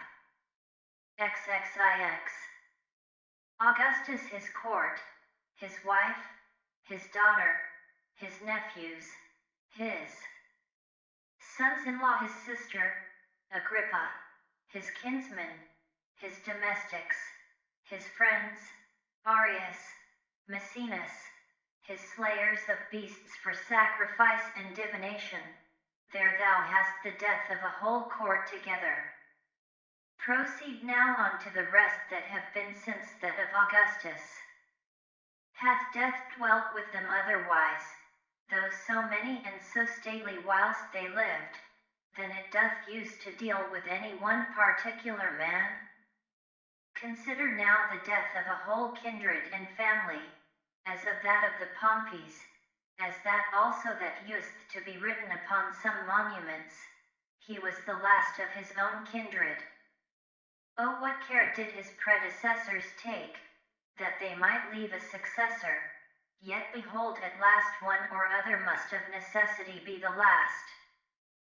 Here again therefore consider the death of a whole kindred. XXX. Contract thy whole life to the measure and proportion of one single action. And if in every particular action thou dost perform what is fitting to the utmost of thy power, let it suffice thee. And who can hinder thee, but that thou mayest perform what is fitting? But there may be some outward let and impediment, not any, that can hinder thee, but that whatsoever thou dost, thou may do it, justly, temperately, and with the praise of God. Yet, but there may be somewhat, whereby some operation or other of thine may be hindered. And then, with that very thing that doth hinder, thou mayest be well pleased, and so by this gentle and equanimous conversion of thy mind unto that which may be, instead of that which at first thou didst intend, in the room of that former action there succeedeth another, which agrees as well with this contraction of thy life, that we now speak of. XXXI. Receive temporal blessings without ostentation, when they are sent. And thou shalt be able to part with them with all readiness and facility when they are taken from thee again. XXXII. If ever thou sawest either a hand, or a foot, or a head lying by itself, in some place or other, as cut off from the rest of the body, such must thou conceive him to make himself, as much as in him lieth, that either is offended with anything that is happened, whatsoever it be, and as it were divides himself from it, or that commits anything against the natural law of mutual correspondence and society among men, or he that commits any act of uncharitableness. Whosoever thou art such. Thou art cast forth I know not whither out of the general unity, which is according to nature. Thou wert born indeed apart, but now thou hast cut thyself off. However, herein is matter of joy and exultation, that thou mayst be united again. God hath not granted it unto any other part, that once separated and cut off, it might be reunited, and come together again. But, behold, that goodness how great and immense it is, which hath so much esteemed man, as at first he was so made, that he needed not, except he would himself have divided himself from the whole, so once divided and cut off, it hath so provided and ordered it, that if he would himself, he might return, and grow together again, and be admitted into its former rank and place of a part, as he was before. XXXIII.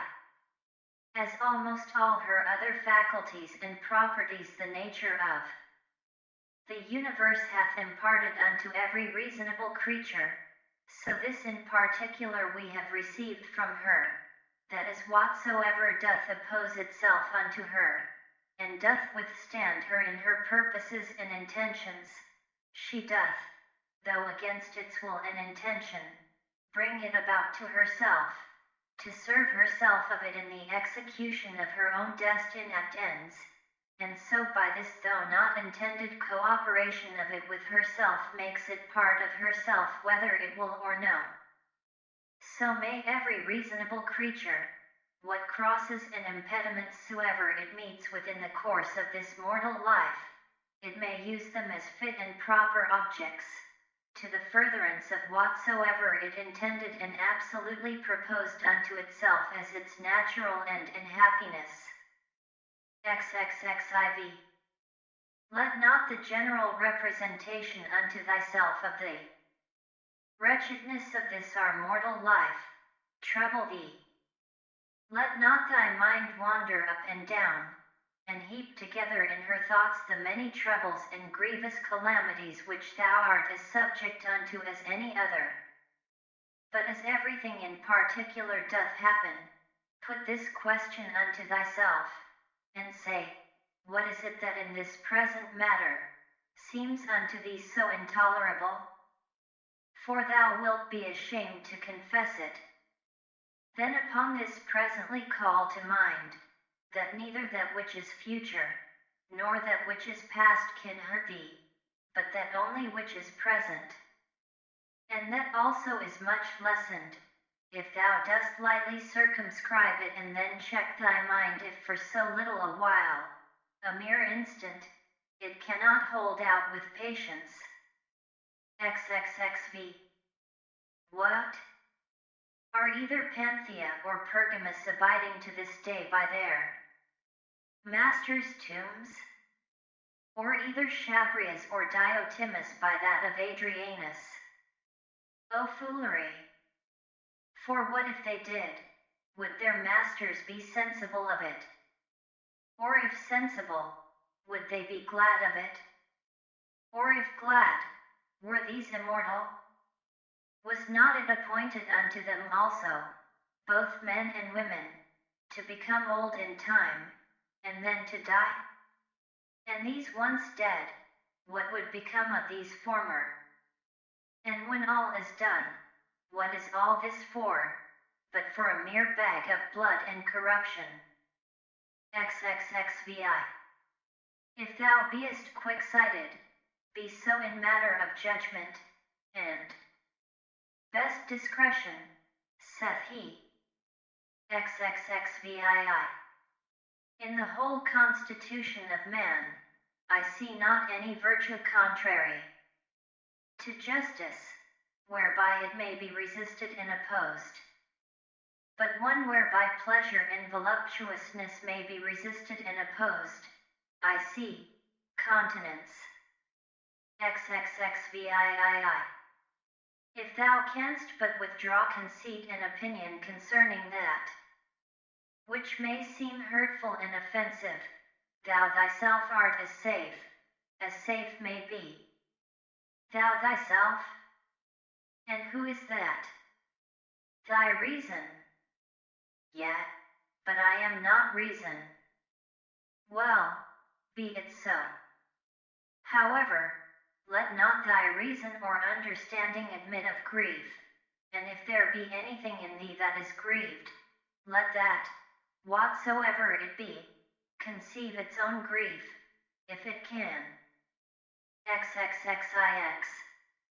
That which is a hindrance of the senses, is an evil to the sensitive nature.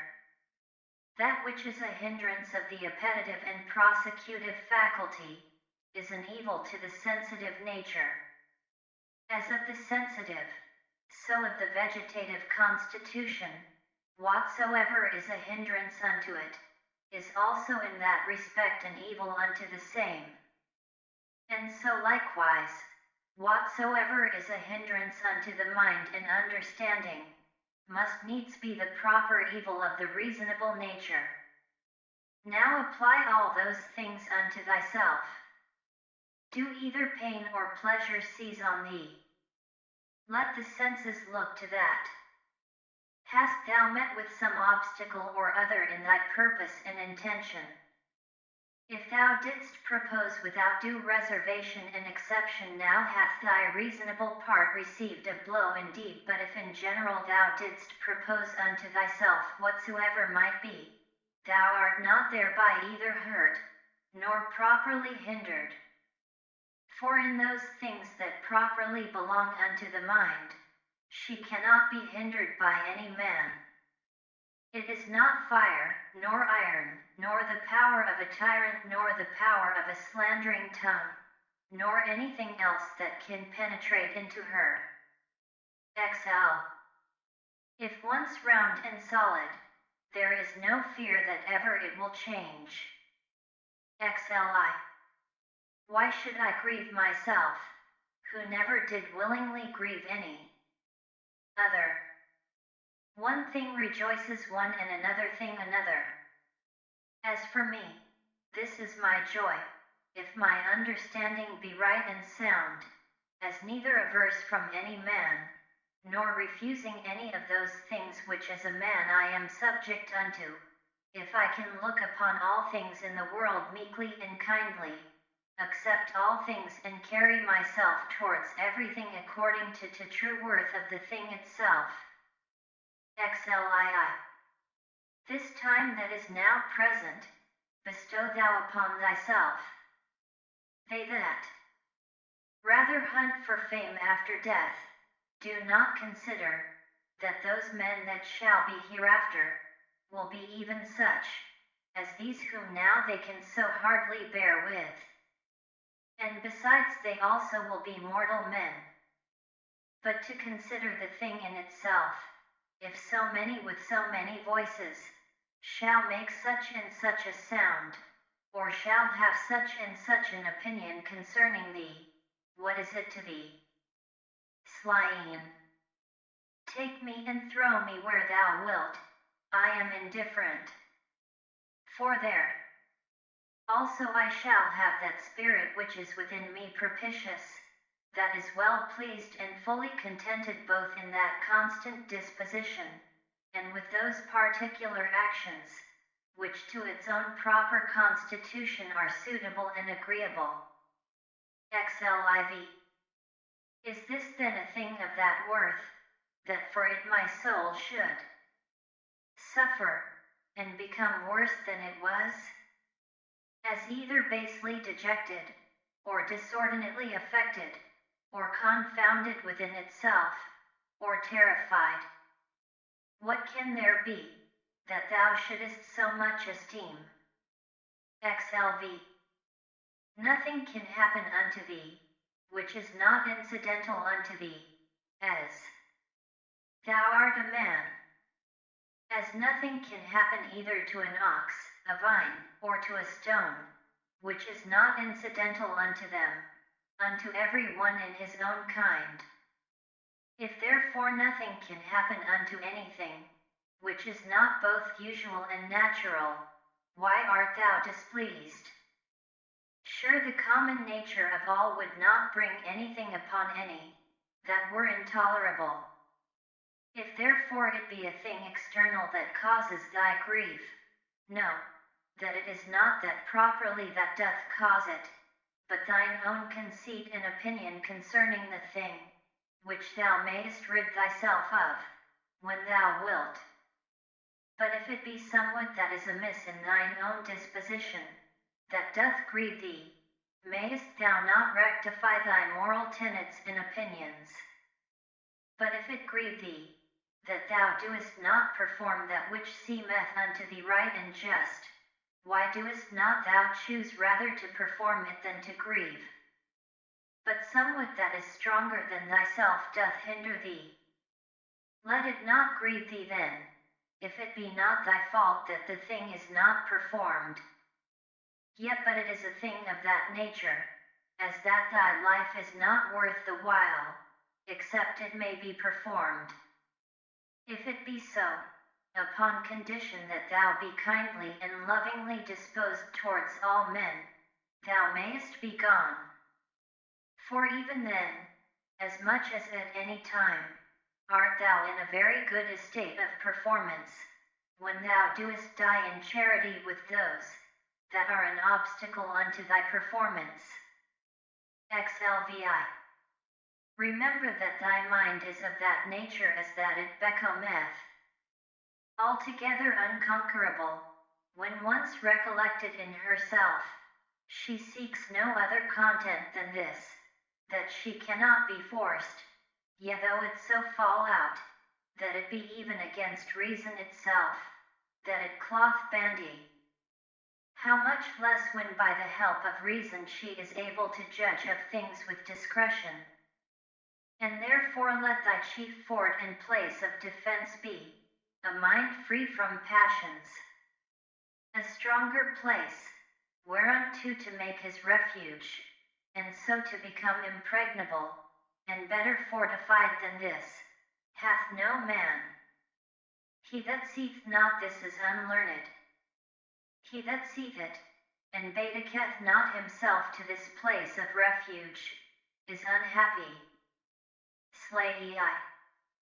Keep thyself to the first bare and naked apprehensions of things, as they present themselves unto thee, and add not unto them. It is reported unto thee, that such a one speaketh ill of thee. Well, that he speaketh ill of thee, so much is reported. But that thou art hurt thereby, is not reported, that is the addition of opinion, which thou must exclude. I see that my child is sick. That he is sick, I see, but that he is in danger of his life also, I see it not. Thus thou must use to keep thyself to the first motions and apprehensions of things, as they present themselves outwardly, and add not unto them from within thyself through mere conceit and opinion. Or rather add unto them, hut as one that understandeth the true nature of all things that happen in the world. Slay eighth. Is the cucumber bitter? Set it away. Brambles are in the way? Avoid them. Let this suffice. Add not presently speaking unto thyself, what serve these things for in the world?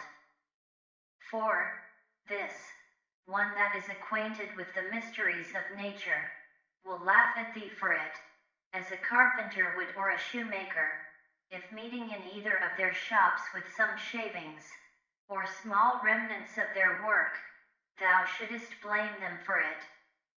And yet those men, it is not for want of a place where to throw them that they keep them in their shops for a while, but the nature of the universe hath no such outplace, but herein doth consist the wonder of her art and skill, that she having once circumscribed herself within some certain bounds and limits, whatsoever is within her that seems either corrupted, or old, or unprofitable, she can change it into herself, and of these very things can make new things, so that she needeth not to seek elsewhere out of herself either for a new supply of matter and substance, or for a place where to throw out whatsoever is irrecoverably putrid and corrupt.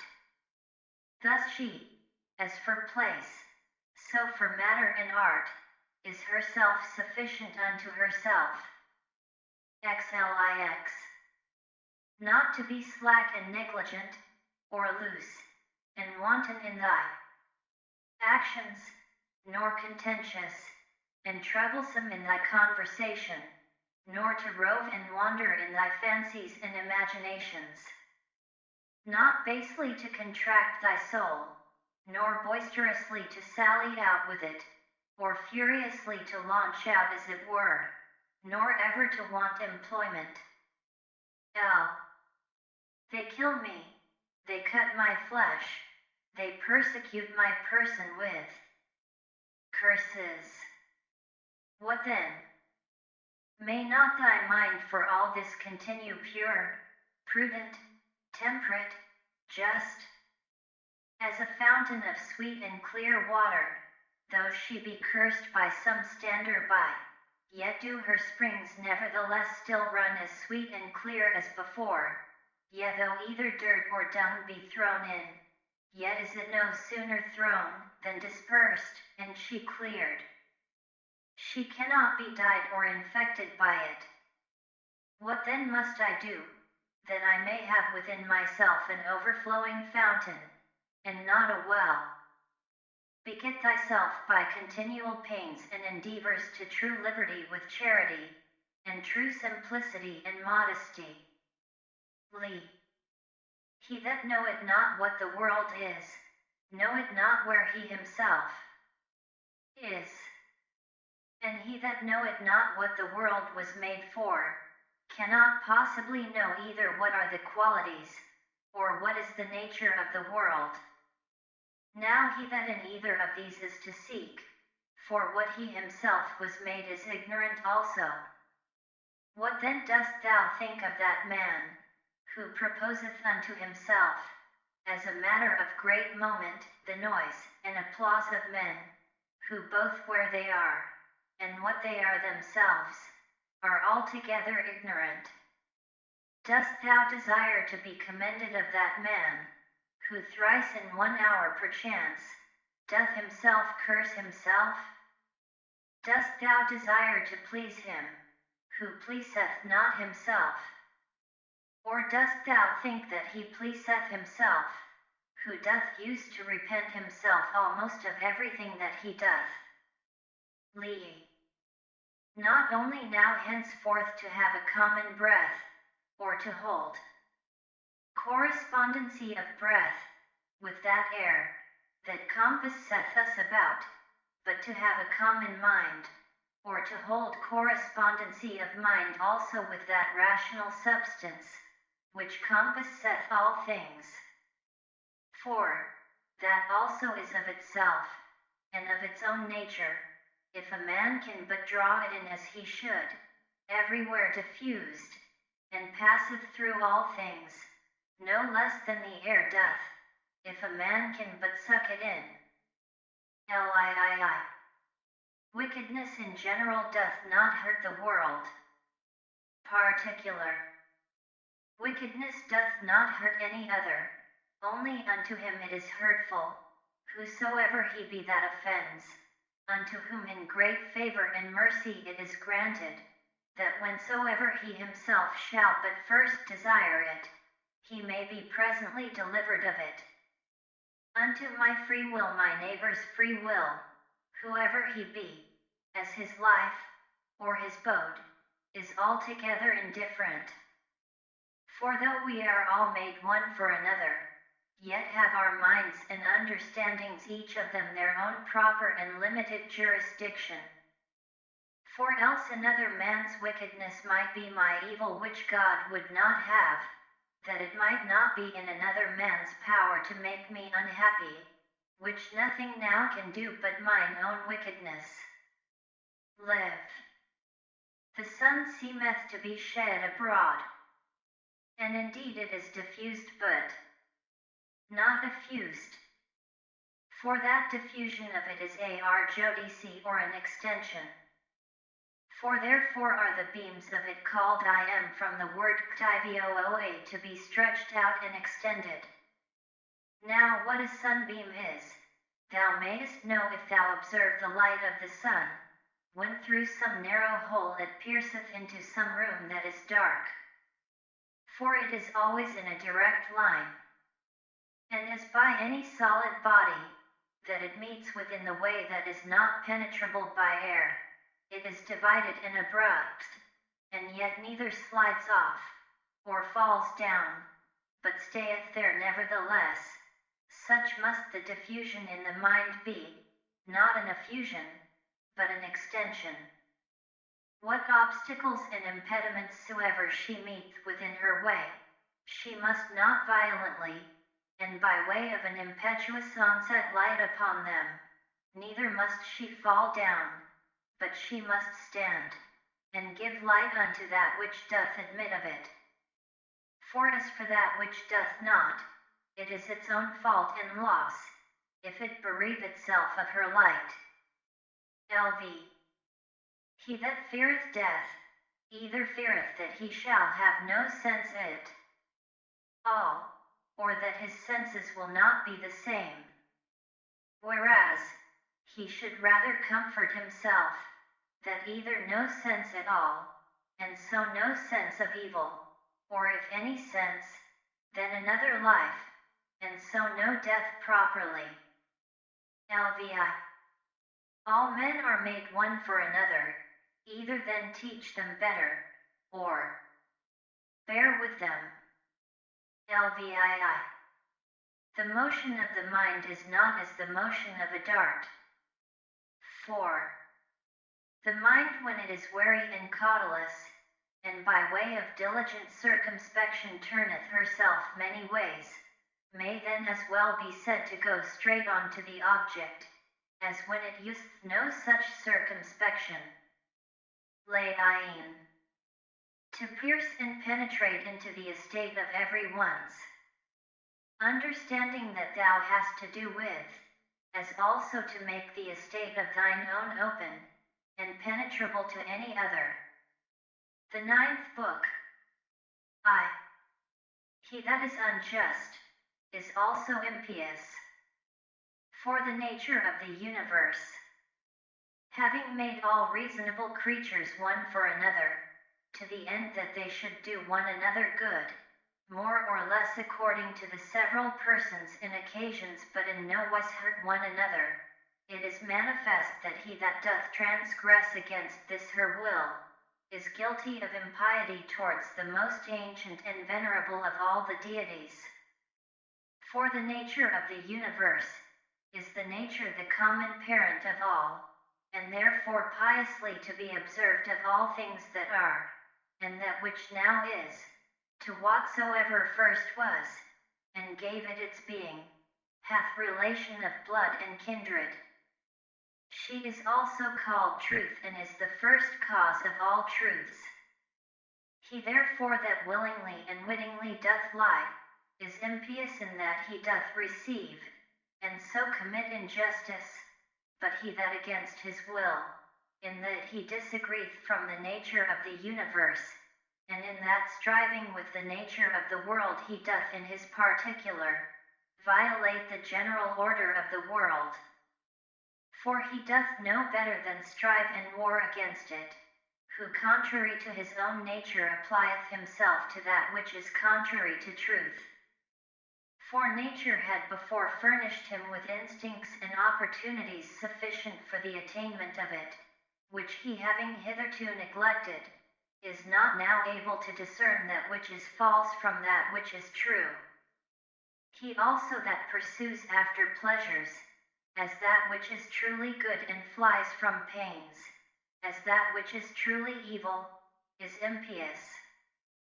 For such a one must of necessity oftentimes accuse that common nature, as distributing many things both unto the evil, and unto the good, not according to the deserts of either, as unto the bad oftentimes pleasures, and the causes of pleasures, so unto the good, pains, and the occasions of pains. Again, he that feareth pains and crosses in this world, feareth some of those things which some time or other must needs happen in the world, and that we have already showed to be impious. And he that pursueth after pleasures, will not spare, to compass his desires, to do that which is unjust, and that is manifestly impious. Now those things which unto nature are equally indifferent, for she had not created both pain and pleasure, if both had not been unto her equally indifferent, they that will live according to nature, must in those things, as being of the same mind and disposition that she is, be as equally indifferent. Whosoever therefore in either matter of pleasure and pain, death and life, honor and dishonor, which things nature in the administration of the world, indifferently doth make use of, is not as indifferent, it is apparent that he is impious. When I say that common nature doth indifferently make use of them, my meaning is, that they happen indifferently in the ordinary course of things, which by a necessary consequence, whether as principal or accessory, come to pass in the world, according to that first and ancient deliberation of Providence, by which she from some certain beginning, did resolve upon the creation of such a world, conceiving then in her womb as it were some certain rational generative seeds and faculties of things future, whether subjects, changes, successions, both such and such, and just so many. 2. It were indeed more happy and comfortable for a man to depart out of this world, having lived all his life long clear from all falsehood, dissimulation, voluptuousness, and pride. But if this cannot be, yet it is some comfort for a man joyfully to depart as weary, and out of love with those, rather than to desire to live, and to continue long in those wicked courses. Hath not yet experience taught thee to fly from the plague? For a far greater plague is the corruption of the mind, than any certain change and distemper of the common air can be. This is a plague of creatures, as they are living creatures, but that of men as they are men or reasonable. 3. Thou must not in matter of death carry thyself scornfully, but as one that is well pleased with it, as being one of those things that nature hath appointed. For what thou dost conceive of these, of a boy to become a young man, to wax old, to grow, to ripen, to get teeth, or a beard, or gray hairs to beget, to bear, or to be delivered, or what other action soever it be, that is natural unto man according to the several seasons of his life, such a thing is it also to be dissolved. It is therefore the part of a wise man, in matter of death, not in any wise to carry himself either violently, or proudly, but patiently to wait for it, as one of nature's operations, that with the same mind as now thou dost expect when that which yet is but an embryo in thy wife's belly shall come forth, thou mayst expect also when thy soul shall fall off from that outward coat or skin, wherein as a child in the belly it lieth involved and shut up. But thou desirest a more popular, and though not so direct and philosophical, yet a very powerful and penetrative recipe against the fear of death. Nothing can make thee more willing to part with thy life, than if thou shalt consider, both what the subjects themselves are that thou shalt part with, and what manner of disposition thou shalt no more have to do with.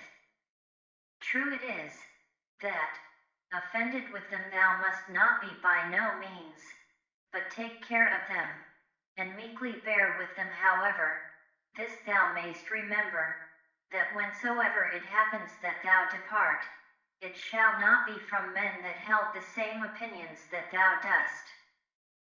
For that indeed, if it were so, is the only thing that might make thee averse from death, and willing to continue here, if it were thy hap to live with men that had obtained the same belief that thou hast.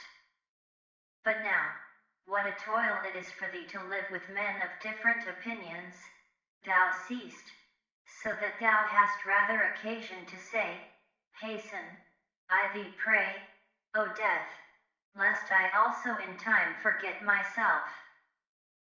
4. He that sinneth, sinneth unto himself.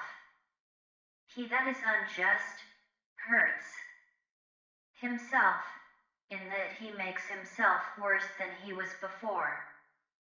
Not he only that committeth, but he also that omitteth something, is oftentimes unjust.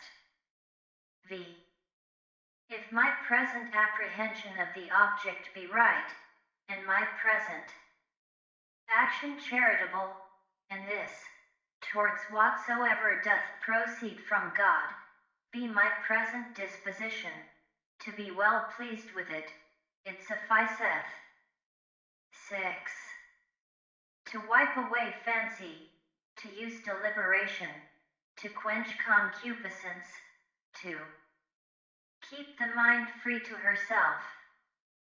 7. Of all unreasonable creatures, there is but one unreasonable soul. And of all that are reasonable, but one reasonable soul, divided betwixt them all. As of all earthly things there is but one earth, and but one light that we see by, and but one air that we breathe in, as many as either breathe or see. Now whatsoever partakes of some common thing, naturally affects and inclines unto that whereof it is part, being of one kind and nature with it. Whatsoever is earthly, presseth downwards to the common earth. Whatsoever is liquid, would flow together. And whatsoever is airy, would be together likewise. So that without some obstacle, and some kind of violence, they cannot well be kept asunder. Whatsoever is fiery, doth not only by reason of the elementary fire tend upwards, but here also is so ready to join, and to burn together, that whatsoever doth want sufficient moisture to make resistance, is easily set on fire. Whatsoever therefore is partaker of that reasonable common nature, naturally doth as much and more long after his own kind. For by how much in its own nature it excels all other things, by so much more is it desirous to be joined and united unto that, which is of its own nature. As for unreasonable creatures then, they had not long been, but presently begun among them swarms, and flocks, and broods of young ones, and a kind of mutual love and affection. For though but unreasonable, yet a kind of soul these had, and therefore was that natural desire of union more strong and intense in them, as in creatures of a more excellent nature, than either in plants, or stones, or trees. But among reasonable creatures, begun commonwealths, friendships, families, public meetings, and even in their wars, conventions, and truces. Now among them that were yet of a more excellent nature, as the stars and planets, though by their nature far distant one from another, yet even among them began some mutual correspondency and unity.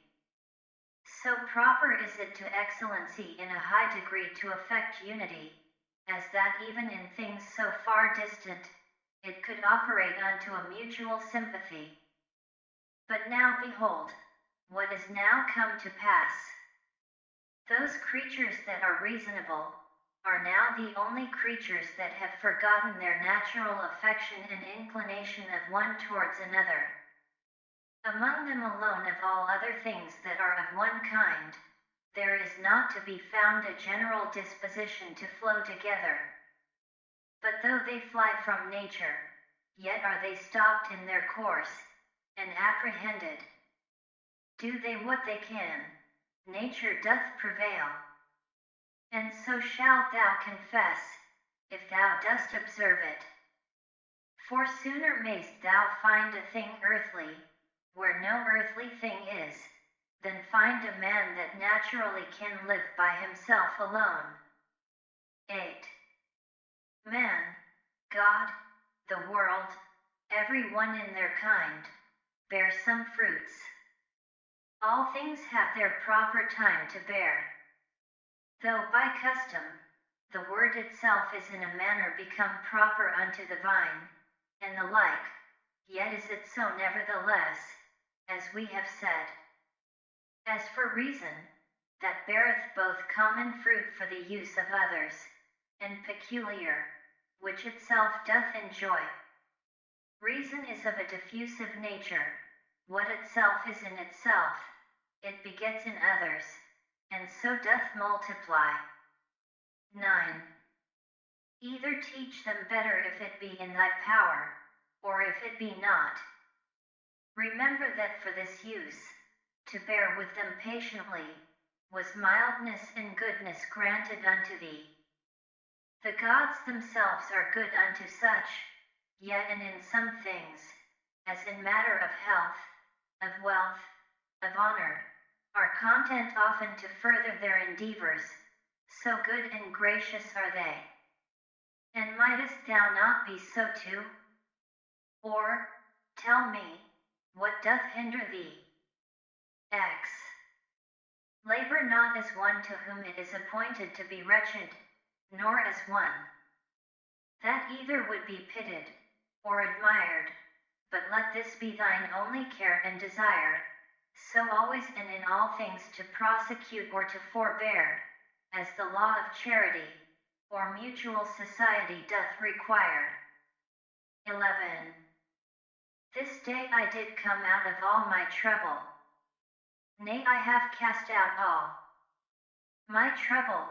It should rather be for that which troubled thee, whatsoever it was not without anywhere that thou shouldest come out of it, but within in thine own opinions, from whence it must be cast out, before thou canst truly and constantly be at ease. 12. All those things, for matter of experience, are usual and ordinary, for their continuance but for a day, and for their matter, most base and filthy, as they were in the days of those whom we have buried, so are they now also, and no otherwise. 13. The things themselves that affect us, they stand without doors, neither knowing anything themselves nor able to utter anything unto others concerning themselves. What then is it that passeth verdict on them? The understanding. 14. As virtue and wickedness consist not in passion, but in action, so neither doth the true good or evil of a reasonable charitable man consist in passion, but in operation and action. 15. To the stone that is cast up, when it comes down it is no hurt unto it, as neither benefit, when it doth ascend. 16. Sift their minds and understandings, and behold what men they be, whom thou dost stand in fear of what they shall judge of thee, what they themselves judge of themselves. 17. All things that are in the world are always in the estate of alteration. Thou also art in a perpetual change, yet and under corruption too, in some part, and so is the whole world. 18. It is not thine, but another man's sin. Why should it trouble thee? Let him look to it, whose sin it is. 19. Of an operation and of a purpose there is an ending, or of an action and of a purpose we say commonly, that it is at an end. From opinion also there is an absolute cessation, which is as it were the death of it. In all this there is no hurt. Apply this now to a man's age, as first a child, then a youth, then a young man, then an old man. Every change from one age to another is a kind of death, and all this while here no matter of grief yet. Pass now unto that life first, that which thou livedst under thy grandfather, then under thy mother, then under thy father. And thus when through the whole course of thy life hitherto thou hast found and observed many alterations, many changes, many kinds of endings and cessations, put this question to thyself: what matter of grief or sorrow dost thou find in any of these? Or what doest thou suffer through any of these? If in none of these, then neither in the ending and consummation of thy whole life, which is also but a cessation and change. XX. As occasion shall require, either to thine own understanding, or to that of the universe, or to his, whom thou hast now to do with, let thy refuge be with all speed to thine own, that it resolve upon nothing against justice. To that of the universe, that thou mayest remember, part of whom thou art, of his, that thou mayest consider whether in the estate of ignorance, or of knowledge. And then also must thou call to mind that he is thy kinsman. XXI. As thou thyself, whoever thou art, were made for the perfection and consummation, being a member of it, of a common society, so must every action of thine tend to the perfection and consummation of a life that is truly sociable. What action soever of thine therefore that either immediately or afar off, hath not reference to the common good, that is an exorbitant and disorderly action, yet it is seditious, as one among the people who from such and such a consent and unity, should factiously divide and separate himself. XXII. Children's anger, mere babbles, wretched souls bearing up dead bodies, that they may not have their falls so soon, even as it is in that common dirge song. XXIII.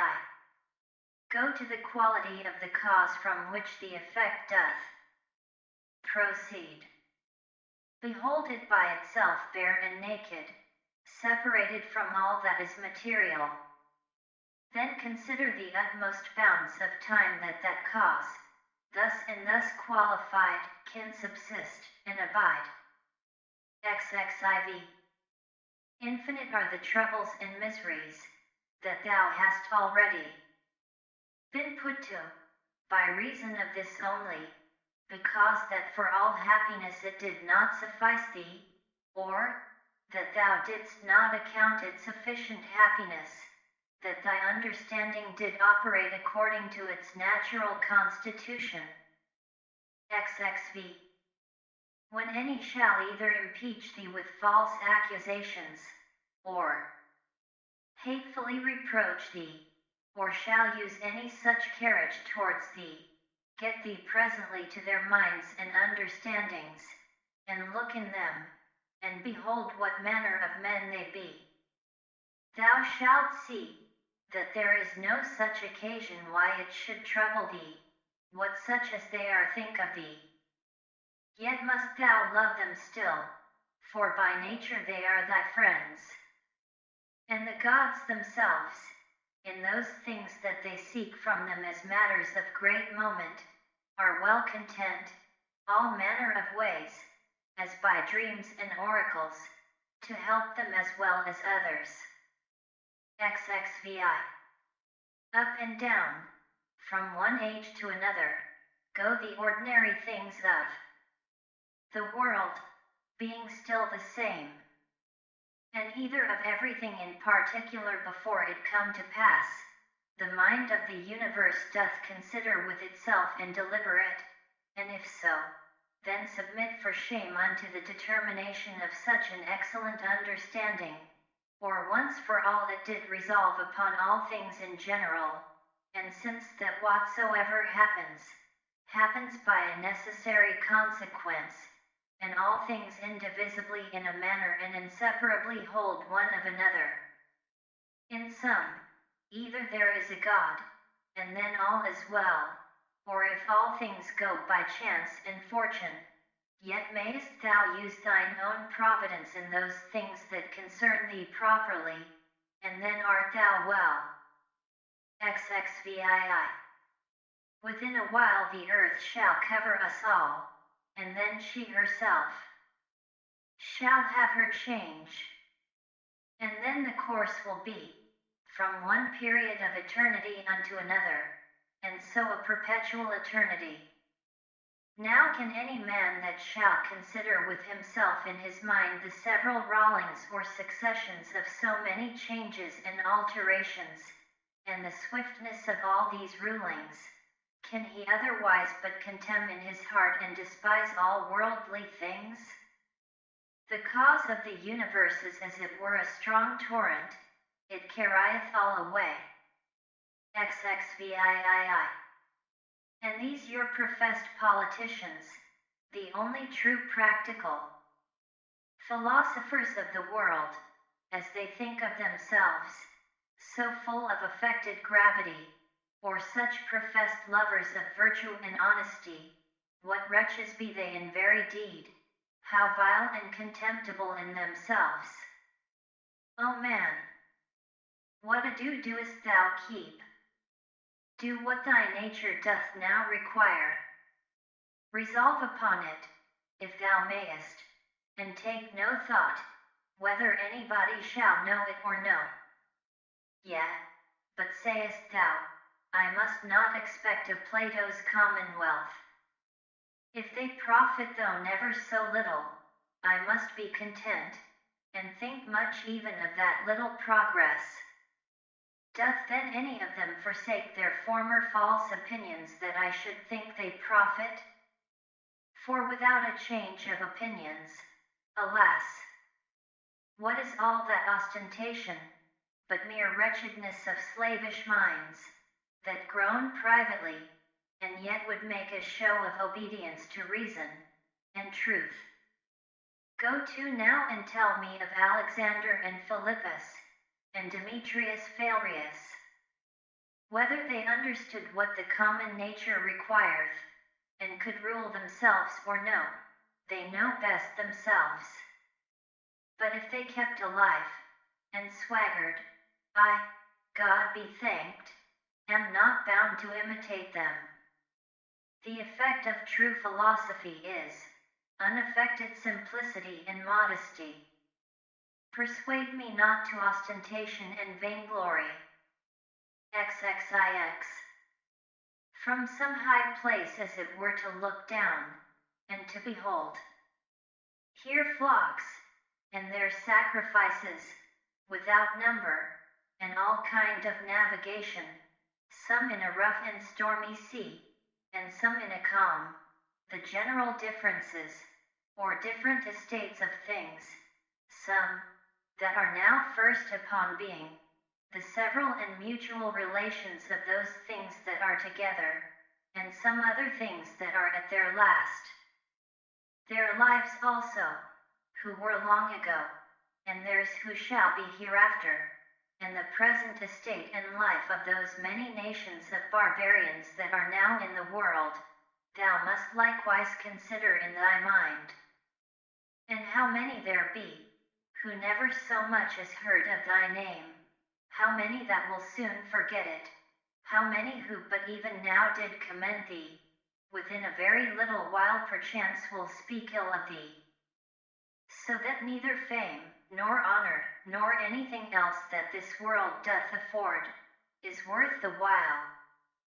The sum then of all, whatsoever doth happen unto thee, whereof God is the cause, to accept it contentedly, whatsoever thou doest, whereof thou thyself art the cause, to do it justly, which will be, if both in thy resolution and in thy action thou have no further end, than to do good unto others, as being that, which by thy natural constitution, as a man, thou art bound unto. XXX. Many of those things that trouble and straiten thee, it is in thy power to cut off, as wholly depending from mere conceit and opinion, and then thou shalt have room enough. XXXI. To comprehend the whole world together in thy mind, and the whole course of this present age to represent it unto thyself, and to fix thy thoughts upon the sudden change of every particular object. How short the time is from the generation of anything, unto the dissolution of the same, but how immense and infinite both that which was before the generation, and that which after the generation of it shall be. All things that thou seest, will soon be perished, and they that see their corruptions, will soon vanish away themselves. He that dieth 100 years old, and he that dieth young, shall come all to one. XXXII. What are their minds and understandings, and what the things that they apply themselves unto, what do they love, and what do they hate for? Fancy to thyself the estate of their souls openly to be seen. when they think they hurt them shrewdly, whom they speak ill of, and when they think they do them a very good turn, whom they commend and extol, oh how full are they then of conceit and opinion. XXXIII. Loss and corruption is in very deed nothing else but change and alteration, and that is it, which the nature of the universe doth most delight in, by which, and according to which, whatsoever is done, is well done. For that was the estate of worldly things from the beginning, and so shall it ever be. Or wouldst thou rather say, that all things in the world have gone ill from the beginning for so many ages, and shall ever go ill? And then among so many deities, could no divine power be found all this while, that could rectify the things of the world? Or is the world, to incessant woes and miseries, forever condemned? XXXIV. How base and putrid every common matter is. Water, dust, and from the mixture of these bones, and all that loathsome stuff that our bodies do consist of, so subject to be infected and corrupted. And again those other things that are so much prized and admired, as marble stones, what are they, but as it were the kernels of the earth? Gold and silver, what are they, but as the more gross feces of the earth? Thy most royal apparel, for matter, it is but as it were the hair of a silly sheep, and for color, the very blood of a shellfish. Of this nature are all other things. Thy life itself is some such thing too, a mere exhalation of blood, and it also apt to be changed into some other common thing. XXXV. Will this querulousness, this murmuring, this complaining end, dissembling never be at an end? What then is it that troubleth thee? Doth any new thing happen unto thee? What doest thou so wonder at? At the cause, or the matter? Behold, either by itself, is either of that weight and moment indeed? And besides these, there is not anything. But thy duty towards the gods also, it is time thou shouldst acquit thyself of it with more goodness and simplicity. XXXVI. It is all one to see these things for 100 of years together, or but for 3 years. XXXVII. If he have sinned, his is the harm, not mine. But perchance he hath not. XXXVIII. Either all things by the providence of reason happen unto every particular, as a part of one general body, and then it is against reason that a part should complain of anything that happens for the good of the whole, or if, according to Epicurus, atoms be the cause of all things and that life be nothing else but an accidentary confusion of things, and death nothing else, but a mere dispersion and so of all other things, what doest thou trouble thyself for? XXXIX. Sayest thou unto that rational part, thou art dead, corruption hath taken hold on thee? Doth it then also void excrements? Doth it like either oxen, or sheep, graze or feed, that it also should be mortal, as well as the body? XL. Either the gods can do nothing for us at all, or they can still end. Allay all the distractions and distempers of thy mind. If they can do nothing, why doest thou pray? If they can, why wouldst not thou rather pray, that they will grant unto thee, that thou mayst neither fear, nor lust after any of those worldly things which cause these distractions and distempers of it. Why not rather, that thou mayst not at either their absence or presence be grieved and discontented, than either that thou mayst obtain them, or that thou mayst avoid them. For certainly it must needs be, that if the gods can help us in anything, they may in this kind also. But thou wilt say perchance, in those things the gods have given me my liberty, and it is in mine own power to do what I will. But if thou mayst use this liberty, rather to set thy mind at true liberty, than wilfully with baseness and servility of mind to affect those things, which either to compass or to avoid is not in thy power, wert not thou better? And as for the gods, who hath told thee, that they may not help us up even in those things that they have put in our own power? Whether it be so or no, thou shalt soon perceive, if thou wilt but try thyself and pray. One prith that he may compass his desire, to lie with such or such a one, pray thou that thou mayst not lust to lie with her. Another how he may be rid of such a one, pray thou that thou mayst so patiently bear with him, as that thou have no such need to be rid of him. Another, that he may not lose his child. Pray thou that thou mayst not fear to lose him. To this end and purpose, let all thy prayer be, and see what will be the event.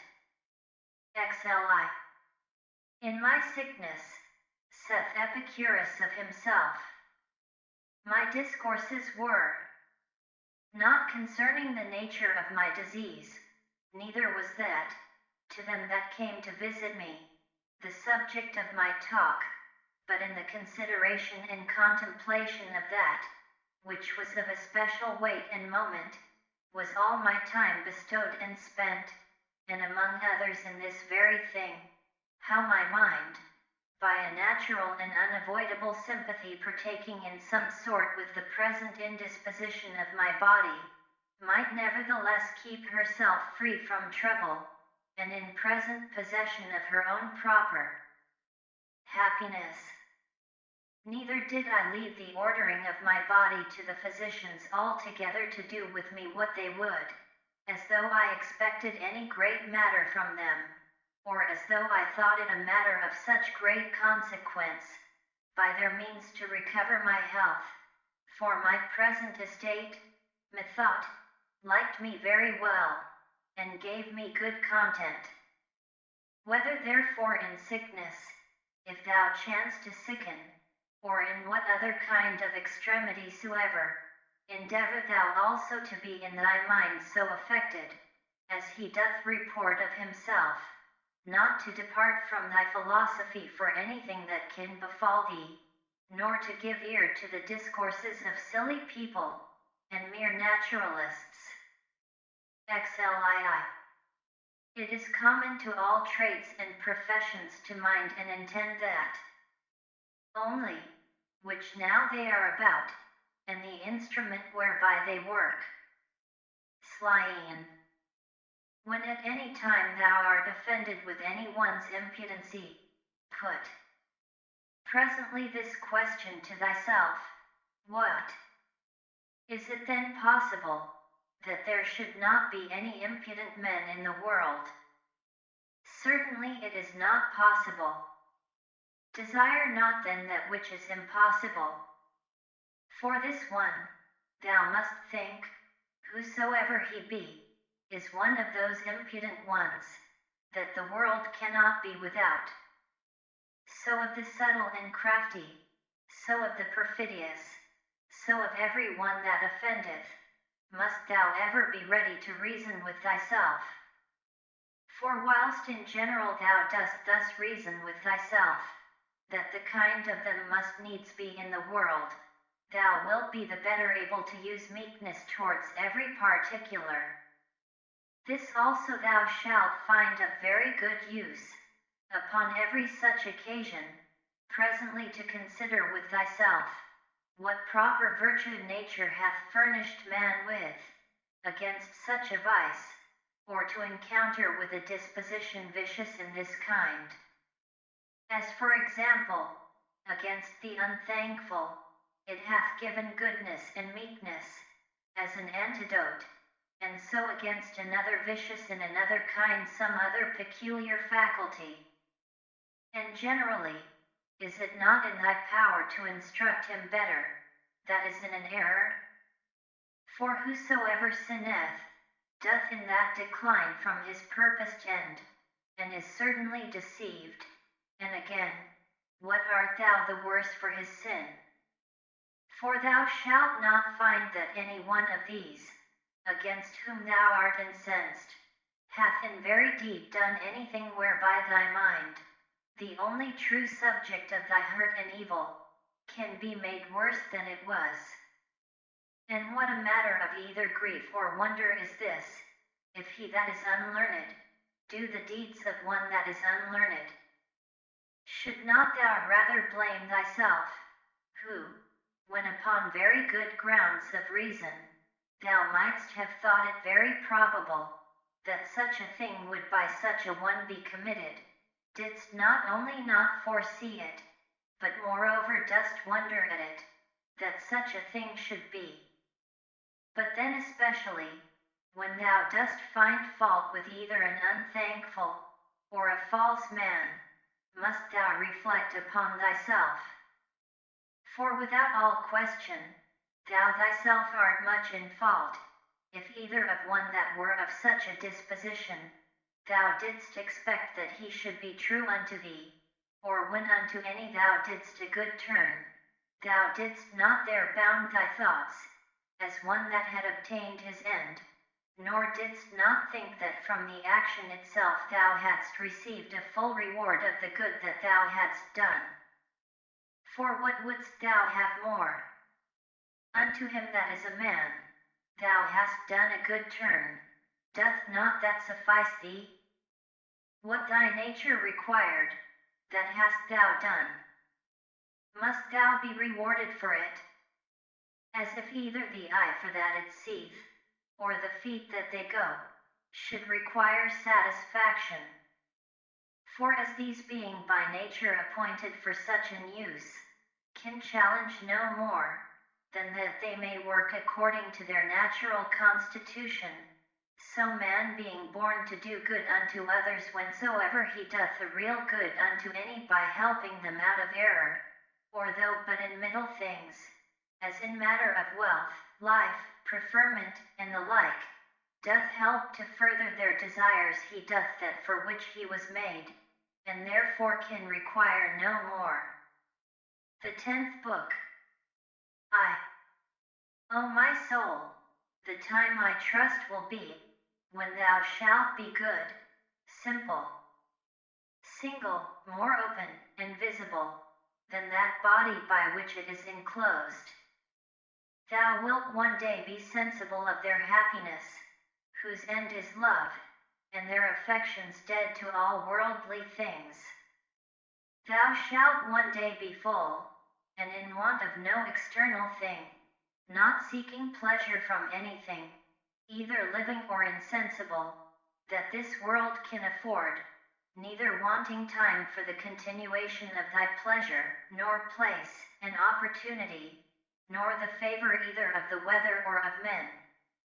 When thou shalt have content in thy present estate, and all things present shall add to thy content, when thou shalt persuade thyself, that thou hast all things, all for thy good, and all by the providence of the gods, and of things future also shalt be as confident, that all will do well, as tending to the maintenance and preservation in some sort, of his perfect welfare and happiness, who is perfection of life, of goodness, and beauty, who begets all things, and containeth all things in himself, and in himself doth recollect all things from all places that are dissolved, that of them he may beget others again like unto them.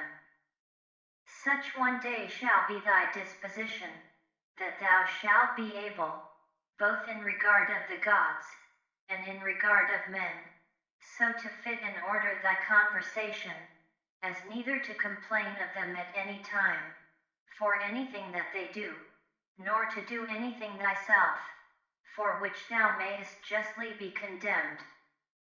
2. As one who is altogether governed by nature, let it be thy care to observe what it is that thy nature in general doth require. That done, if thou find not that thy nature, as thou art a living sensible creature, will be the worse for it, thou mayest proceed. Next then thou must examine, what thy nature as thou art a living sensible creature, doth require. And that, whatsoever it be, thou mayest admit of and do it, if thy nature as thou art a reasonable living creature, will not be the worse for it. Now whatsoever is reasonable, is also sociable.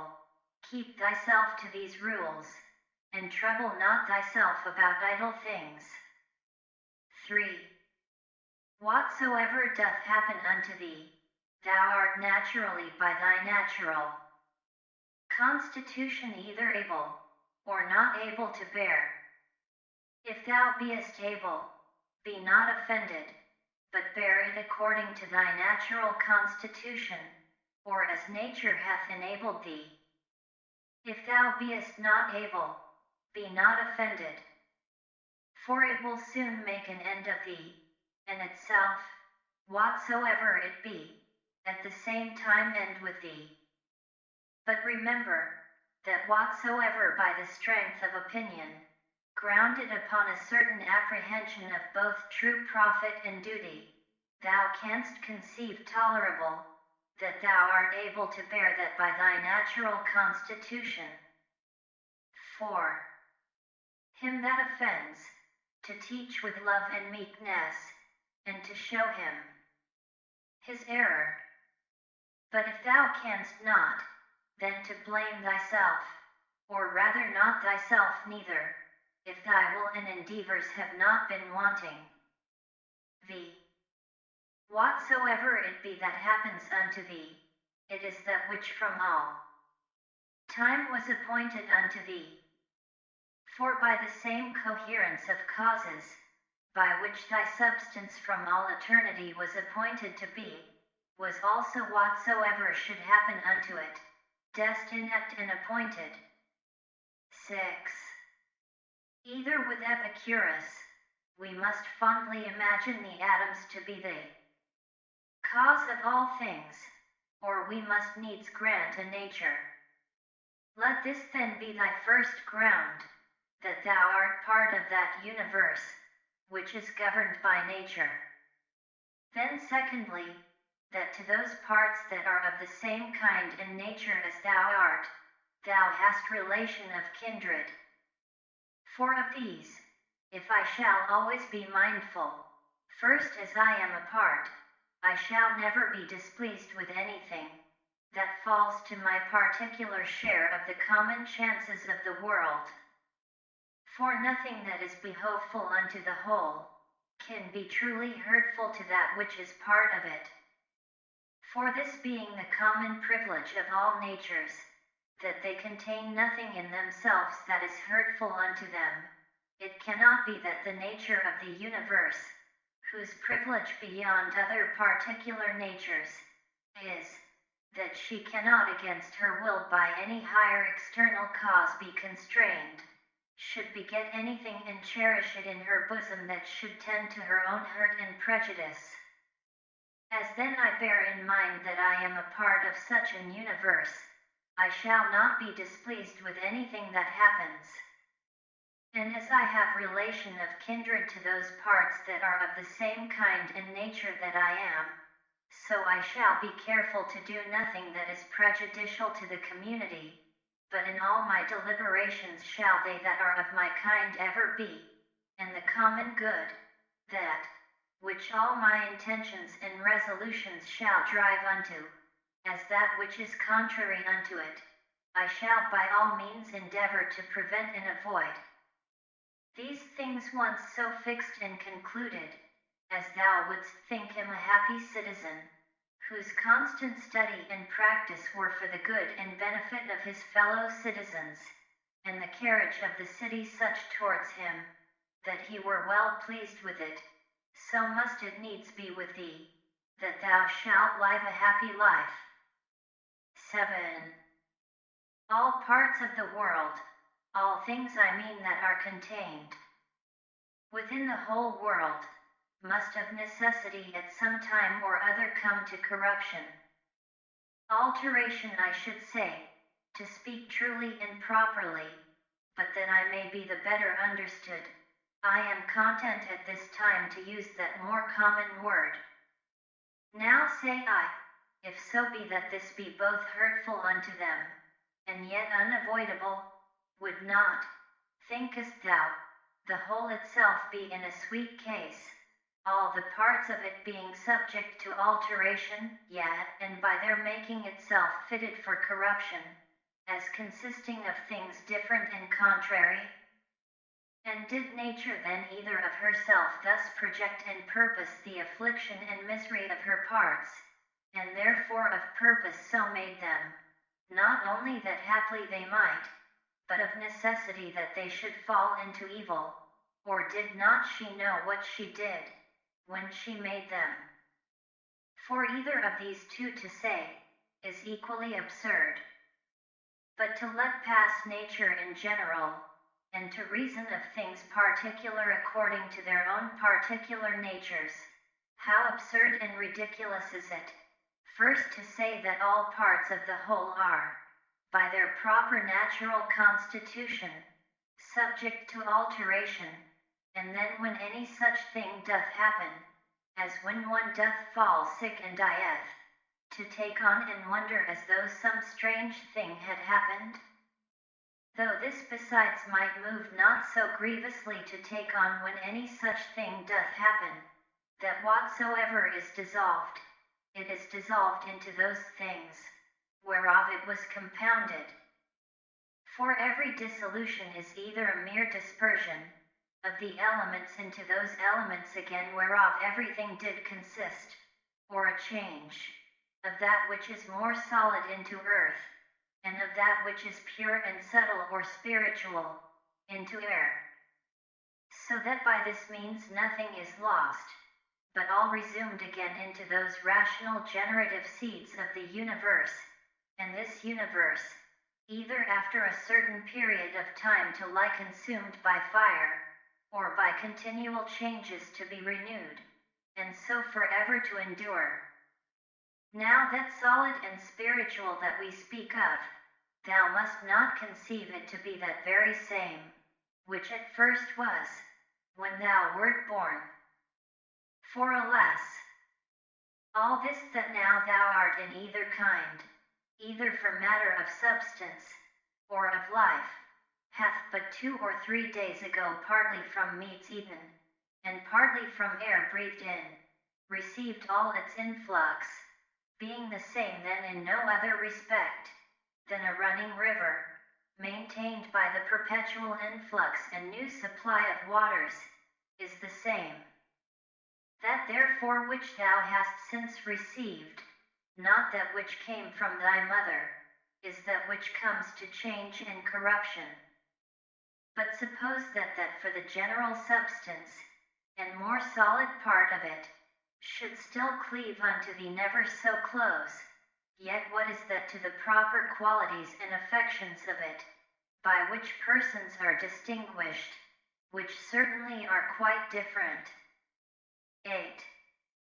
Now that thou hast taken these names upon thee of good, modest, true, of emphron, sumphron, upperphron, take heed lest at any times by doing anything that is contrary, thou be but improperly so called, and lose thy right to these appellations. Or if thou do, return unto them again with all possible speed. And remember, that the word emphron notes unto thee an intent and intelligent consideration of every object that presents itself unto thee, without distraction. And the word emphron, a ready and contented acceptation of whatsoever by the appointment of the common nature happens unto thee.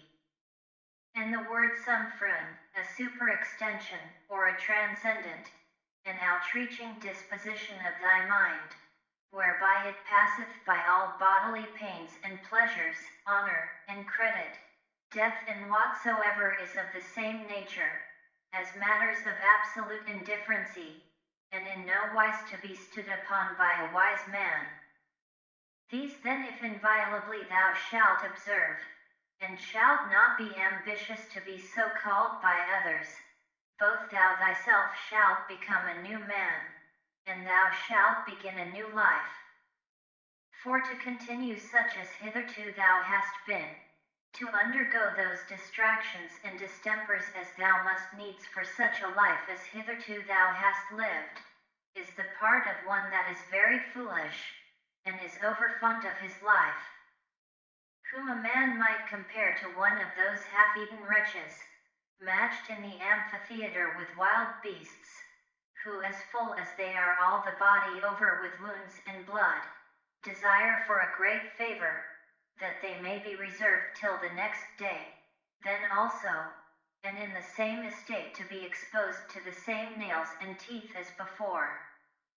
Away therefore, ship thyself, and from the troubles and distractions of thy former life convey thyself as it were unto these few names, and if thou canst abide in them, or be constant in the practice and possession of them, continue there as glad and joyful as one that were translated unto some such place of bliss and happiness as that which by Hesiod and Plato is called the islands of the blessed, by others called the Elysian fields.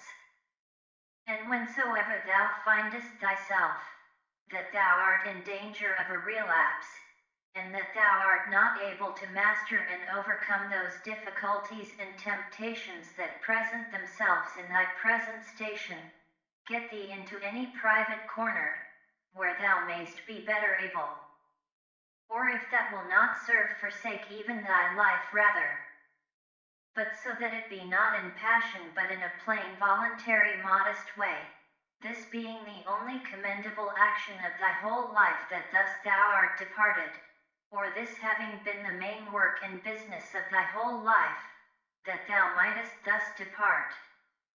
Now for the better remembrance of those names that we have spoken of, thou shalt find it a very good help, to remember the gods as often as may be, and that the thing which they require at our hands of as many of us, as are by nature reasonable creation, is not that with fair words, an outward show of piety and devotion we should flatter them, but that we should become like unto them, and that as all other natural creatures, the fig tree for example, the dog, the bee, both do, all of them, and apply themselves unto that which by their natural constitution is proper unto them, so man likewise should do that which by his nature, as he is a man, belongs unto him. 9. Toys and fooleries at home, wars abroad, sometimes terror, sometimes torpor, or stupid sloth, this is thy daily slavery. By little and little, if thou doest not better look to it, those sacred dogmata will be blotted out of thy mind. How many things be there, which when as a mere naturalist, thou hast barely considered of according to their nature, thou doest let pass without any further use.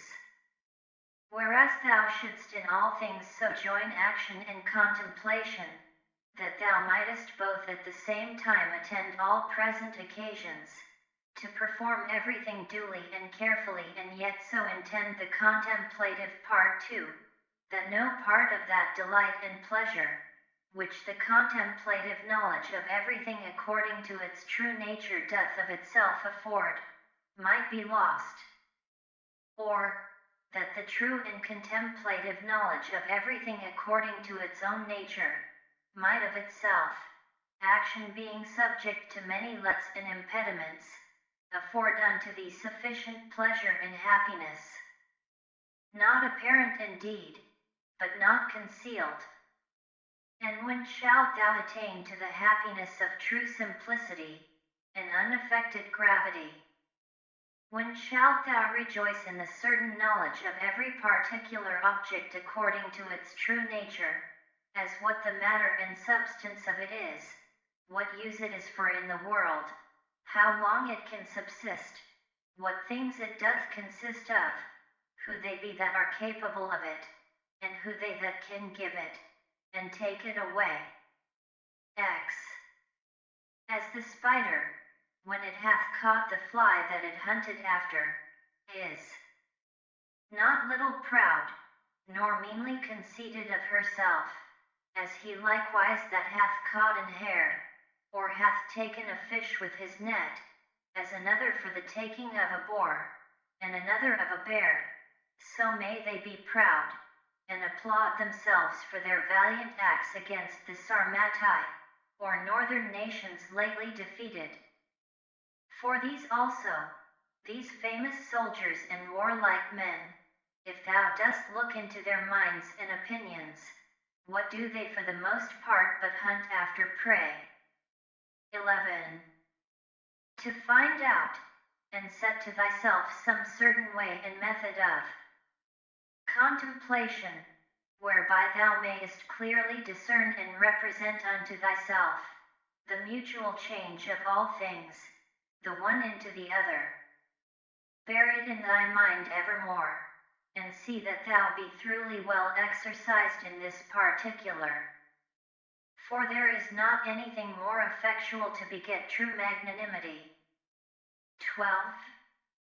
He hath got loose from the bonds of his body, and perceiving that within a very little while he must of necessity bid the world farewell, and leave all these things behind him, he wholly applied himself, as to righteousness in all his actions, so to the common nature in all things that should happen unto him.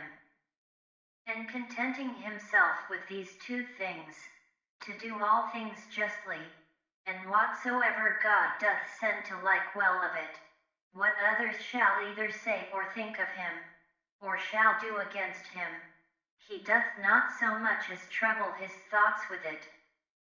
To go on straight, whither right and reason directed him, and by so doing to follow God, was the only thing that he did mind, that, his only business and occupation. 13. What use is there of suspicion at all? Or, why should thoughts of mistrust, and suspicion concerning that which is future, trouble thy mind at all? What now is to be done, if thou mayest search and inquiry into that, what needst thou care for more? And if thou art well able to perceive it alone, let no man divert thee from it. But if alone thou doest not so well perceive it, suspend thine action, and take advice from the best. And if there be anything else that doth hinder thee, go on with prudence and discretion, according to the present occasion and opportunity, still proposing that unto thyself, which thou doest conceive most right and just. For to hit that aright, and to speed in the prosecution of it, must needs be happiness, since it is that only which we can truly and properly be said to miss of, or miscarry in. 14. What is that is slow, and yet quick, merry, and yet grave? He that in all things doth follow reason for his guide. 15. In the morning as soon as thou art awaked, when thy judgment, before either thy affections, or external objects have wrought upon it, is yet most free and impartial, put this question to thyself, whether if that which is right and just be done, the doing of it by thyself, or by others when thou art not able thyself, be a thing material or no. For sure it is not. And as for these that keep such a life, and stand so much upon the praises, or dispraises of other men, hast thou forgotten what manner of men they be? That such and such upon their beds, and such at their board, what their ordinary actions are, what they pursue after, and what they fly from, what thefts and rapines they commit, if not with their hands and feet, yet with that more precious part of theirs, their minds, which, would it but admit of them, might enjoy faith, modesty, truth, justice, a good spirit. 16. Give what thou wilt, and take away what thou wilt, saith he that is well taught and truly modest, to him that gives, and takes away. And it is not out of a stout and peremptory resolution, that he saith it, but in mere love, and humble submission. 17. So live as indifferent to the world and all worldly objects, as one who liveth by himself alone upon some desert hill. For whether here, or there, if the whole world be but as one town, it matters not much for the place. Let them behold and see a man, that is a man indeed, living according to the true nature of man. If they cannot bear with me, let them kill me. For better were it to die, than so to live as they would have thee. 18. Make it not any longer a matter of dispute or discourse, what are the signs and proprieties of a good man, but really and actually to be such. 19.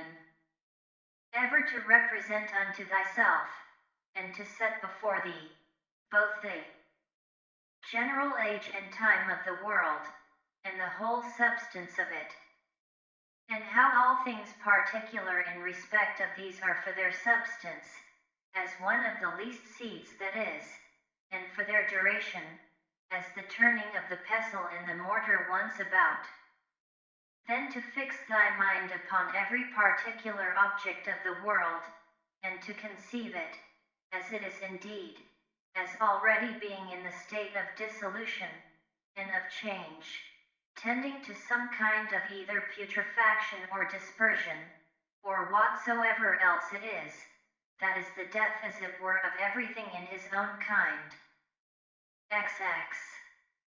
Consider them through all actions and occupations of their lives, as when they eat, and when they sleep, when they are in the act of necessary exoneration, and when in the act of lust. Again, when they either are in their greatest exaltation, and in the middle of all their pomp and glory, or being angry and displeased, in great state and majesty, as from an higher place, they chide and rebuke. How base and slavish, but a little while ago, they were fain to be, that they might come to this, and within a very little while what will be their estate, when death hath once seized upon them. XXI. That is best for every one, that the common nature of all doth send unto every one, and then is it best, when she doth send it. XXII. The earth, saith the poet, doth often long after the rain. So is the glorious sky often as desirous to fall upon the earth, which argues a mutual kind of love between them. And so, say I, doth the world bear a certain affection of love to whatsoever shall come to pass with thine affections shall mine concur, O world. The same, and no other, shall the object of my longing be which is of thine. Now that the world doth love it is true indeed, so is it as commonly said, and acknowledged alleged, when, according to the Greek phrase, imitated by the Latins, of things that used to be, we say commonly, that they love to be. XXIII. Either thou dost continue in this kind of life, and that is it, which so long thou hast been used unto and therefore tolerable, or thou doest retire, or leave the world, and that of thine own accord, and then thou hast thy mind, or thy life is cut off, and then mayst thou rejoice that thou hast ended thy charge. One of these must needs be. Be therefore of good comfort. XXIV. Let it always appear and be manifest unto thee that solitariness and desert places, by many philosophers so much esteemed of and affected, are of themselves but thus and thus, and that all things are them to them that live in towns, and converse with others as they are the same nature everywhere to be seen and observed, to them that have retired themselves to the top of mountains, and to desert havens, or what other desert and inhabited places soever. For anywhere it thou wilt mayest thou quickly find and apply that to thyself, which Plato saith of his philosopher, in a place, as private and retired, saith he, as if he were shut up and enclosed about in some shepherd's lodge, on the top of a hill.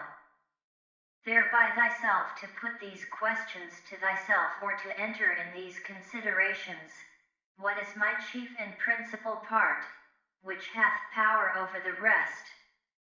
What is now the present estate of it, as I use it, and what is it, that I employ it about? Is it now void of reason I know? Is it free and separated, or so affixed, so congealed and grown together as it were with the flesh, that it is swayed by the motions and inclinations of it? XXV.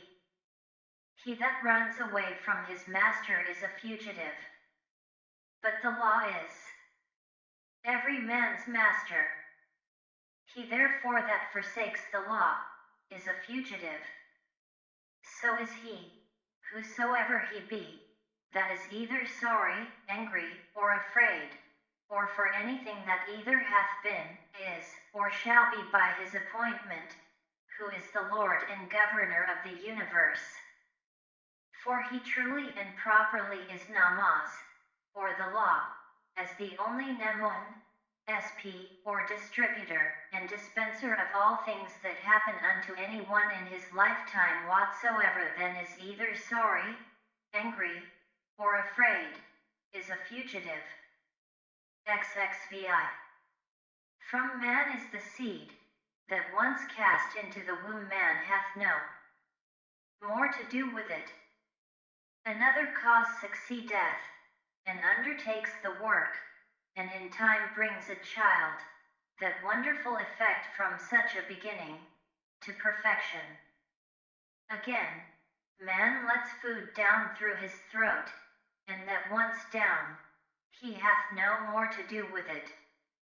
Another cause succeedeth and distributeth this food into the senses, and the affections, into life, and into strength, and doth with it those other many and marvelous things, that belong unto man.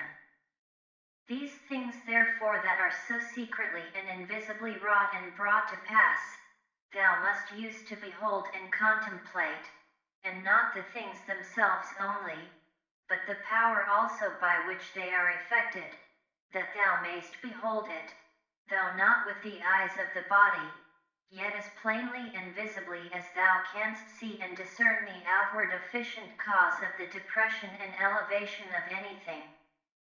XXVII. Ever to mind and consider with thyself, how all things that now are, have been heretofore much after the same sort, and after the same fashion that now they are, and so to think of those things which shall be hereafter also. Moreover, whole dramata, and uniform scenes, or scenes that comprehend the lives and actions of men of one calling and profession, as many as either in thine own experience thou hast known, or by reading of ancient histories, as the whole court of Adrianus, the whole court of Antoninus Pius, the whole court of Philippus, that of Alexander, that of Croesus, to set them all before thine eyes. For thou shalt find that they are all but after one sort and fashion, only that the actors were others. XXVIII.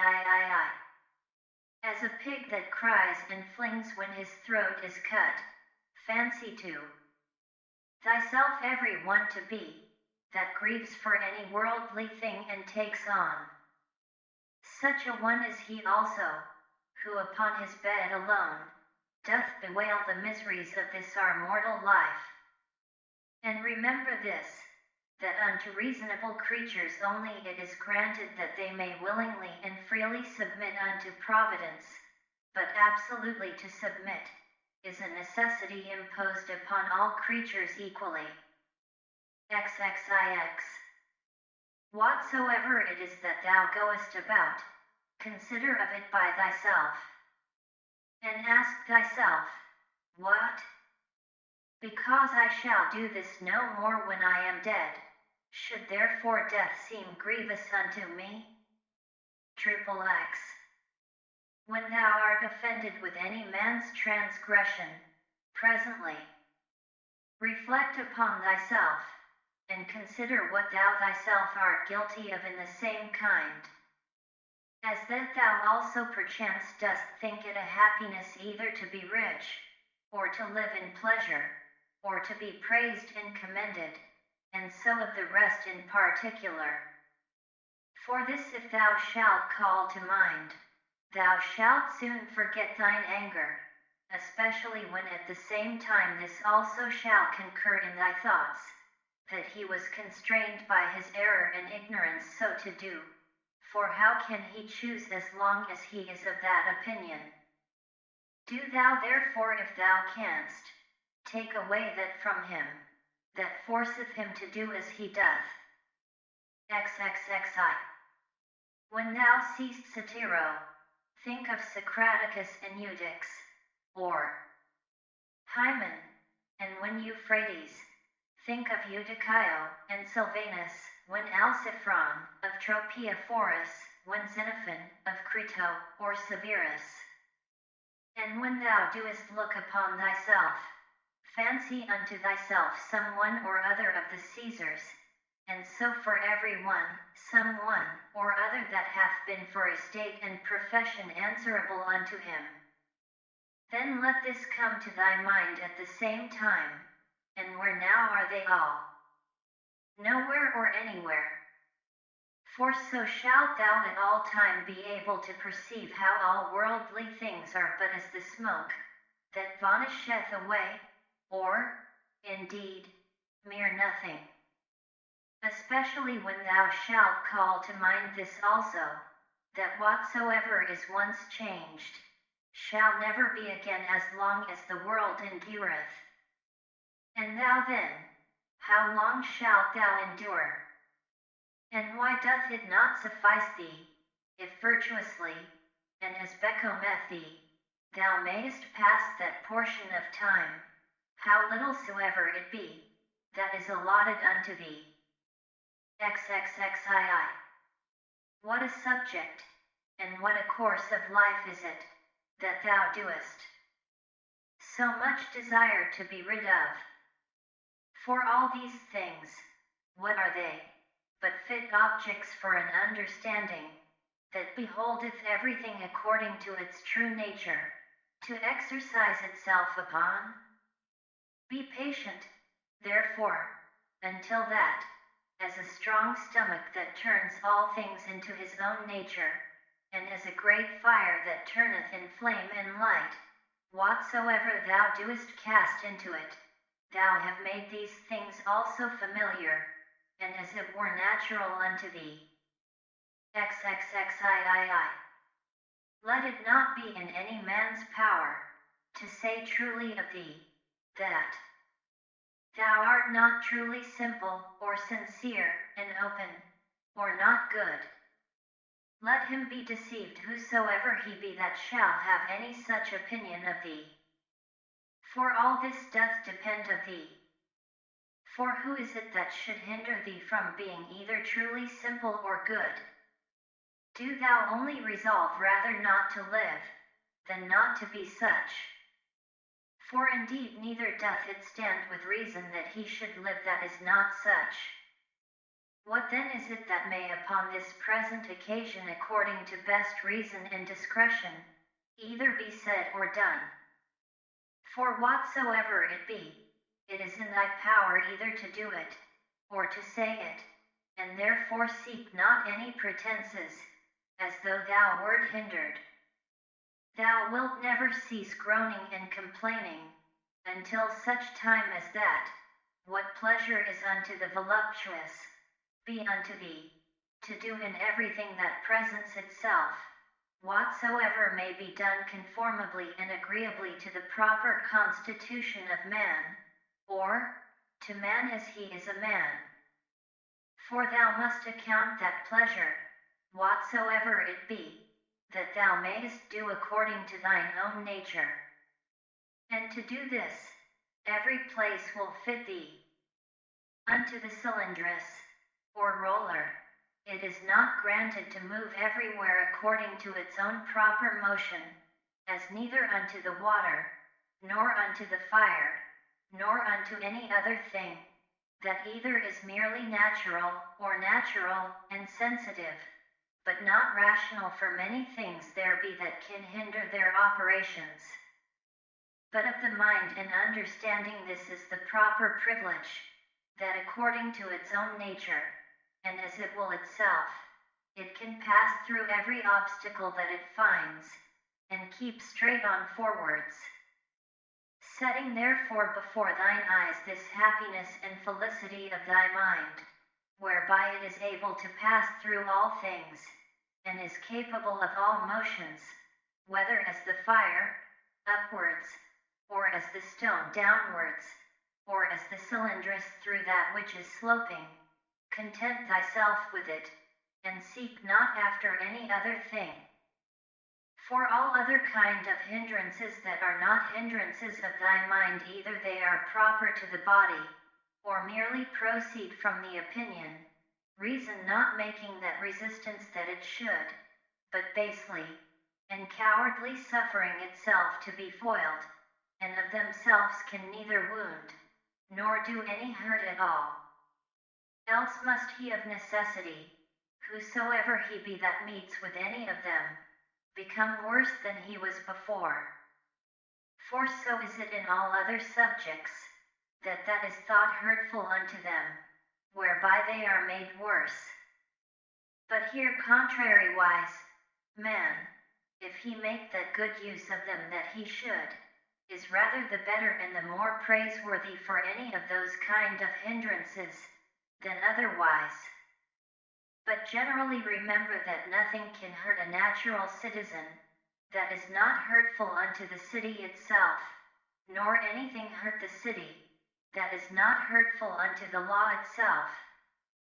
But none of these casualties, or external hindrances, do hurt the law itself, or are contrary to that course of justice and equity, by which public societies are maintained. Neither therefore do they hurt either city or citizen. XXXIV. As he that is bitten by a mad dog, is afraid of everything almost that he seeth, so unto him, whom the dogmata have once bitten, or in whom true knowledge hath made an impression, everything almost that he sees or reads, be it never so short or ordinary, doth afford a good memento, to put him out of all grief and fear, as that of the poet, the winds blow upon the trees, and their leaves fall upon the ground. Then do the trees begin to bud again, and by the springtime they put forth new branches. So is the generation of men, some come into the world, and others go out of it. Of these leaves then thy children are, and they also that applaud thee so gravely, or, that applaud thy speeches, with that their usual acclamation, Axiopistles, O wisely spoken I and speak well of thee, as on the other side, they that stick not to curse thee, they that privately and secretly dispraise and deride thee, they also are but leaves. And they also that shall follow, in whose memories the names of men famous after death is preserved, they are but leaves neither. For even so is it of all these worldly things. Their spring comes, and they are put forth. Then blows the wind, and they go down. And then in lieu of them grow others out of the wood or common matter of all things, like unto them. But, to endure but for a while, is common unto all. Why then shouldest thou so earnestly either seek after these things, or fly from them, as though they should endure forever? Yet a little while, and thine eyes will be closed up, and for him that carries thee to thy grave shall another mourn within a while after. XXXV. A good eye must be good to see whatsoever is to be seen, and not green things only, for that is proper to sore eyes. So must a good ear, and a good smell be ready for whatsoever is either to be heard, or smelt, and a good stomach is indifferent to all kinds of food, as a millstone is, to whatsoever she was made for to grind. As ready therefore must a sound understanding be for whatsoever shall happen. But he that saith, O that my children might live, and, O that all men might commend me for whatsoever I do, is an eye that seeks after green things, or as teeth, after that which is tender. XXXVI. There is not any man that is so happy in his death, but that some of those that are by him when he dies, will be ready to rejoice at his supposed calamity. Is it one that was virtuous and wise indeed? Will there not some one or other be found, who thus will say to himself, well now at last shall I be at rest from this pedagogue. He did not indeed otherwise trouble us much, but I know well enough that in his heart, he did much condemn us. Thus will they speak of the virtuous. But as for us, alas how many things be there, for which there be many that glad would be to be rid of us. This therefore if thou shalt think of whensoever thou deest, thou shalt die the more willingly, when thou shalt think with thyself, I am now to depart from that world, wherein those that have been my nearest friends and acquaintances, they whom I have so much suffered for, so often prayed for, and for whom I have taken such care, even they would have me die, hoping that after my death they shall live happier than they did before. What then should any man desire to continue here any longer? Nevertheless, whensoever thou deest, thou must not be less kind and loving unto them for it, but as before, see them, continue to be their friend, to wish them well, and meekly and gently to carry thyself towards them, but yet so that on the other side, it make thee not the more unwilling to die. But as it fareth with them that die an easy quick death, whose soul is soon separated from their bodies, so must thy separation from them be. To these had nature joined and annexed me, now she parts us, I am ready to depart, as from friends and kinsmen, but yet without either reluctancy or compulsion. For this also is according to nature. XXXVII.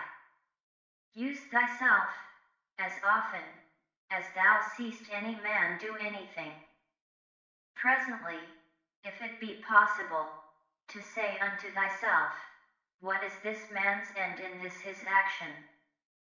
But begin this course with thyself first of all, and diligently examine thyself concerning whatsoever thou doest. XXXVIII.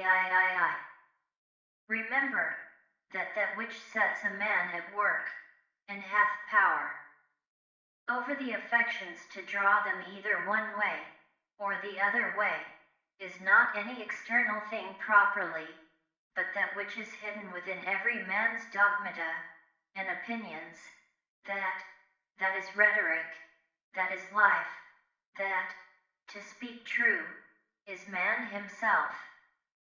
As for thy body, which is a vessel, or a case, compasseth thee about, and the many and curious instruments that it hath annexed unto it, let them not trouble thy thoughts. For of themselves they are but as a carpenter's axe, but that they are born with us, and naturally sticking unto us. But otherwise, without the inward cause that hath power to move them, and to restrain them, those parts are of themselves of no more use unto us, than the shuttle is of itself to the weaver, or the pen to the writer, or the whip to the coachman. The 11th Book.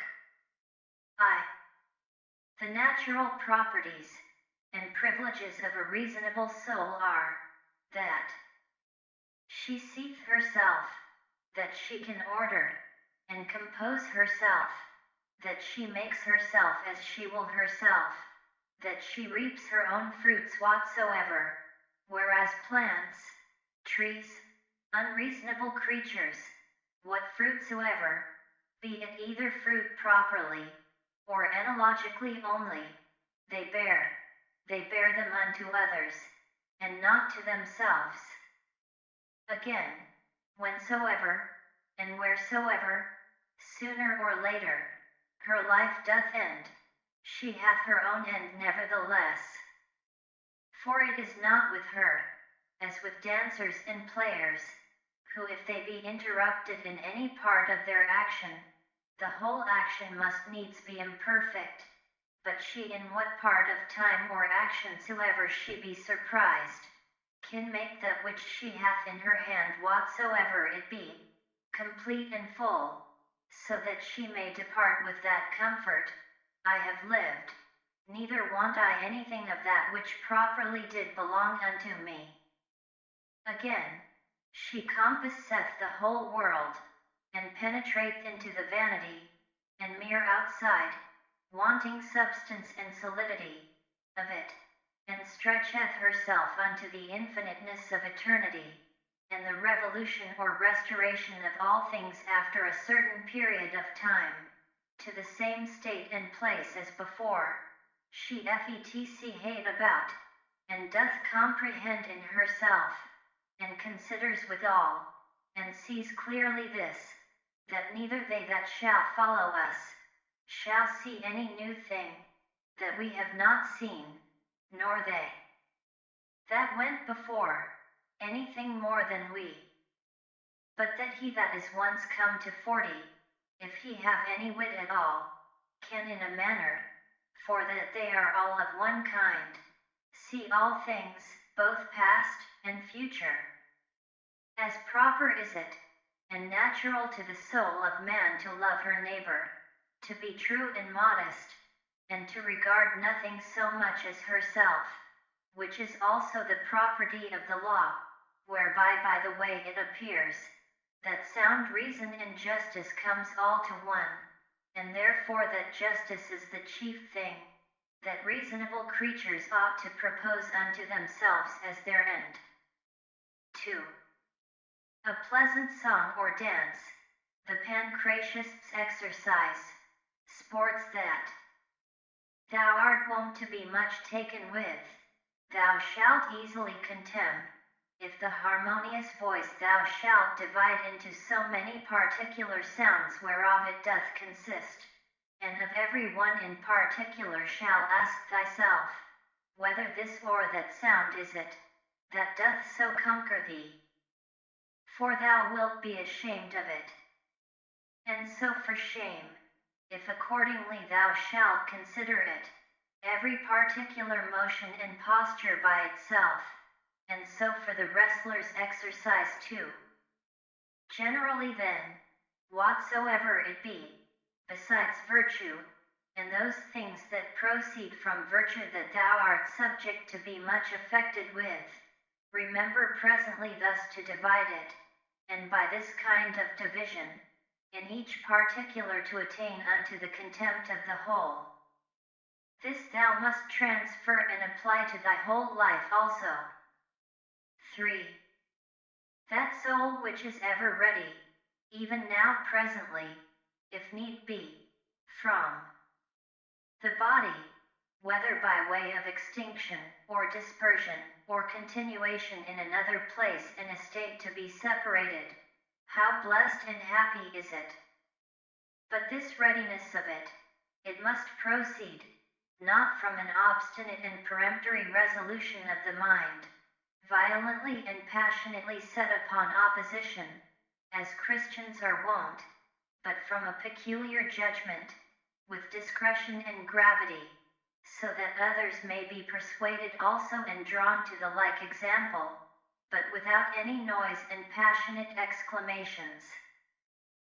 4. Have I done anything charitably? Then am I benefited by it. See that this upon all occasions may present itself unto thy mind, and never cease to think of it. What is thy profession? To be good.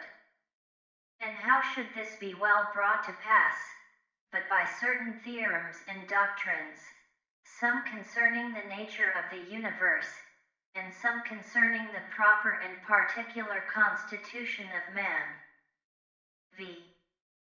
Tragedies were at first brought in and instituted, to put men in mind of worldly chances and casualties, that these things in the ordinary course of nature did so happen, that men that were much pleased and delighted by such accidents upon this stage, would not by the same things in a greater stage be grieved and afflicted. For here you see what is the end of all such things, and that even they that cry out so mournfully to Cytheron, must bear them for all their cries and exclamations, as well as others. And in very truth many good things are spoken by these poets, as that, for example, is an excellent passage. But if so be that I and my 2 children be neglected by the gods, they have some reason even for that, and see. And again, it will but little avail thee to storm and rage against the things themselves, and see. Again, to reap one's life, as a ripe ear of corn, and whatsoever else is to be found in them, that is of the same kind. After the tragedy, the ancient comedy was brought in, which had the liberty to inveigh against personal vices, being therefore through this her freedom and liberty of speech of very good use and effect, to restrain men from pride and arrogancy. To which end it was, that Diogenes took also the same liberty. After these, what were either the middle, or new comedy admitted for, but merely, or for the most part at least, for the delight and pleasure of curious and excellent imitation. It will steal away, look to it, and see. Why, no man denies, but that these also have some good things whereof that may be one, but the whole drift and foundation of that kind of dramatical poetry, what is it else, but as we have said. 6. How clearly doth it appear unto thee, that no other course of thy life could fit a true philosopher's practice better, than this very course, that thou art now already in? 7. A branch cut off from the continuity of that which was next unto it, must needs be cut off from the whole tree, so a man that is divided from another man, is divided from the whole society. A branch is cut off by another, but he that hates and is averse, cuts himself off from his neighbor, and knows not that at the same time he divides himself from the whole body, or corporation.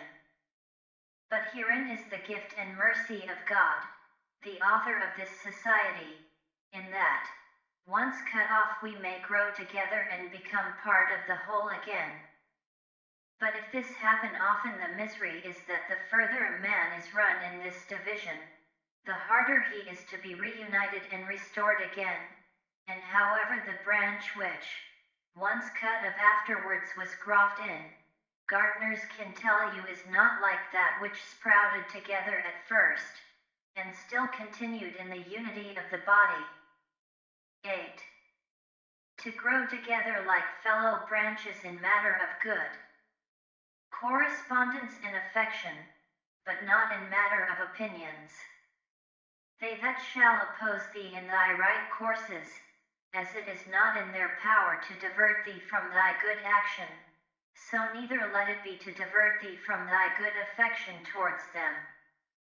But be it thy care to keep thyself constant in both in a right judgment and action, and in true meekness towards them, that either shall do their endeavor to hinder thee, or at least will be displeased with thee for what thou hast done. For to fail in either in the one to give over for fear, or in the other to forsake thy natural affection towards him, who by nature is both thy friend and thy kinsman, is equally base, and much savoring of the disposition of a cowardly fugitive soldier. 9. It is not possible that any nature should be inferior unto art, since that all arts imitate nature. If this be so, that the most perfect and general nature of all natures should in her operation come short of the skill of arts, is most improbable. Now common is it to all arts, to make that which is worse for the better's sake. Much more than doth the common nature do the same. Hence is the first ground of justice. From justice all other virtues have their existence. For justice cannot be preserved, if either we settle our minds and affections upon worldly things, or be apt to be deceived, or rash, and inconstant. X. The things themselves, which either to get or to avoid thou art put to so much trouble, come not unto thee themselves, but thou in a manner goest unto them. Let then thine own judgment and opinion concerning those things be at rest, and as for the things themselves, they stand still and quiet, without any noise or stir at all, and so shall all pursuing and flying cease. 11. Then is the soul as Empedocles doth liken it, like unto a sphere or globe, when she is all of one form and figure, when she neither greedily stretcheth out herself unto anything, nor basely contracts herself, or lies flat and dejected, but shineth all with light, whereby she does see and behold the true nature, both that of the universe, and her own in particular. 12. Will any contemn me? Let him look to that, upon what grounds he does it. My care shall be that I may never be found either doing or speaking anything that doth truly deserve contempt. Will any hate me? Let him look to that. I for my part will be kind and loving unto all, and even unto him that hates me, whomsoever he be, will I be ready to show his error, not by way of exprobation or ostentation of my patience, but ingenuously and meekly, such as was that famous Phocian, if so be that he did not dissemble. For it is inwardly that these things must be, that the gods who look inwardly, and not upon the outward appearance, may behold a man truly free from all indignation and grief. For what hurt can it be unto thee whatsoever any man else doth, as long as thou mayest do that which is proper and suitable to thine own nature. Wilt not thou, a man wholly appointed to be both what, and as the common good shall require, accept of that which is now seasonable to the nature of the universe? 13. They contemn one another, and yet they seek to please one another. And whilst they seek to surpass one another in worldly pomp and greatness, they most debase and prostitute themselves in their better part one to another. 14. How rotten and insincere is he that saith, I am resolved to carry myself hereafter towards you with all ingenuity and simplicity. O man, what doest thou mean? What needs this profession of thine? The thing itself will show it. It ought to be written upon thy forehead. No sooner thy voice is heard, than thy countenance must be able to show what is in thy mind, even as he that is loved knows presently by the looks of his sweetheart what is in her mind. Such must he be for all the world, that is truly simple and good, as he whose armholes are offensive, that whosoever stands by, as soon as ever he comes near him, may as it were smell him whether he will or no. But the affectation of simplicity is nowise laudable. There is nothing more shameful than perfidious friendship. Above all things, that must be avoided. However true goodness, simplicity, and kindness cannot so be hidden, but that as we have already said in the very eyes and countenance they will show themselves. 15. To live happily is an inward power of the soul, when she is affected with indifferency towards those things that are by their nature indifferent.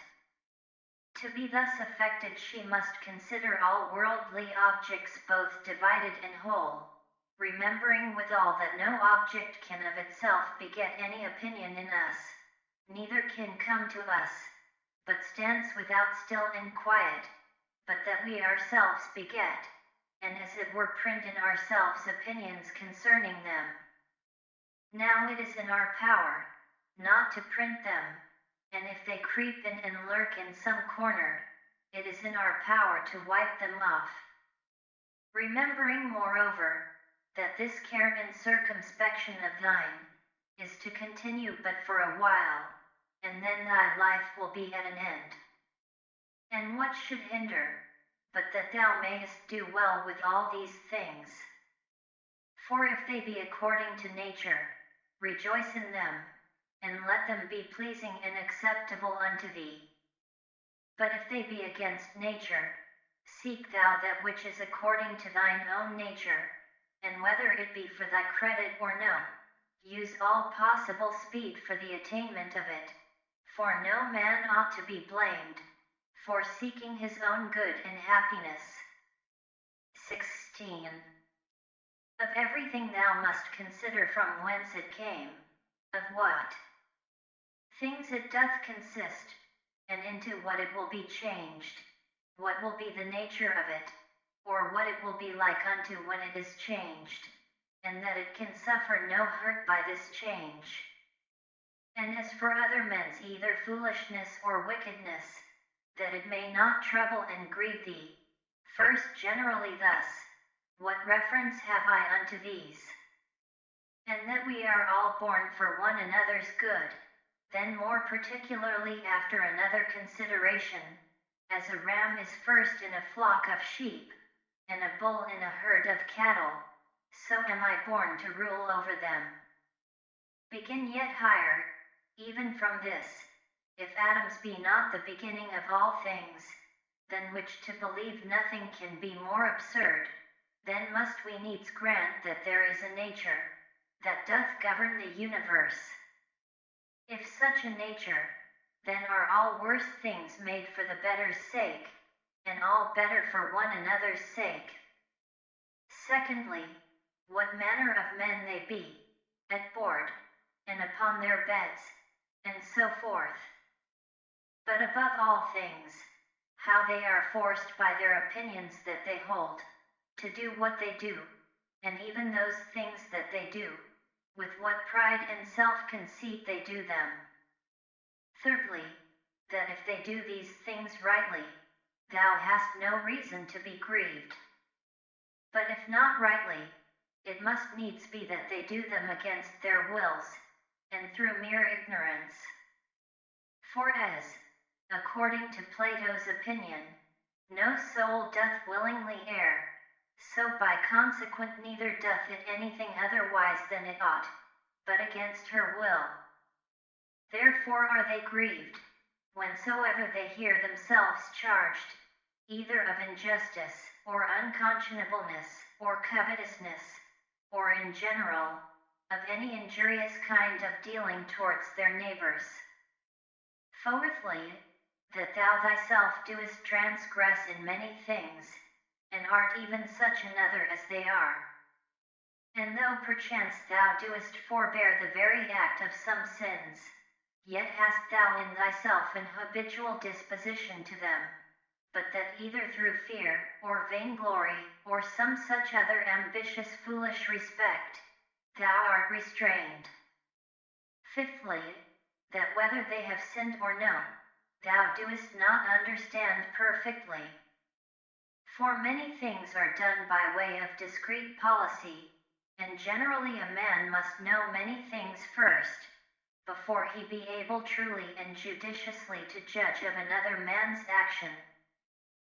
Sixthly, that whensoever thou doest take on grievously, or makest great woe, little doest thou remember then that a man's life is but for a moment of time, and that within a while we shall all be in our graves. Seventhly, that it is not the sins and transgressions themselves that trouble us properly, for they have their existence in their minds and understandings only, that commit them, but our own opinions concerning those sins. Remove then, and be content to part with that conceit of thine, that it is a grievous thing, and thou hast removed thine anger. But how should I remove it? How? Reasoning with thyself that it is not shameful. For if that which is shameful be not the only true evil that is, thou also wilt be driven whilst thou doest follow the common instinct of nature, to avoid that which is evil, to commit many unjust things, and to become a thief, and anything that will make to the attainment of thy intended worldly ends. Eighthly, how many things may and do oftentimes follow upon such fits of anger and grief, far more grievous in themselves, than those very things which we are so grieved or angry for. Ninthly, that meekness is a thing unconquerable, if it be true and natural, and not affected or hypocritical. For how shall even the most fierce and malicious that thou shalt conceive, be able to hold on against thee, if thou shalt still continue meek and loving unto him, and that even at that time, when he is about to do thee wrong, thou shalt be well disposed, and in good temper, with all meekness to teach him, and to instruct him better. As for example, my son, we were not born for this, to hurt and annoy one another. It will be thy hurt, not mine, my son, and so to show him forcibly and fully, that it is so in very deed, and that neither bees do it one to another, nor any other creatures that are naturally sociable. But this thou must do, not scoffingly, not by way of exprobation, but tenderly without any harshness of words. Neither must thou do it by way of exercise, or ostentation, that they that are by and hear thee, may admire thee, but so always that nobody be privy to it, but himself alone, yea, though there be more present at the same time. These 9 particular heads, as so many gifts from the Muses, see that thou remember well, and begin one day, whilst thou art yet alive, to be a man indeed. But on the other side thou must take heed, as much to flatter them, as to be angry with them, for both are equally uncharitable, and equally hurtful. And in thy passions, take it presently to thy consideration, that to be angry is not the part of a man, but that to be meek and gentle, as it savors of more humanity, so of more manhood. That in this, there is strength and nerves, or vigor, and fortitude, whereof anger and indignation is altogether void. For the nearer everything is unto unpassionateness, the nearer it is unto power. And as grief doth proceed from weakness, so doth anger. For both he that is angry and that grieveth, have received a wound, and cowardly have as it were yielded themselves unto their affections. If thou wilt have a 10th also, receive this 10th gift from Hercules the guide and leader of the Muses, that is a madman's part, to look that there should be no wicked men in the world, because it is impossible. Now for a man to brook well enough, that there should be wicked men in the world, but not to endure that any should transgress against himself, is against all equity, and indeed tyrannical. 17.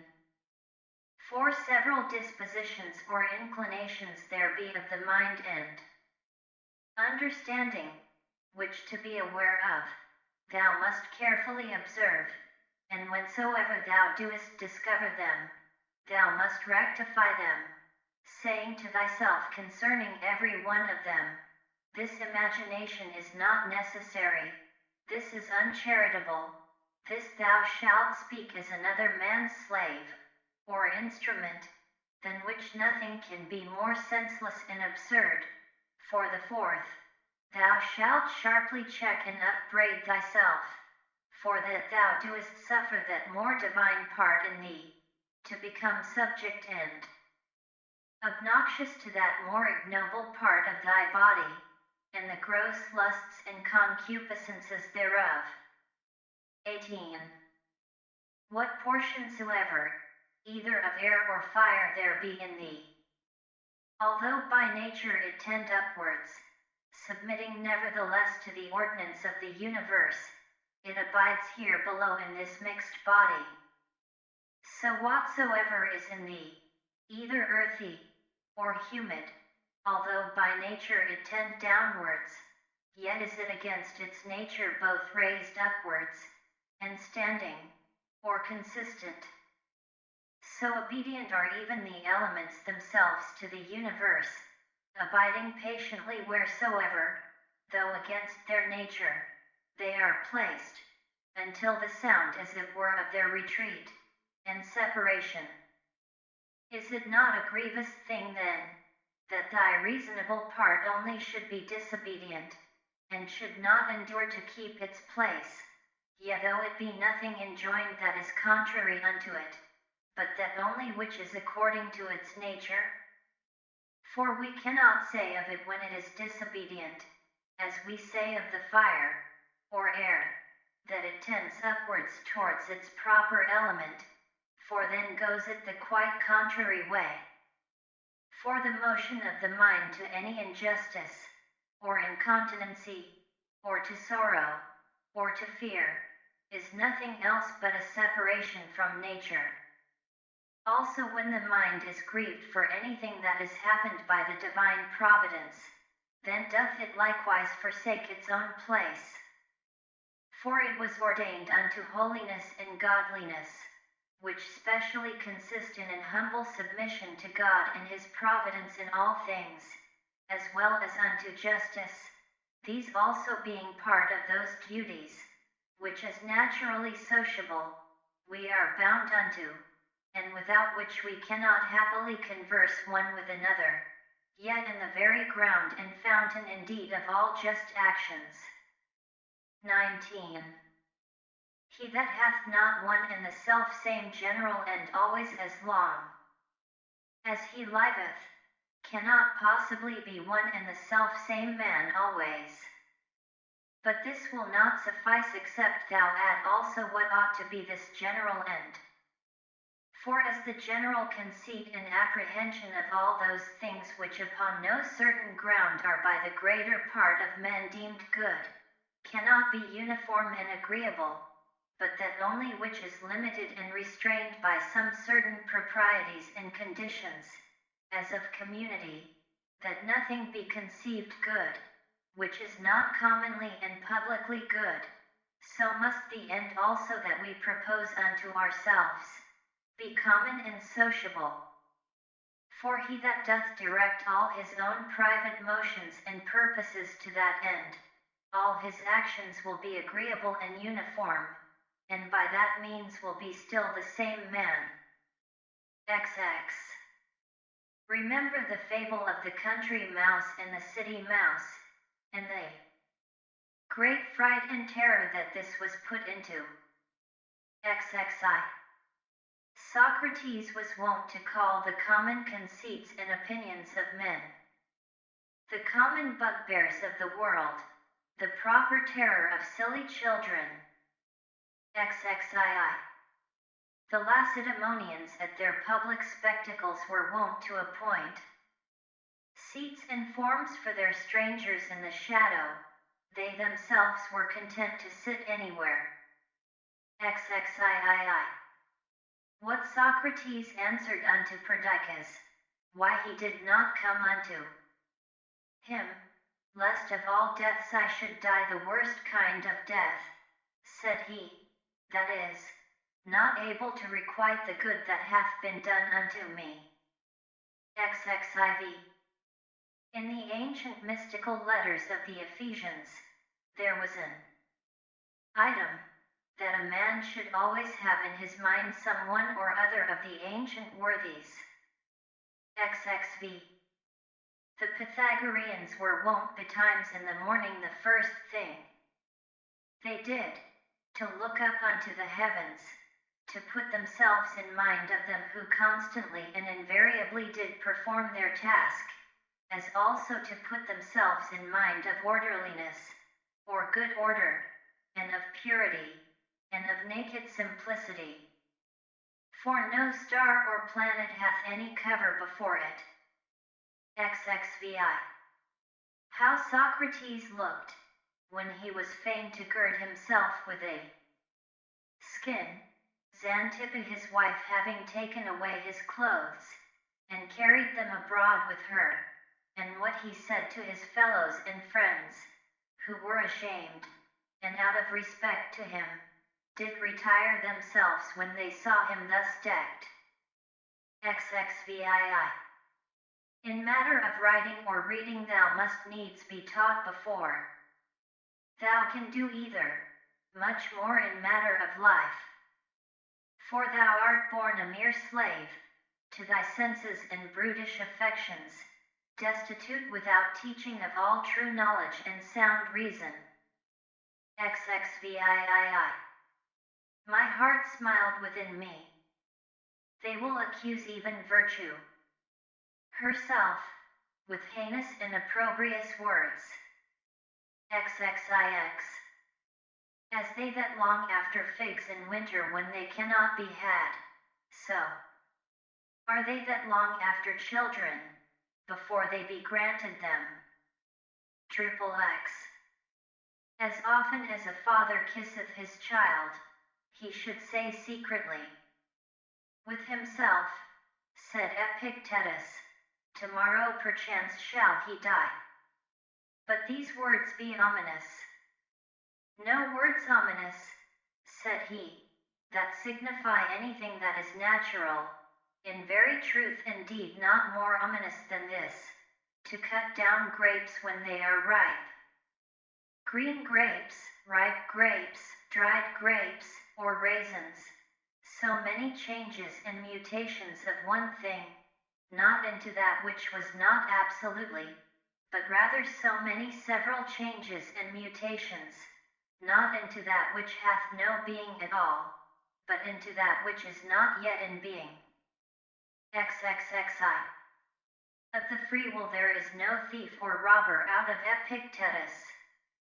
Whose is this also, that we should find a certain art and method of assenting, and that we should always observe with great care and heed the inclinations of our minds, that they may always be with their due restraint and reservation, always charitable, and according to the true worth of every present object. And as for earnest longing, that we should altogether avoid it, and to use averseness in those things only, that wholly depend of our own wills. It is not about ordinary petty matters, believe it, that all our strife and contention is, but whether, with the vulgar, we should be mad, or by the help of philosophy wise and sober, said he. XXXII. Socrates said, what will you have? The souls of reasonable, or unreasonable creatures. Of reasonable. But what? Of those whose reason is sound and perfect? Or of those whose reason is vitiated and corrupted? Of those whose reason is sound and perfect. Why then labor ye not for such? Because we have them already. What then do ye so strive and contend between you? The 12th book. I. Whatsoever thou doest hereafter aspire unto, thou mayest even now enjoy and possess, if thou doest not envy thyself thine own happiness. And that will be, if thou shalt forget all that is past, and for the future, refer thyself wholly to the divine providence, and shalt bend and apply all thy present thoughts and intentions to holiness and righteousness. To holiness, in accepting willingly whatsoever is sent by the divine providence, as being that which the nature of the universe hath appointed unto thee, which also hath appointed thee for that, whatsoever it be. To righteousness, in speaking the truth freely, and without ambiguity, and in doing all things justly and discreetly. Now in this good course, let not other men's either wickedness, or opinion, or voice hinder thee, no, nor the sense of this thy pampered mass of flesh, for let that which suffers, look to itself. If therefore whensoever the time of thy departing shall come, thou shalt readily leave all things, and shalt respect thy mind only, and that divine part of thine, and this shall be thine only fear, not that some time or other thou shalt cease to live, but thou shalt never begin to live according to nature, then shalt thou be a man indeed, worthy of that world, from which thou hadst thy beginning.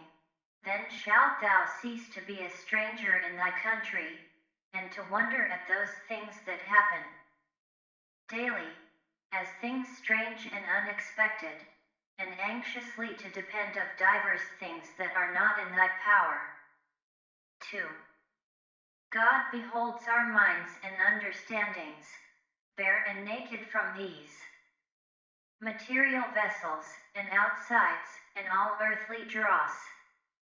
For with his simple and pure understanding, he pierceth into our inmost and purest parts, which from his, as it were by a water pipe and channel, first flowed and issued.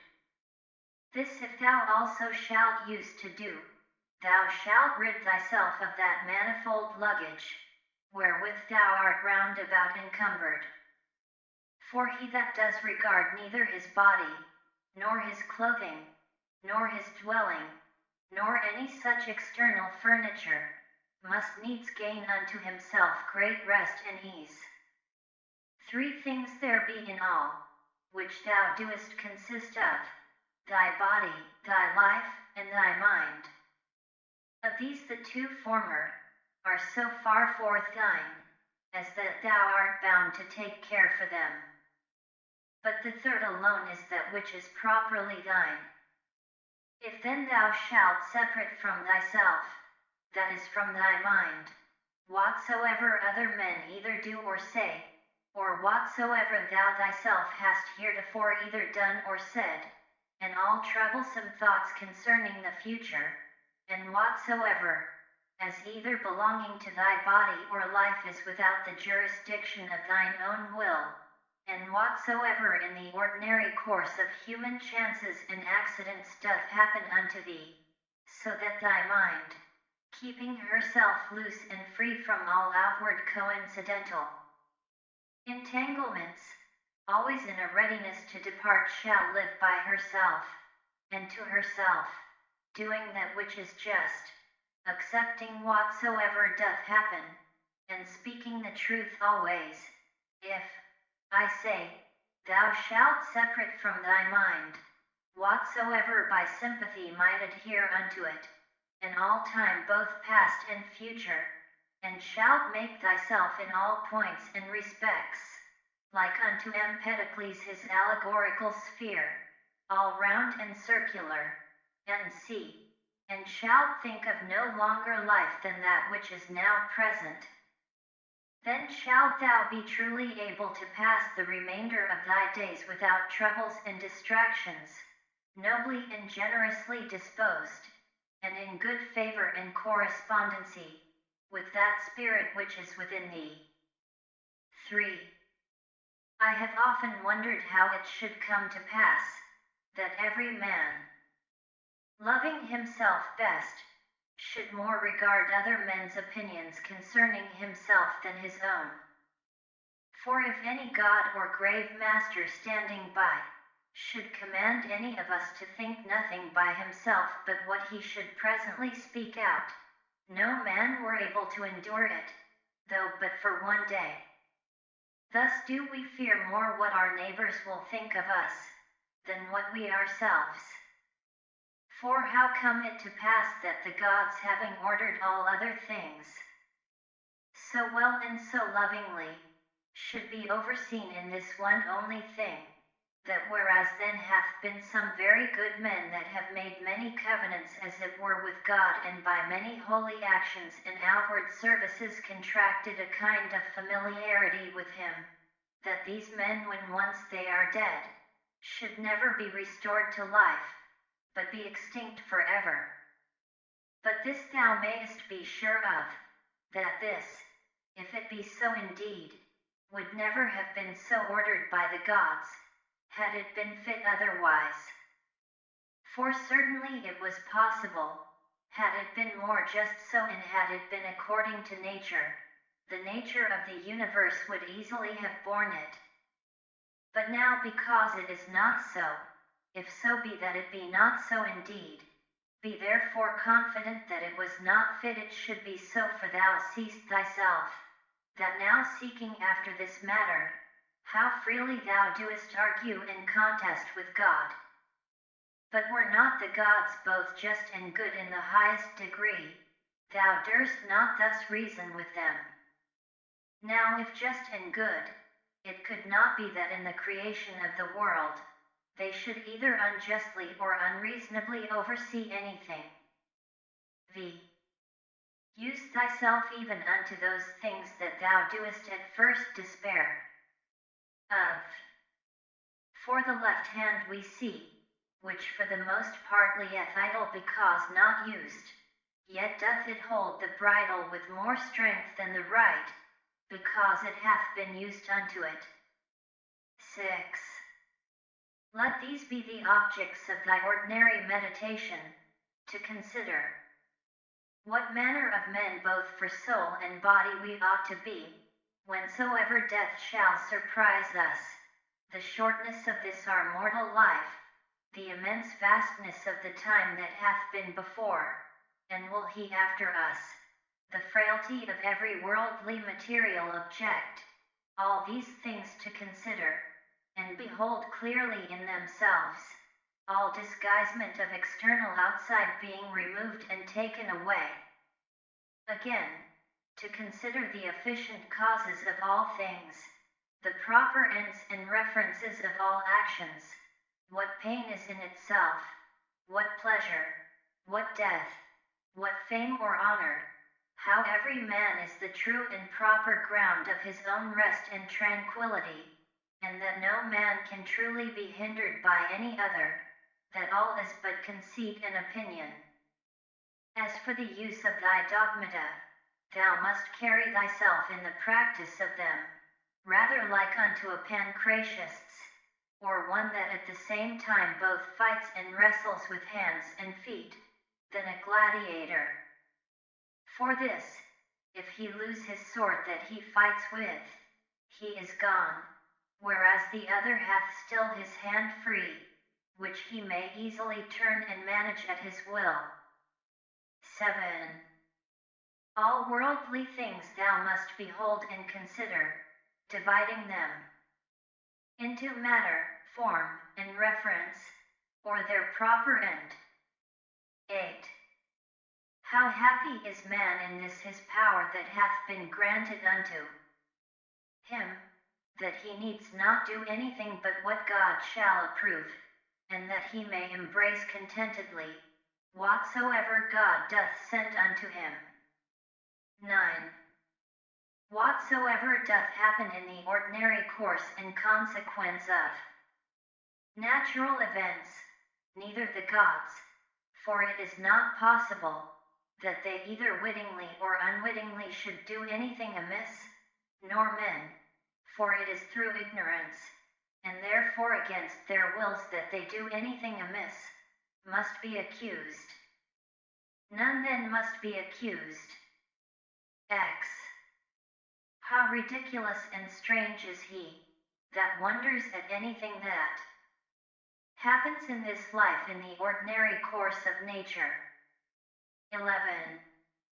Either fate, and that either an absolute necessity, an unavoidable decree, or a placable and flexible providence, or all is a mere casual confusion, void of all order in government. If an absolute and unavoidable necessity, why doest thou resist? If a placable and exertable providence, make thyself worthy of the divine help and assistance. If all be a mere confusion without any moderator, or governor, then hast thou reason to congratulate thyself, that in such a general flood of confusion thou thyself hast obtained a reasonable faculty, whereby thou mayest govern thine own life and actions. But if thou beest carried away with the flood, it must be thy body perchance, or thy life, or some other thing that belongs unto them that is carried away, thy mind and understanding cannot. Or should it be so, that the light of a candle indeed is still bright and lightsome until it be put out, and should truth, and righteousness, and temperance cease to shine in thee whilst thou thyself hast any being? 12. At the conceit and apprehension that such and such a one hath sinned, thus reason with thyself, what do I know whether this be a sin indeed, as it seems to be? But if it be, what do I know but that he himself hath already condemned himself for it? And that is all one as if a man should scratch and tear his own face, an object of compassion rather than of anger. Again, that he that would not have a vicious man to sin, is like unto him that would not have moisture in the fig, nor children to whelp, nor a horse to neigh, nor anything else that in the course of nature is necessary. For what shall he do that hath such an habit? If thou therefore beest powerful and eloquent, remedy it if thou canst. 13. If it be not fitting, do it not. If it be not true, speak it not. Ever maintain thine own purpose and resolution free from all compulsion and necessity. 14. Of everything that presents itself unto thee, to consider what the true nature of it is, and to unfold it, as it were, by dividing it into that which is formal, that which is material, the true use or end of it, and the just time that it is appointed to last. 15. It is high time for thee to understand that there is somewhat in thee, better and more divine than either thy passions, or thy sensual appetites and affections. What is now the object of my mind? Is it fear, or suspicion, or lust, or any such thing? To do nothing rashly without some certain end, let that be thy first care. The next, to have no other end than the common good. For, alas, yet a little while, and thou art no more will any, either of those things that now thou seest, or of those men that now are living, be any more. For all things are by nature appointed soon to be changed, turned, and corrupted, that other things might succeed in their room. 16. Remember that all is but opinion, and all opinion depends of the mind. Take thine opinion away, and then as a ship that hath stricken in within the arms and mouth of the harbor, a present calm, all things safe and steady, a bay, not capable of any storms and tempests, as the poet hath it. 17. No operation whatsoever it he, ceasing for a while, can be truly said to suffer any evil, because it is at an end. Neither can he that is the author of that operation, for this very respect, because his operation is at an end, be said to suffer any evil. Likewise then, neither can the whole body of all our actions, which is our life, if in time it cease, be said to suffer any evil for this very reason, because it is at an end, nor he truly be said to have been ill affected, that did put a period to this series of actions. Now this time or certain period, depends of the determination of nature, sometimes of particular nature, as when a man dieth old, but of nature in general. However, the parts whereof thus changing one after another, the whole world still continues fresh and new. Now that is ever best and most seasonable, which is for the good of the whole. Thus it appears that death of itself can neither be hurtful to any in particular, because it is not a shameful thing, for neither is it a thing that depends of our own will, nor of itself contrary to the common good, and generally, as it is both expedient and seasonable to the whole, that in that respect it must needs be good. It is that also, which is brought unto us by the order and appointment of the divine providence, so that he whose will and mind in these things runs along with the divine ordinance, and by this concurrence of his will and mind with the divine providence, is led and driven along, as it were by God himself, may truly be termed and esteemed the OEOP 7 POC, or divinely led and inspired. 18. These three things thou must have always in a readiness. First, concerning thine own actions, whether thou doest nothing either idly, or otherwise, than justice and equity do require, and concerning those things that happen unto thee externally, that either they happen unto thee by chance, or by providence, of which two to accuse either, is equally against reason. Secondly, what like unto our bodies are whilst yet rude and imperfect, until they be animated, and from their animation, until their expiration, of what things they are compounded, and into what things they shall be dissolved. Thirdly, how vain all things will appear unto thee when, from on high as it were, looking down thou shalt contemplate all things upon earth, and the wonderful mutability that they are subject unto, considering withal the infinite both greatness and variety of things aerial and things celestial that are round about it. And that as often as thou shalt behold them, thou shalt still see the same, as the same things, so the same shortness of continuance of all those things. And, behold, these be the things that we are so proud and puffed up for. 19. Cast away from the opinion, and thou art safe. And what is it that hinders thee from casting of it away? When thou art grieved at anything, hast thou forgotten that all things happen according to the nature of the universe, and that him only it concerns, who is in fault, and moreover, that what is now done, is that which from ever hath been done in the world, and will ever be done, and is now done everywhere, how nearly all men are allied one to another by a kindred not of blood, nor of seed, but of the same mind.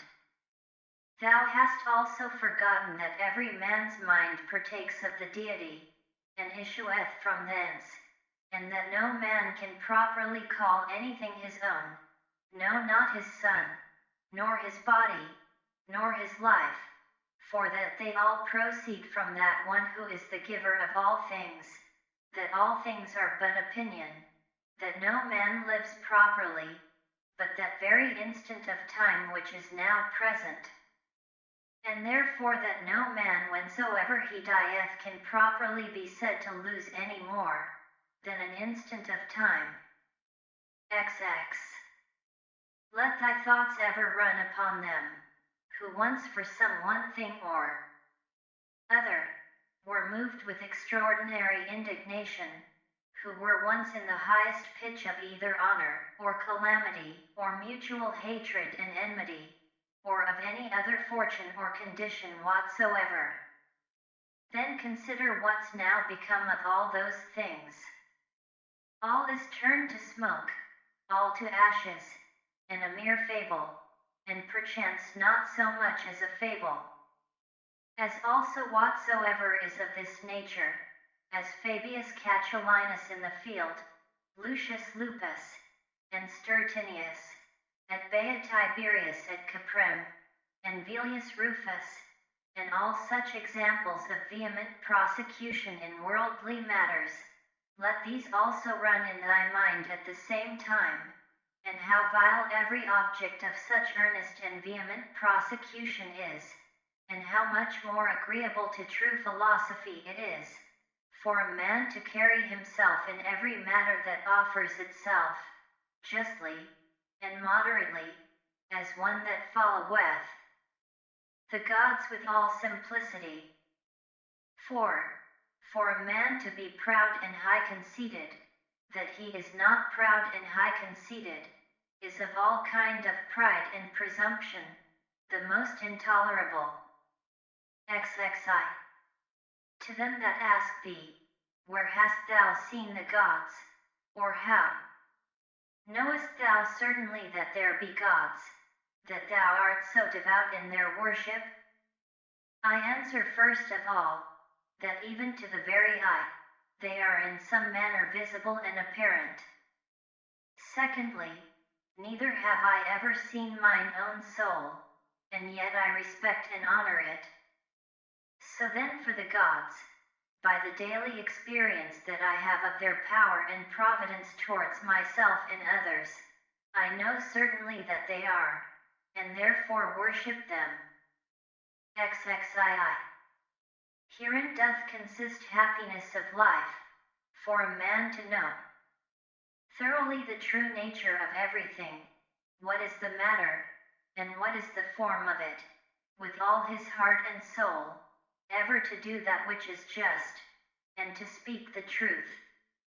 What then remaineth but to enjoy thy life in a course and coherence of good actions, one upon another immediately succeeding, and never interrupted, though for never so little a while. XXIII. There is but one light of the sun, though it be intercepted by walls and mountains, and other thousand objects.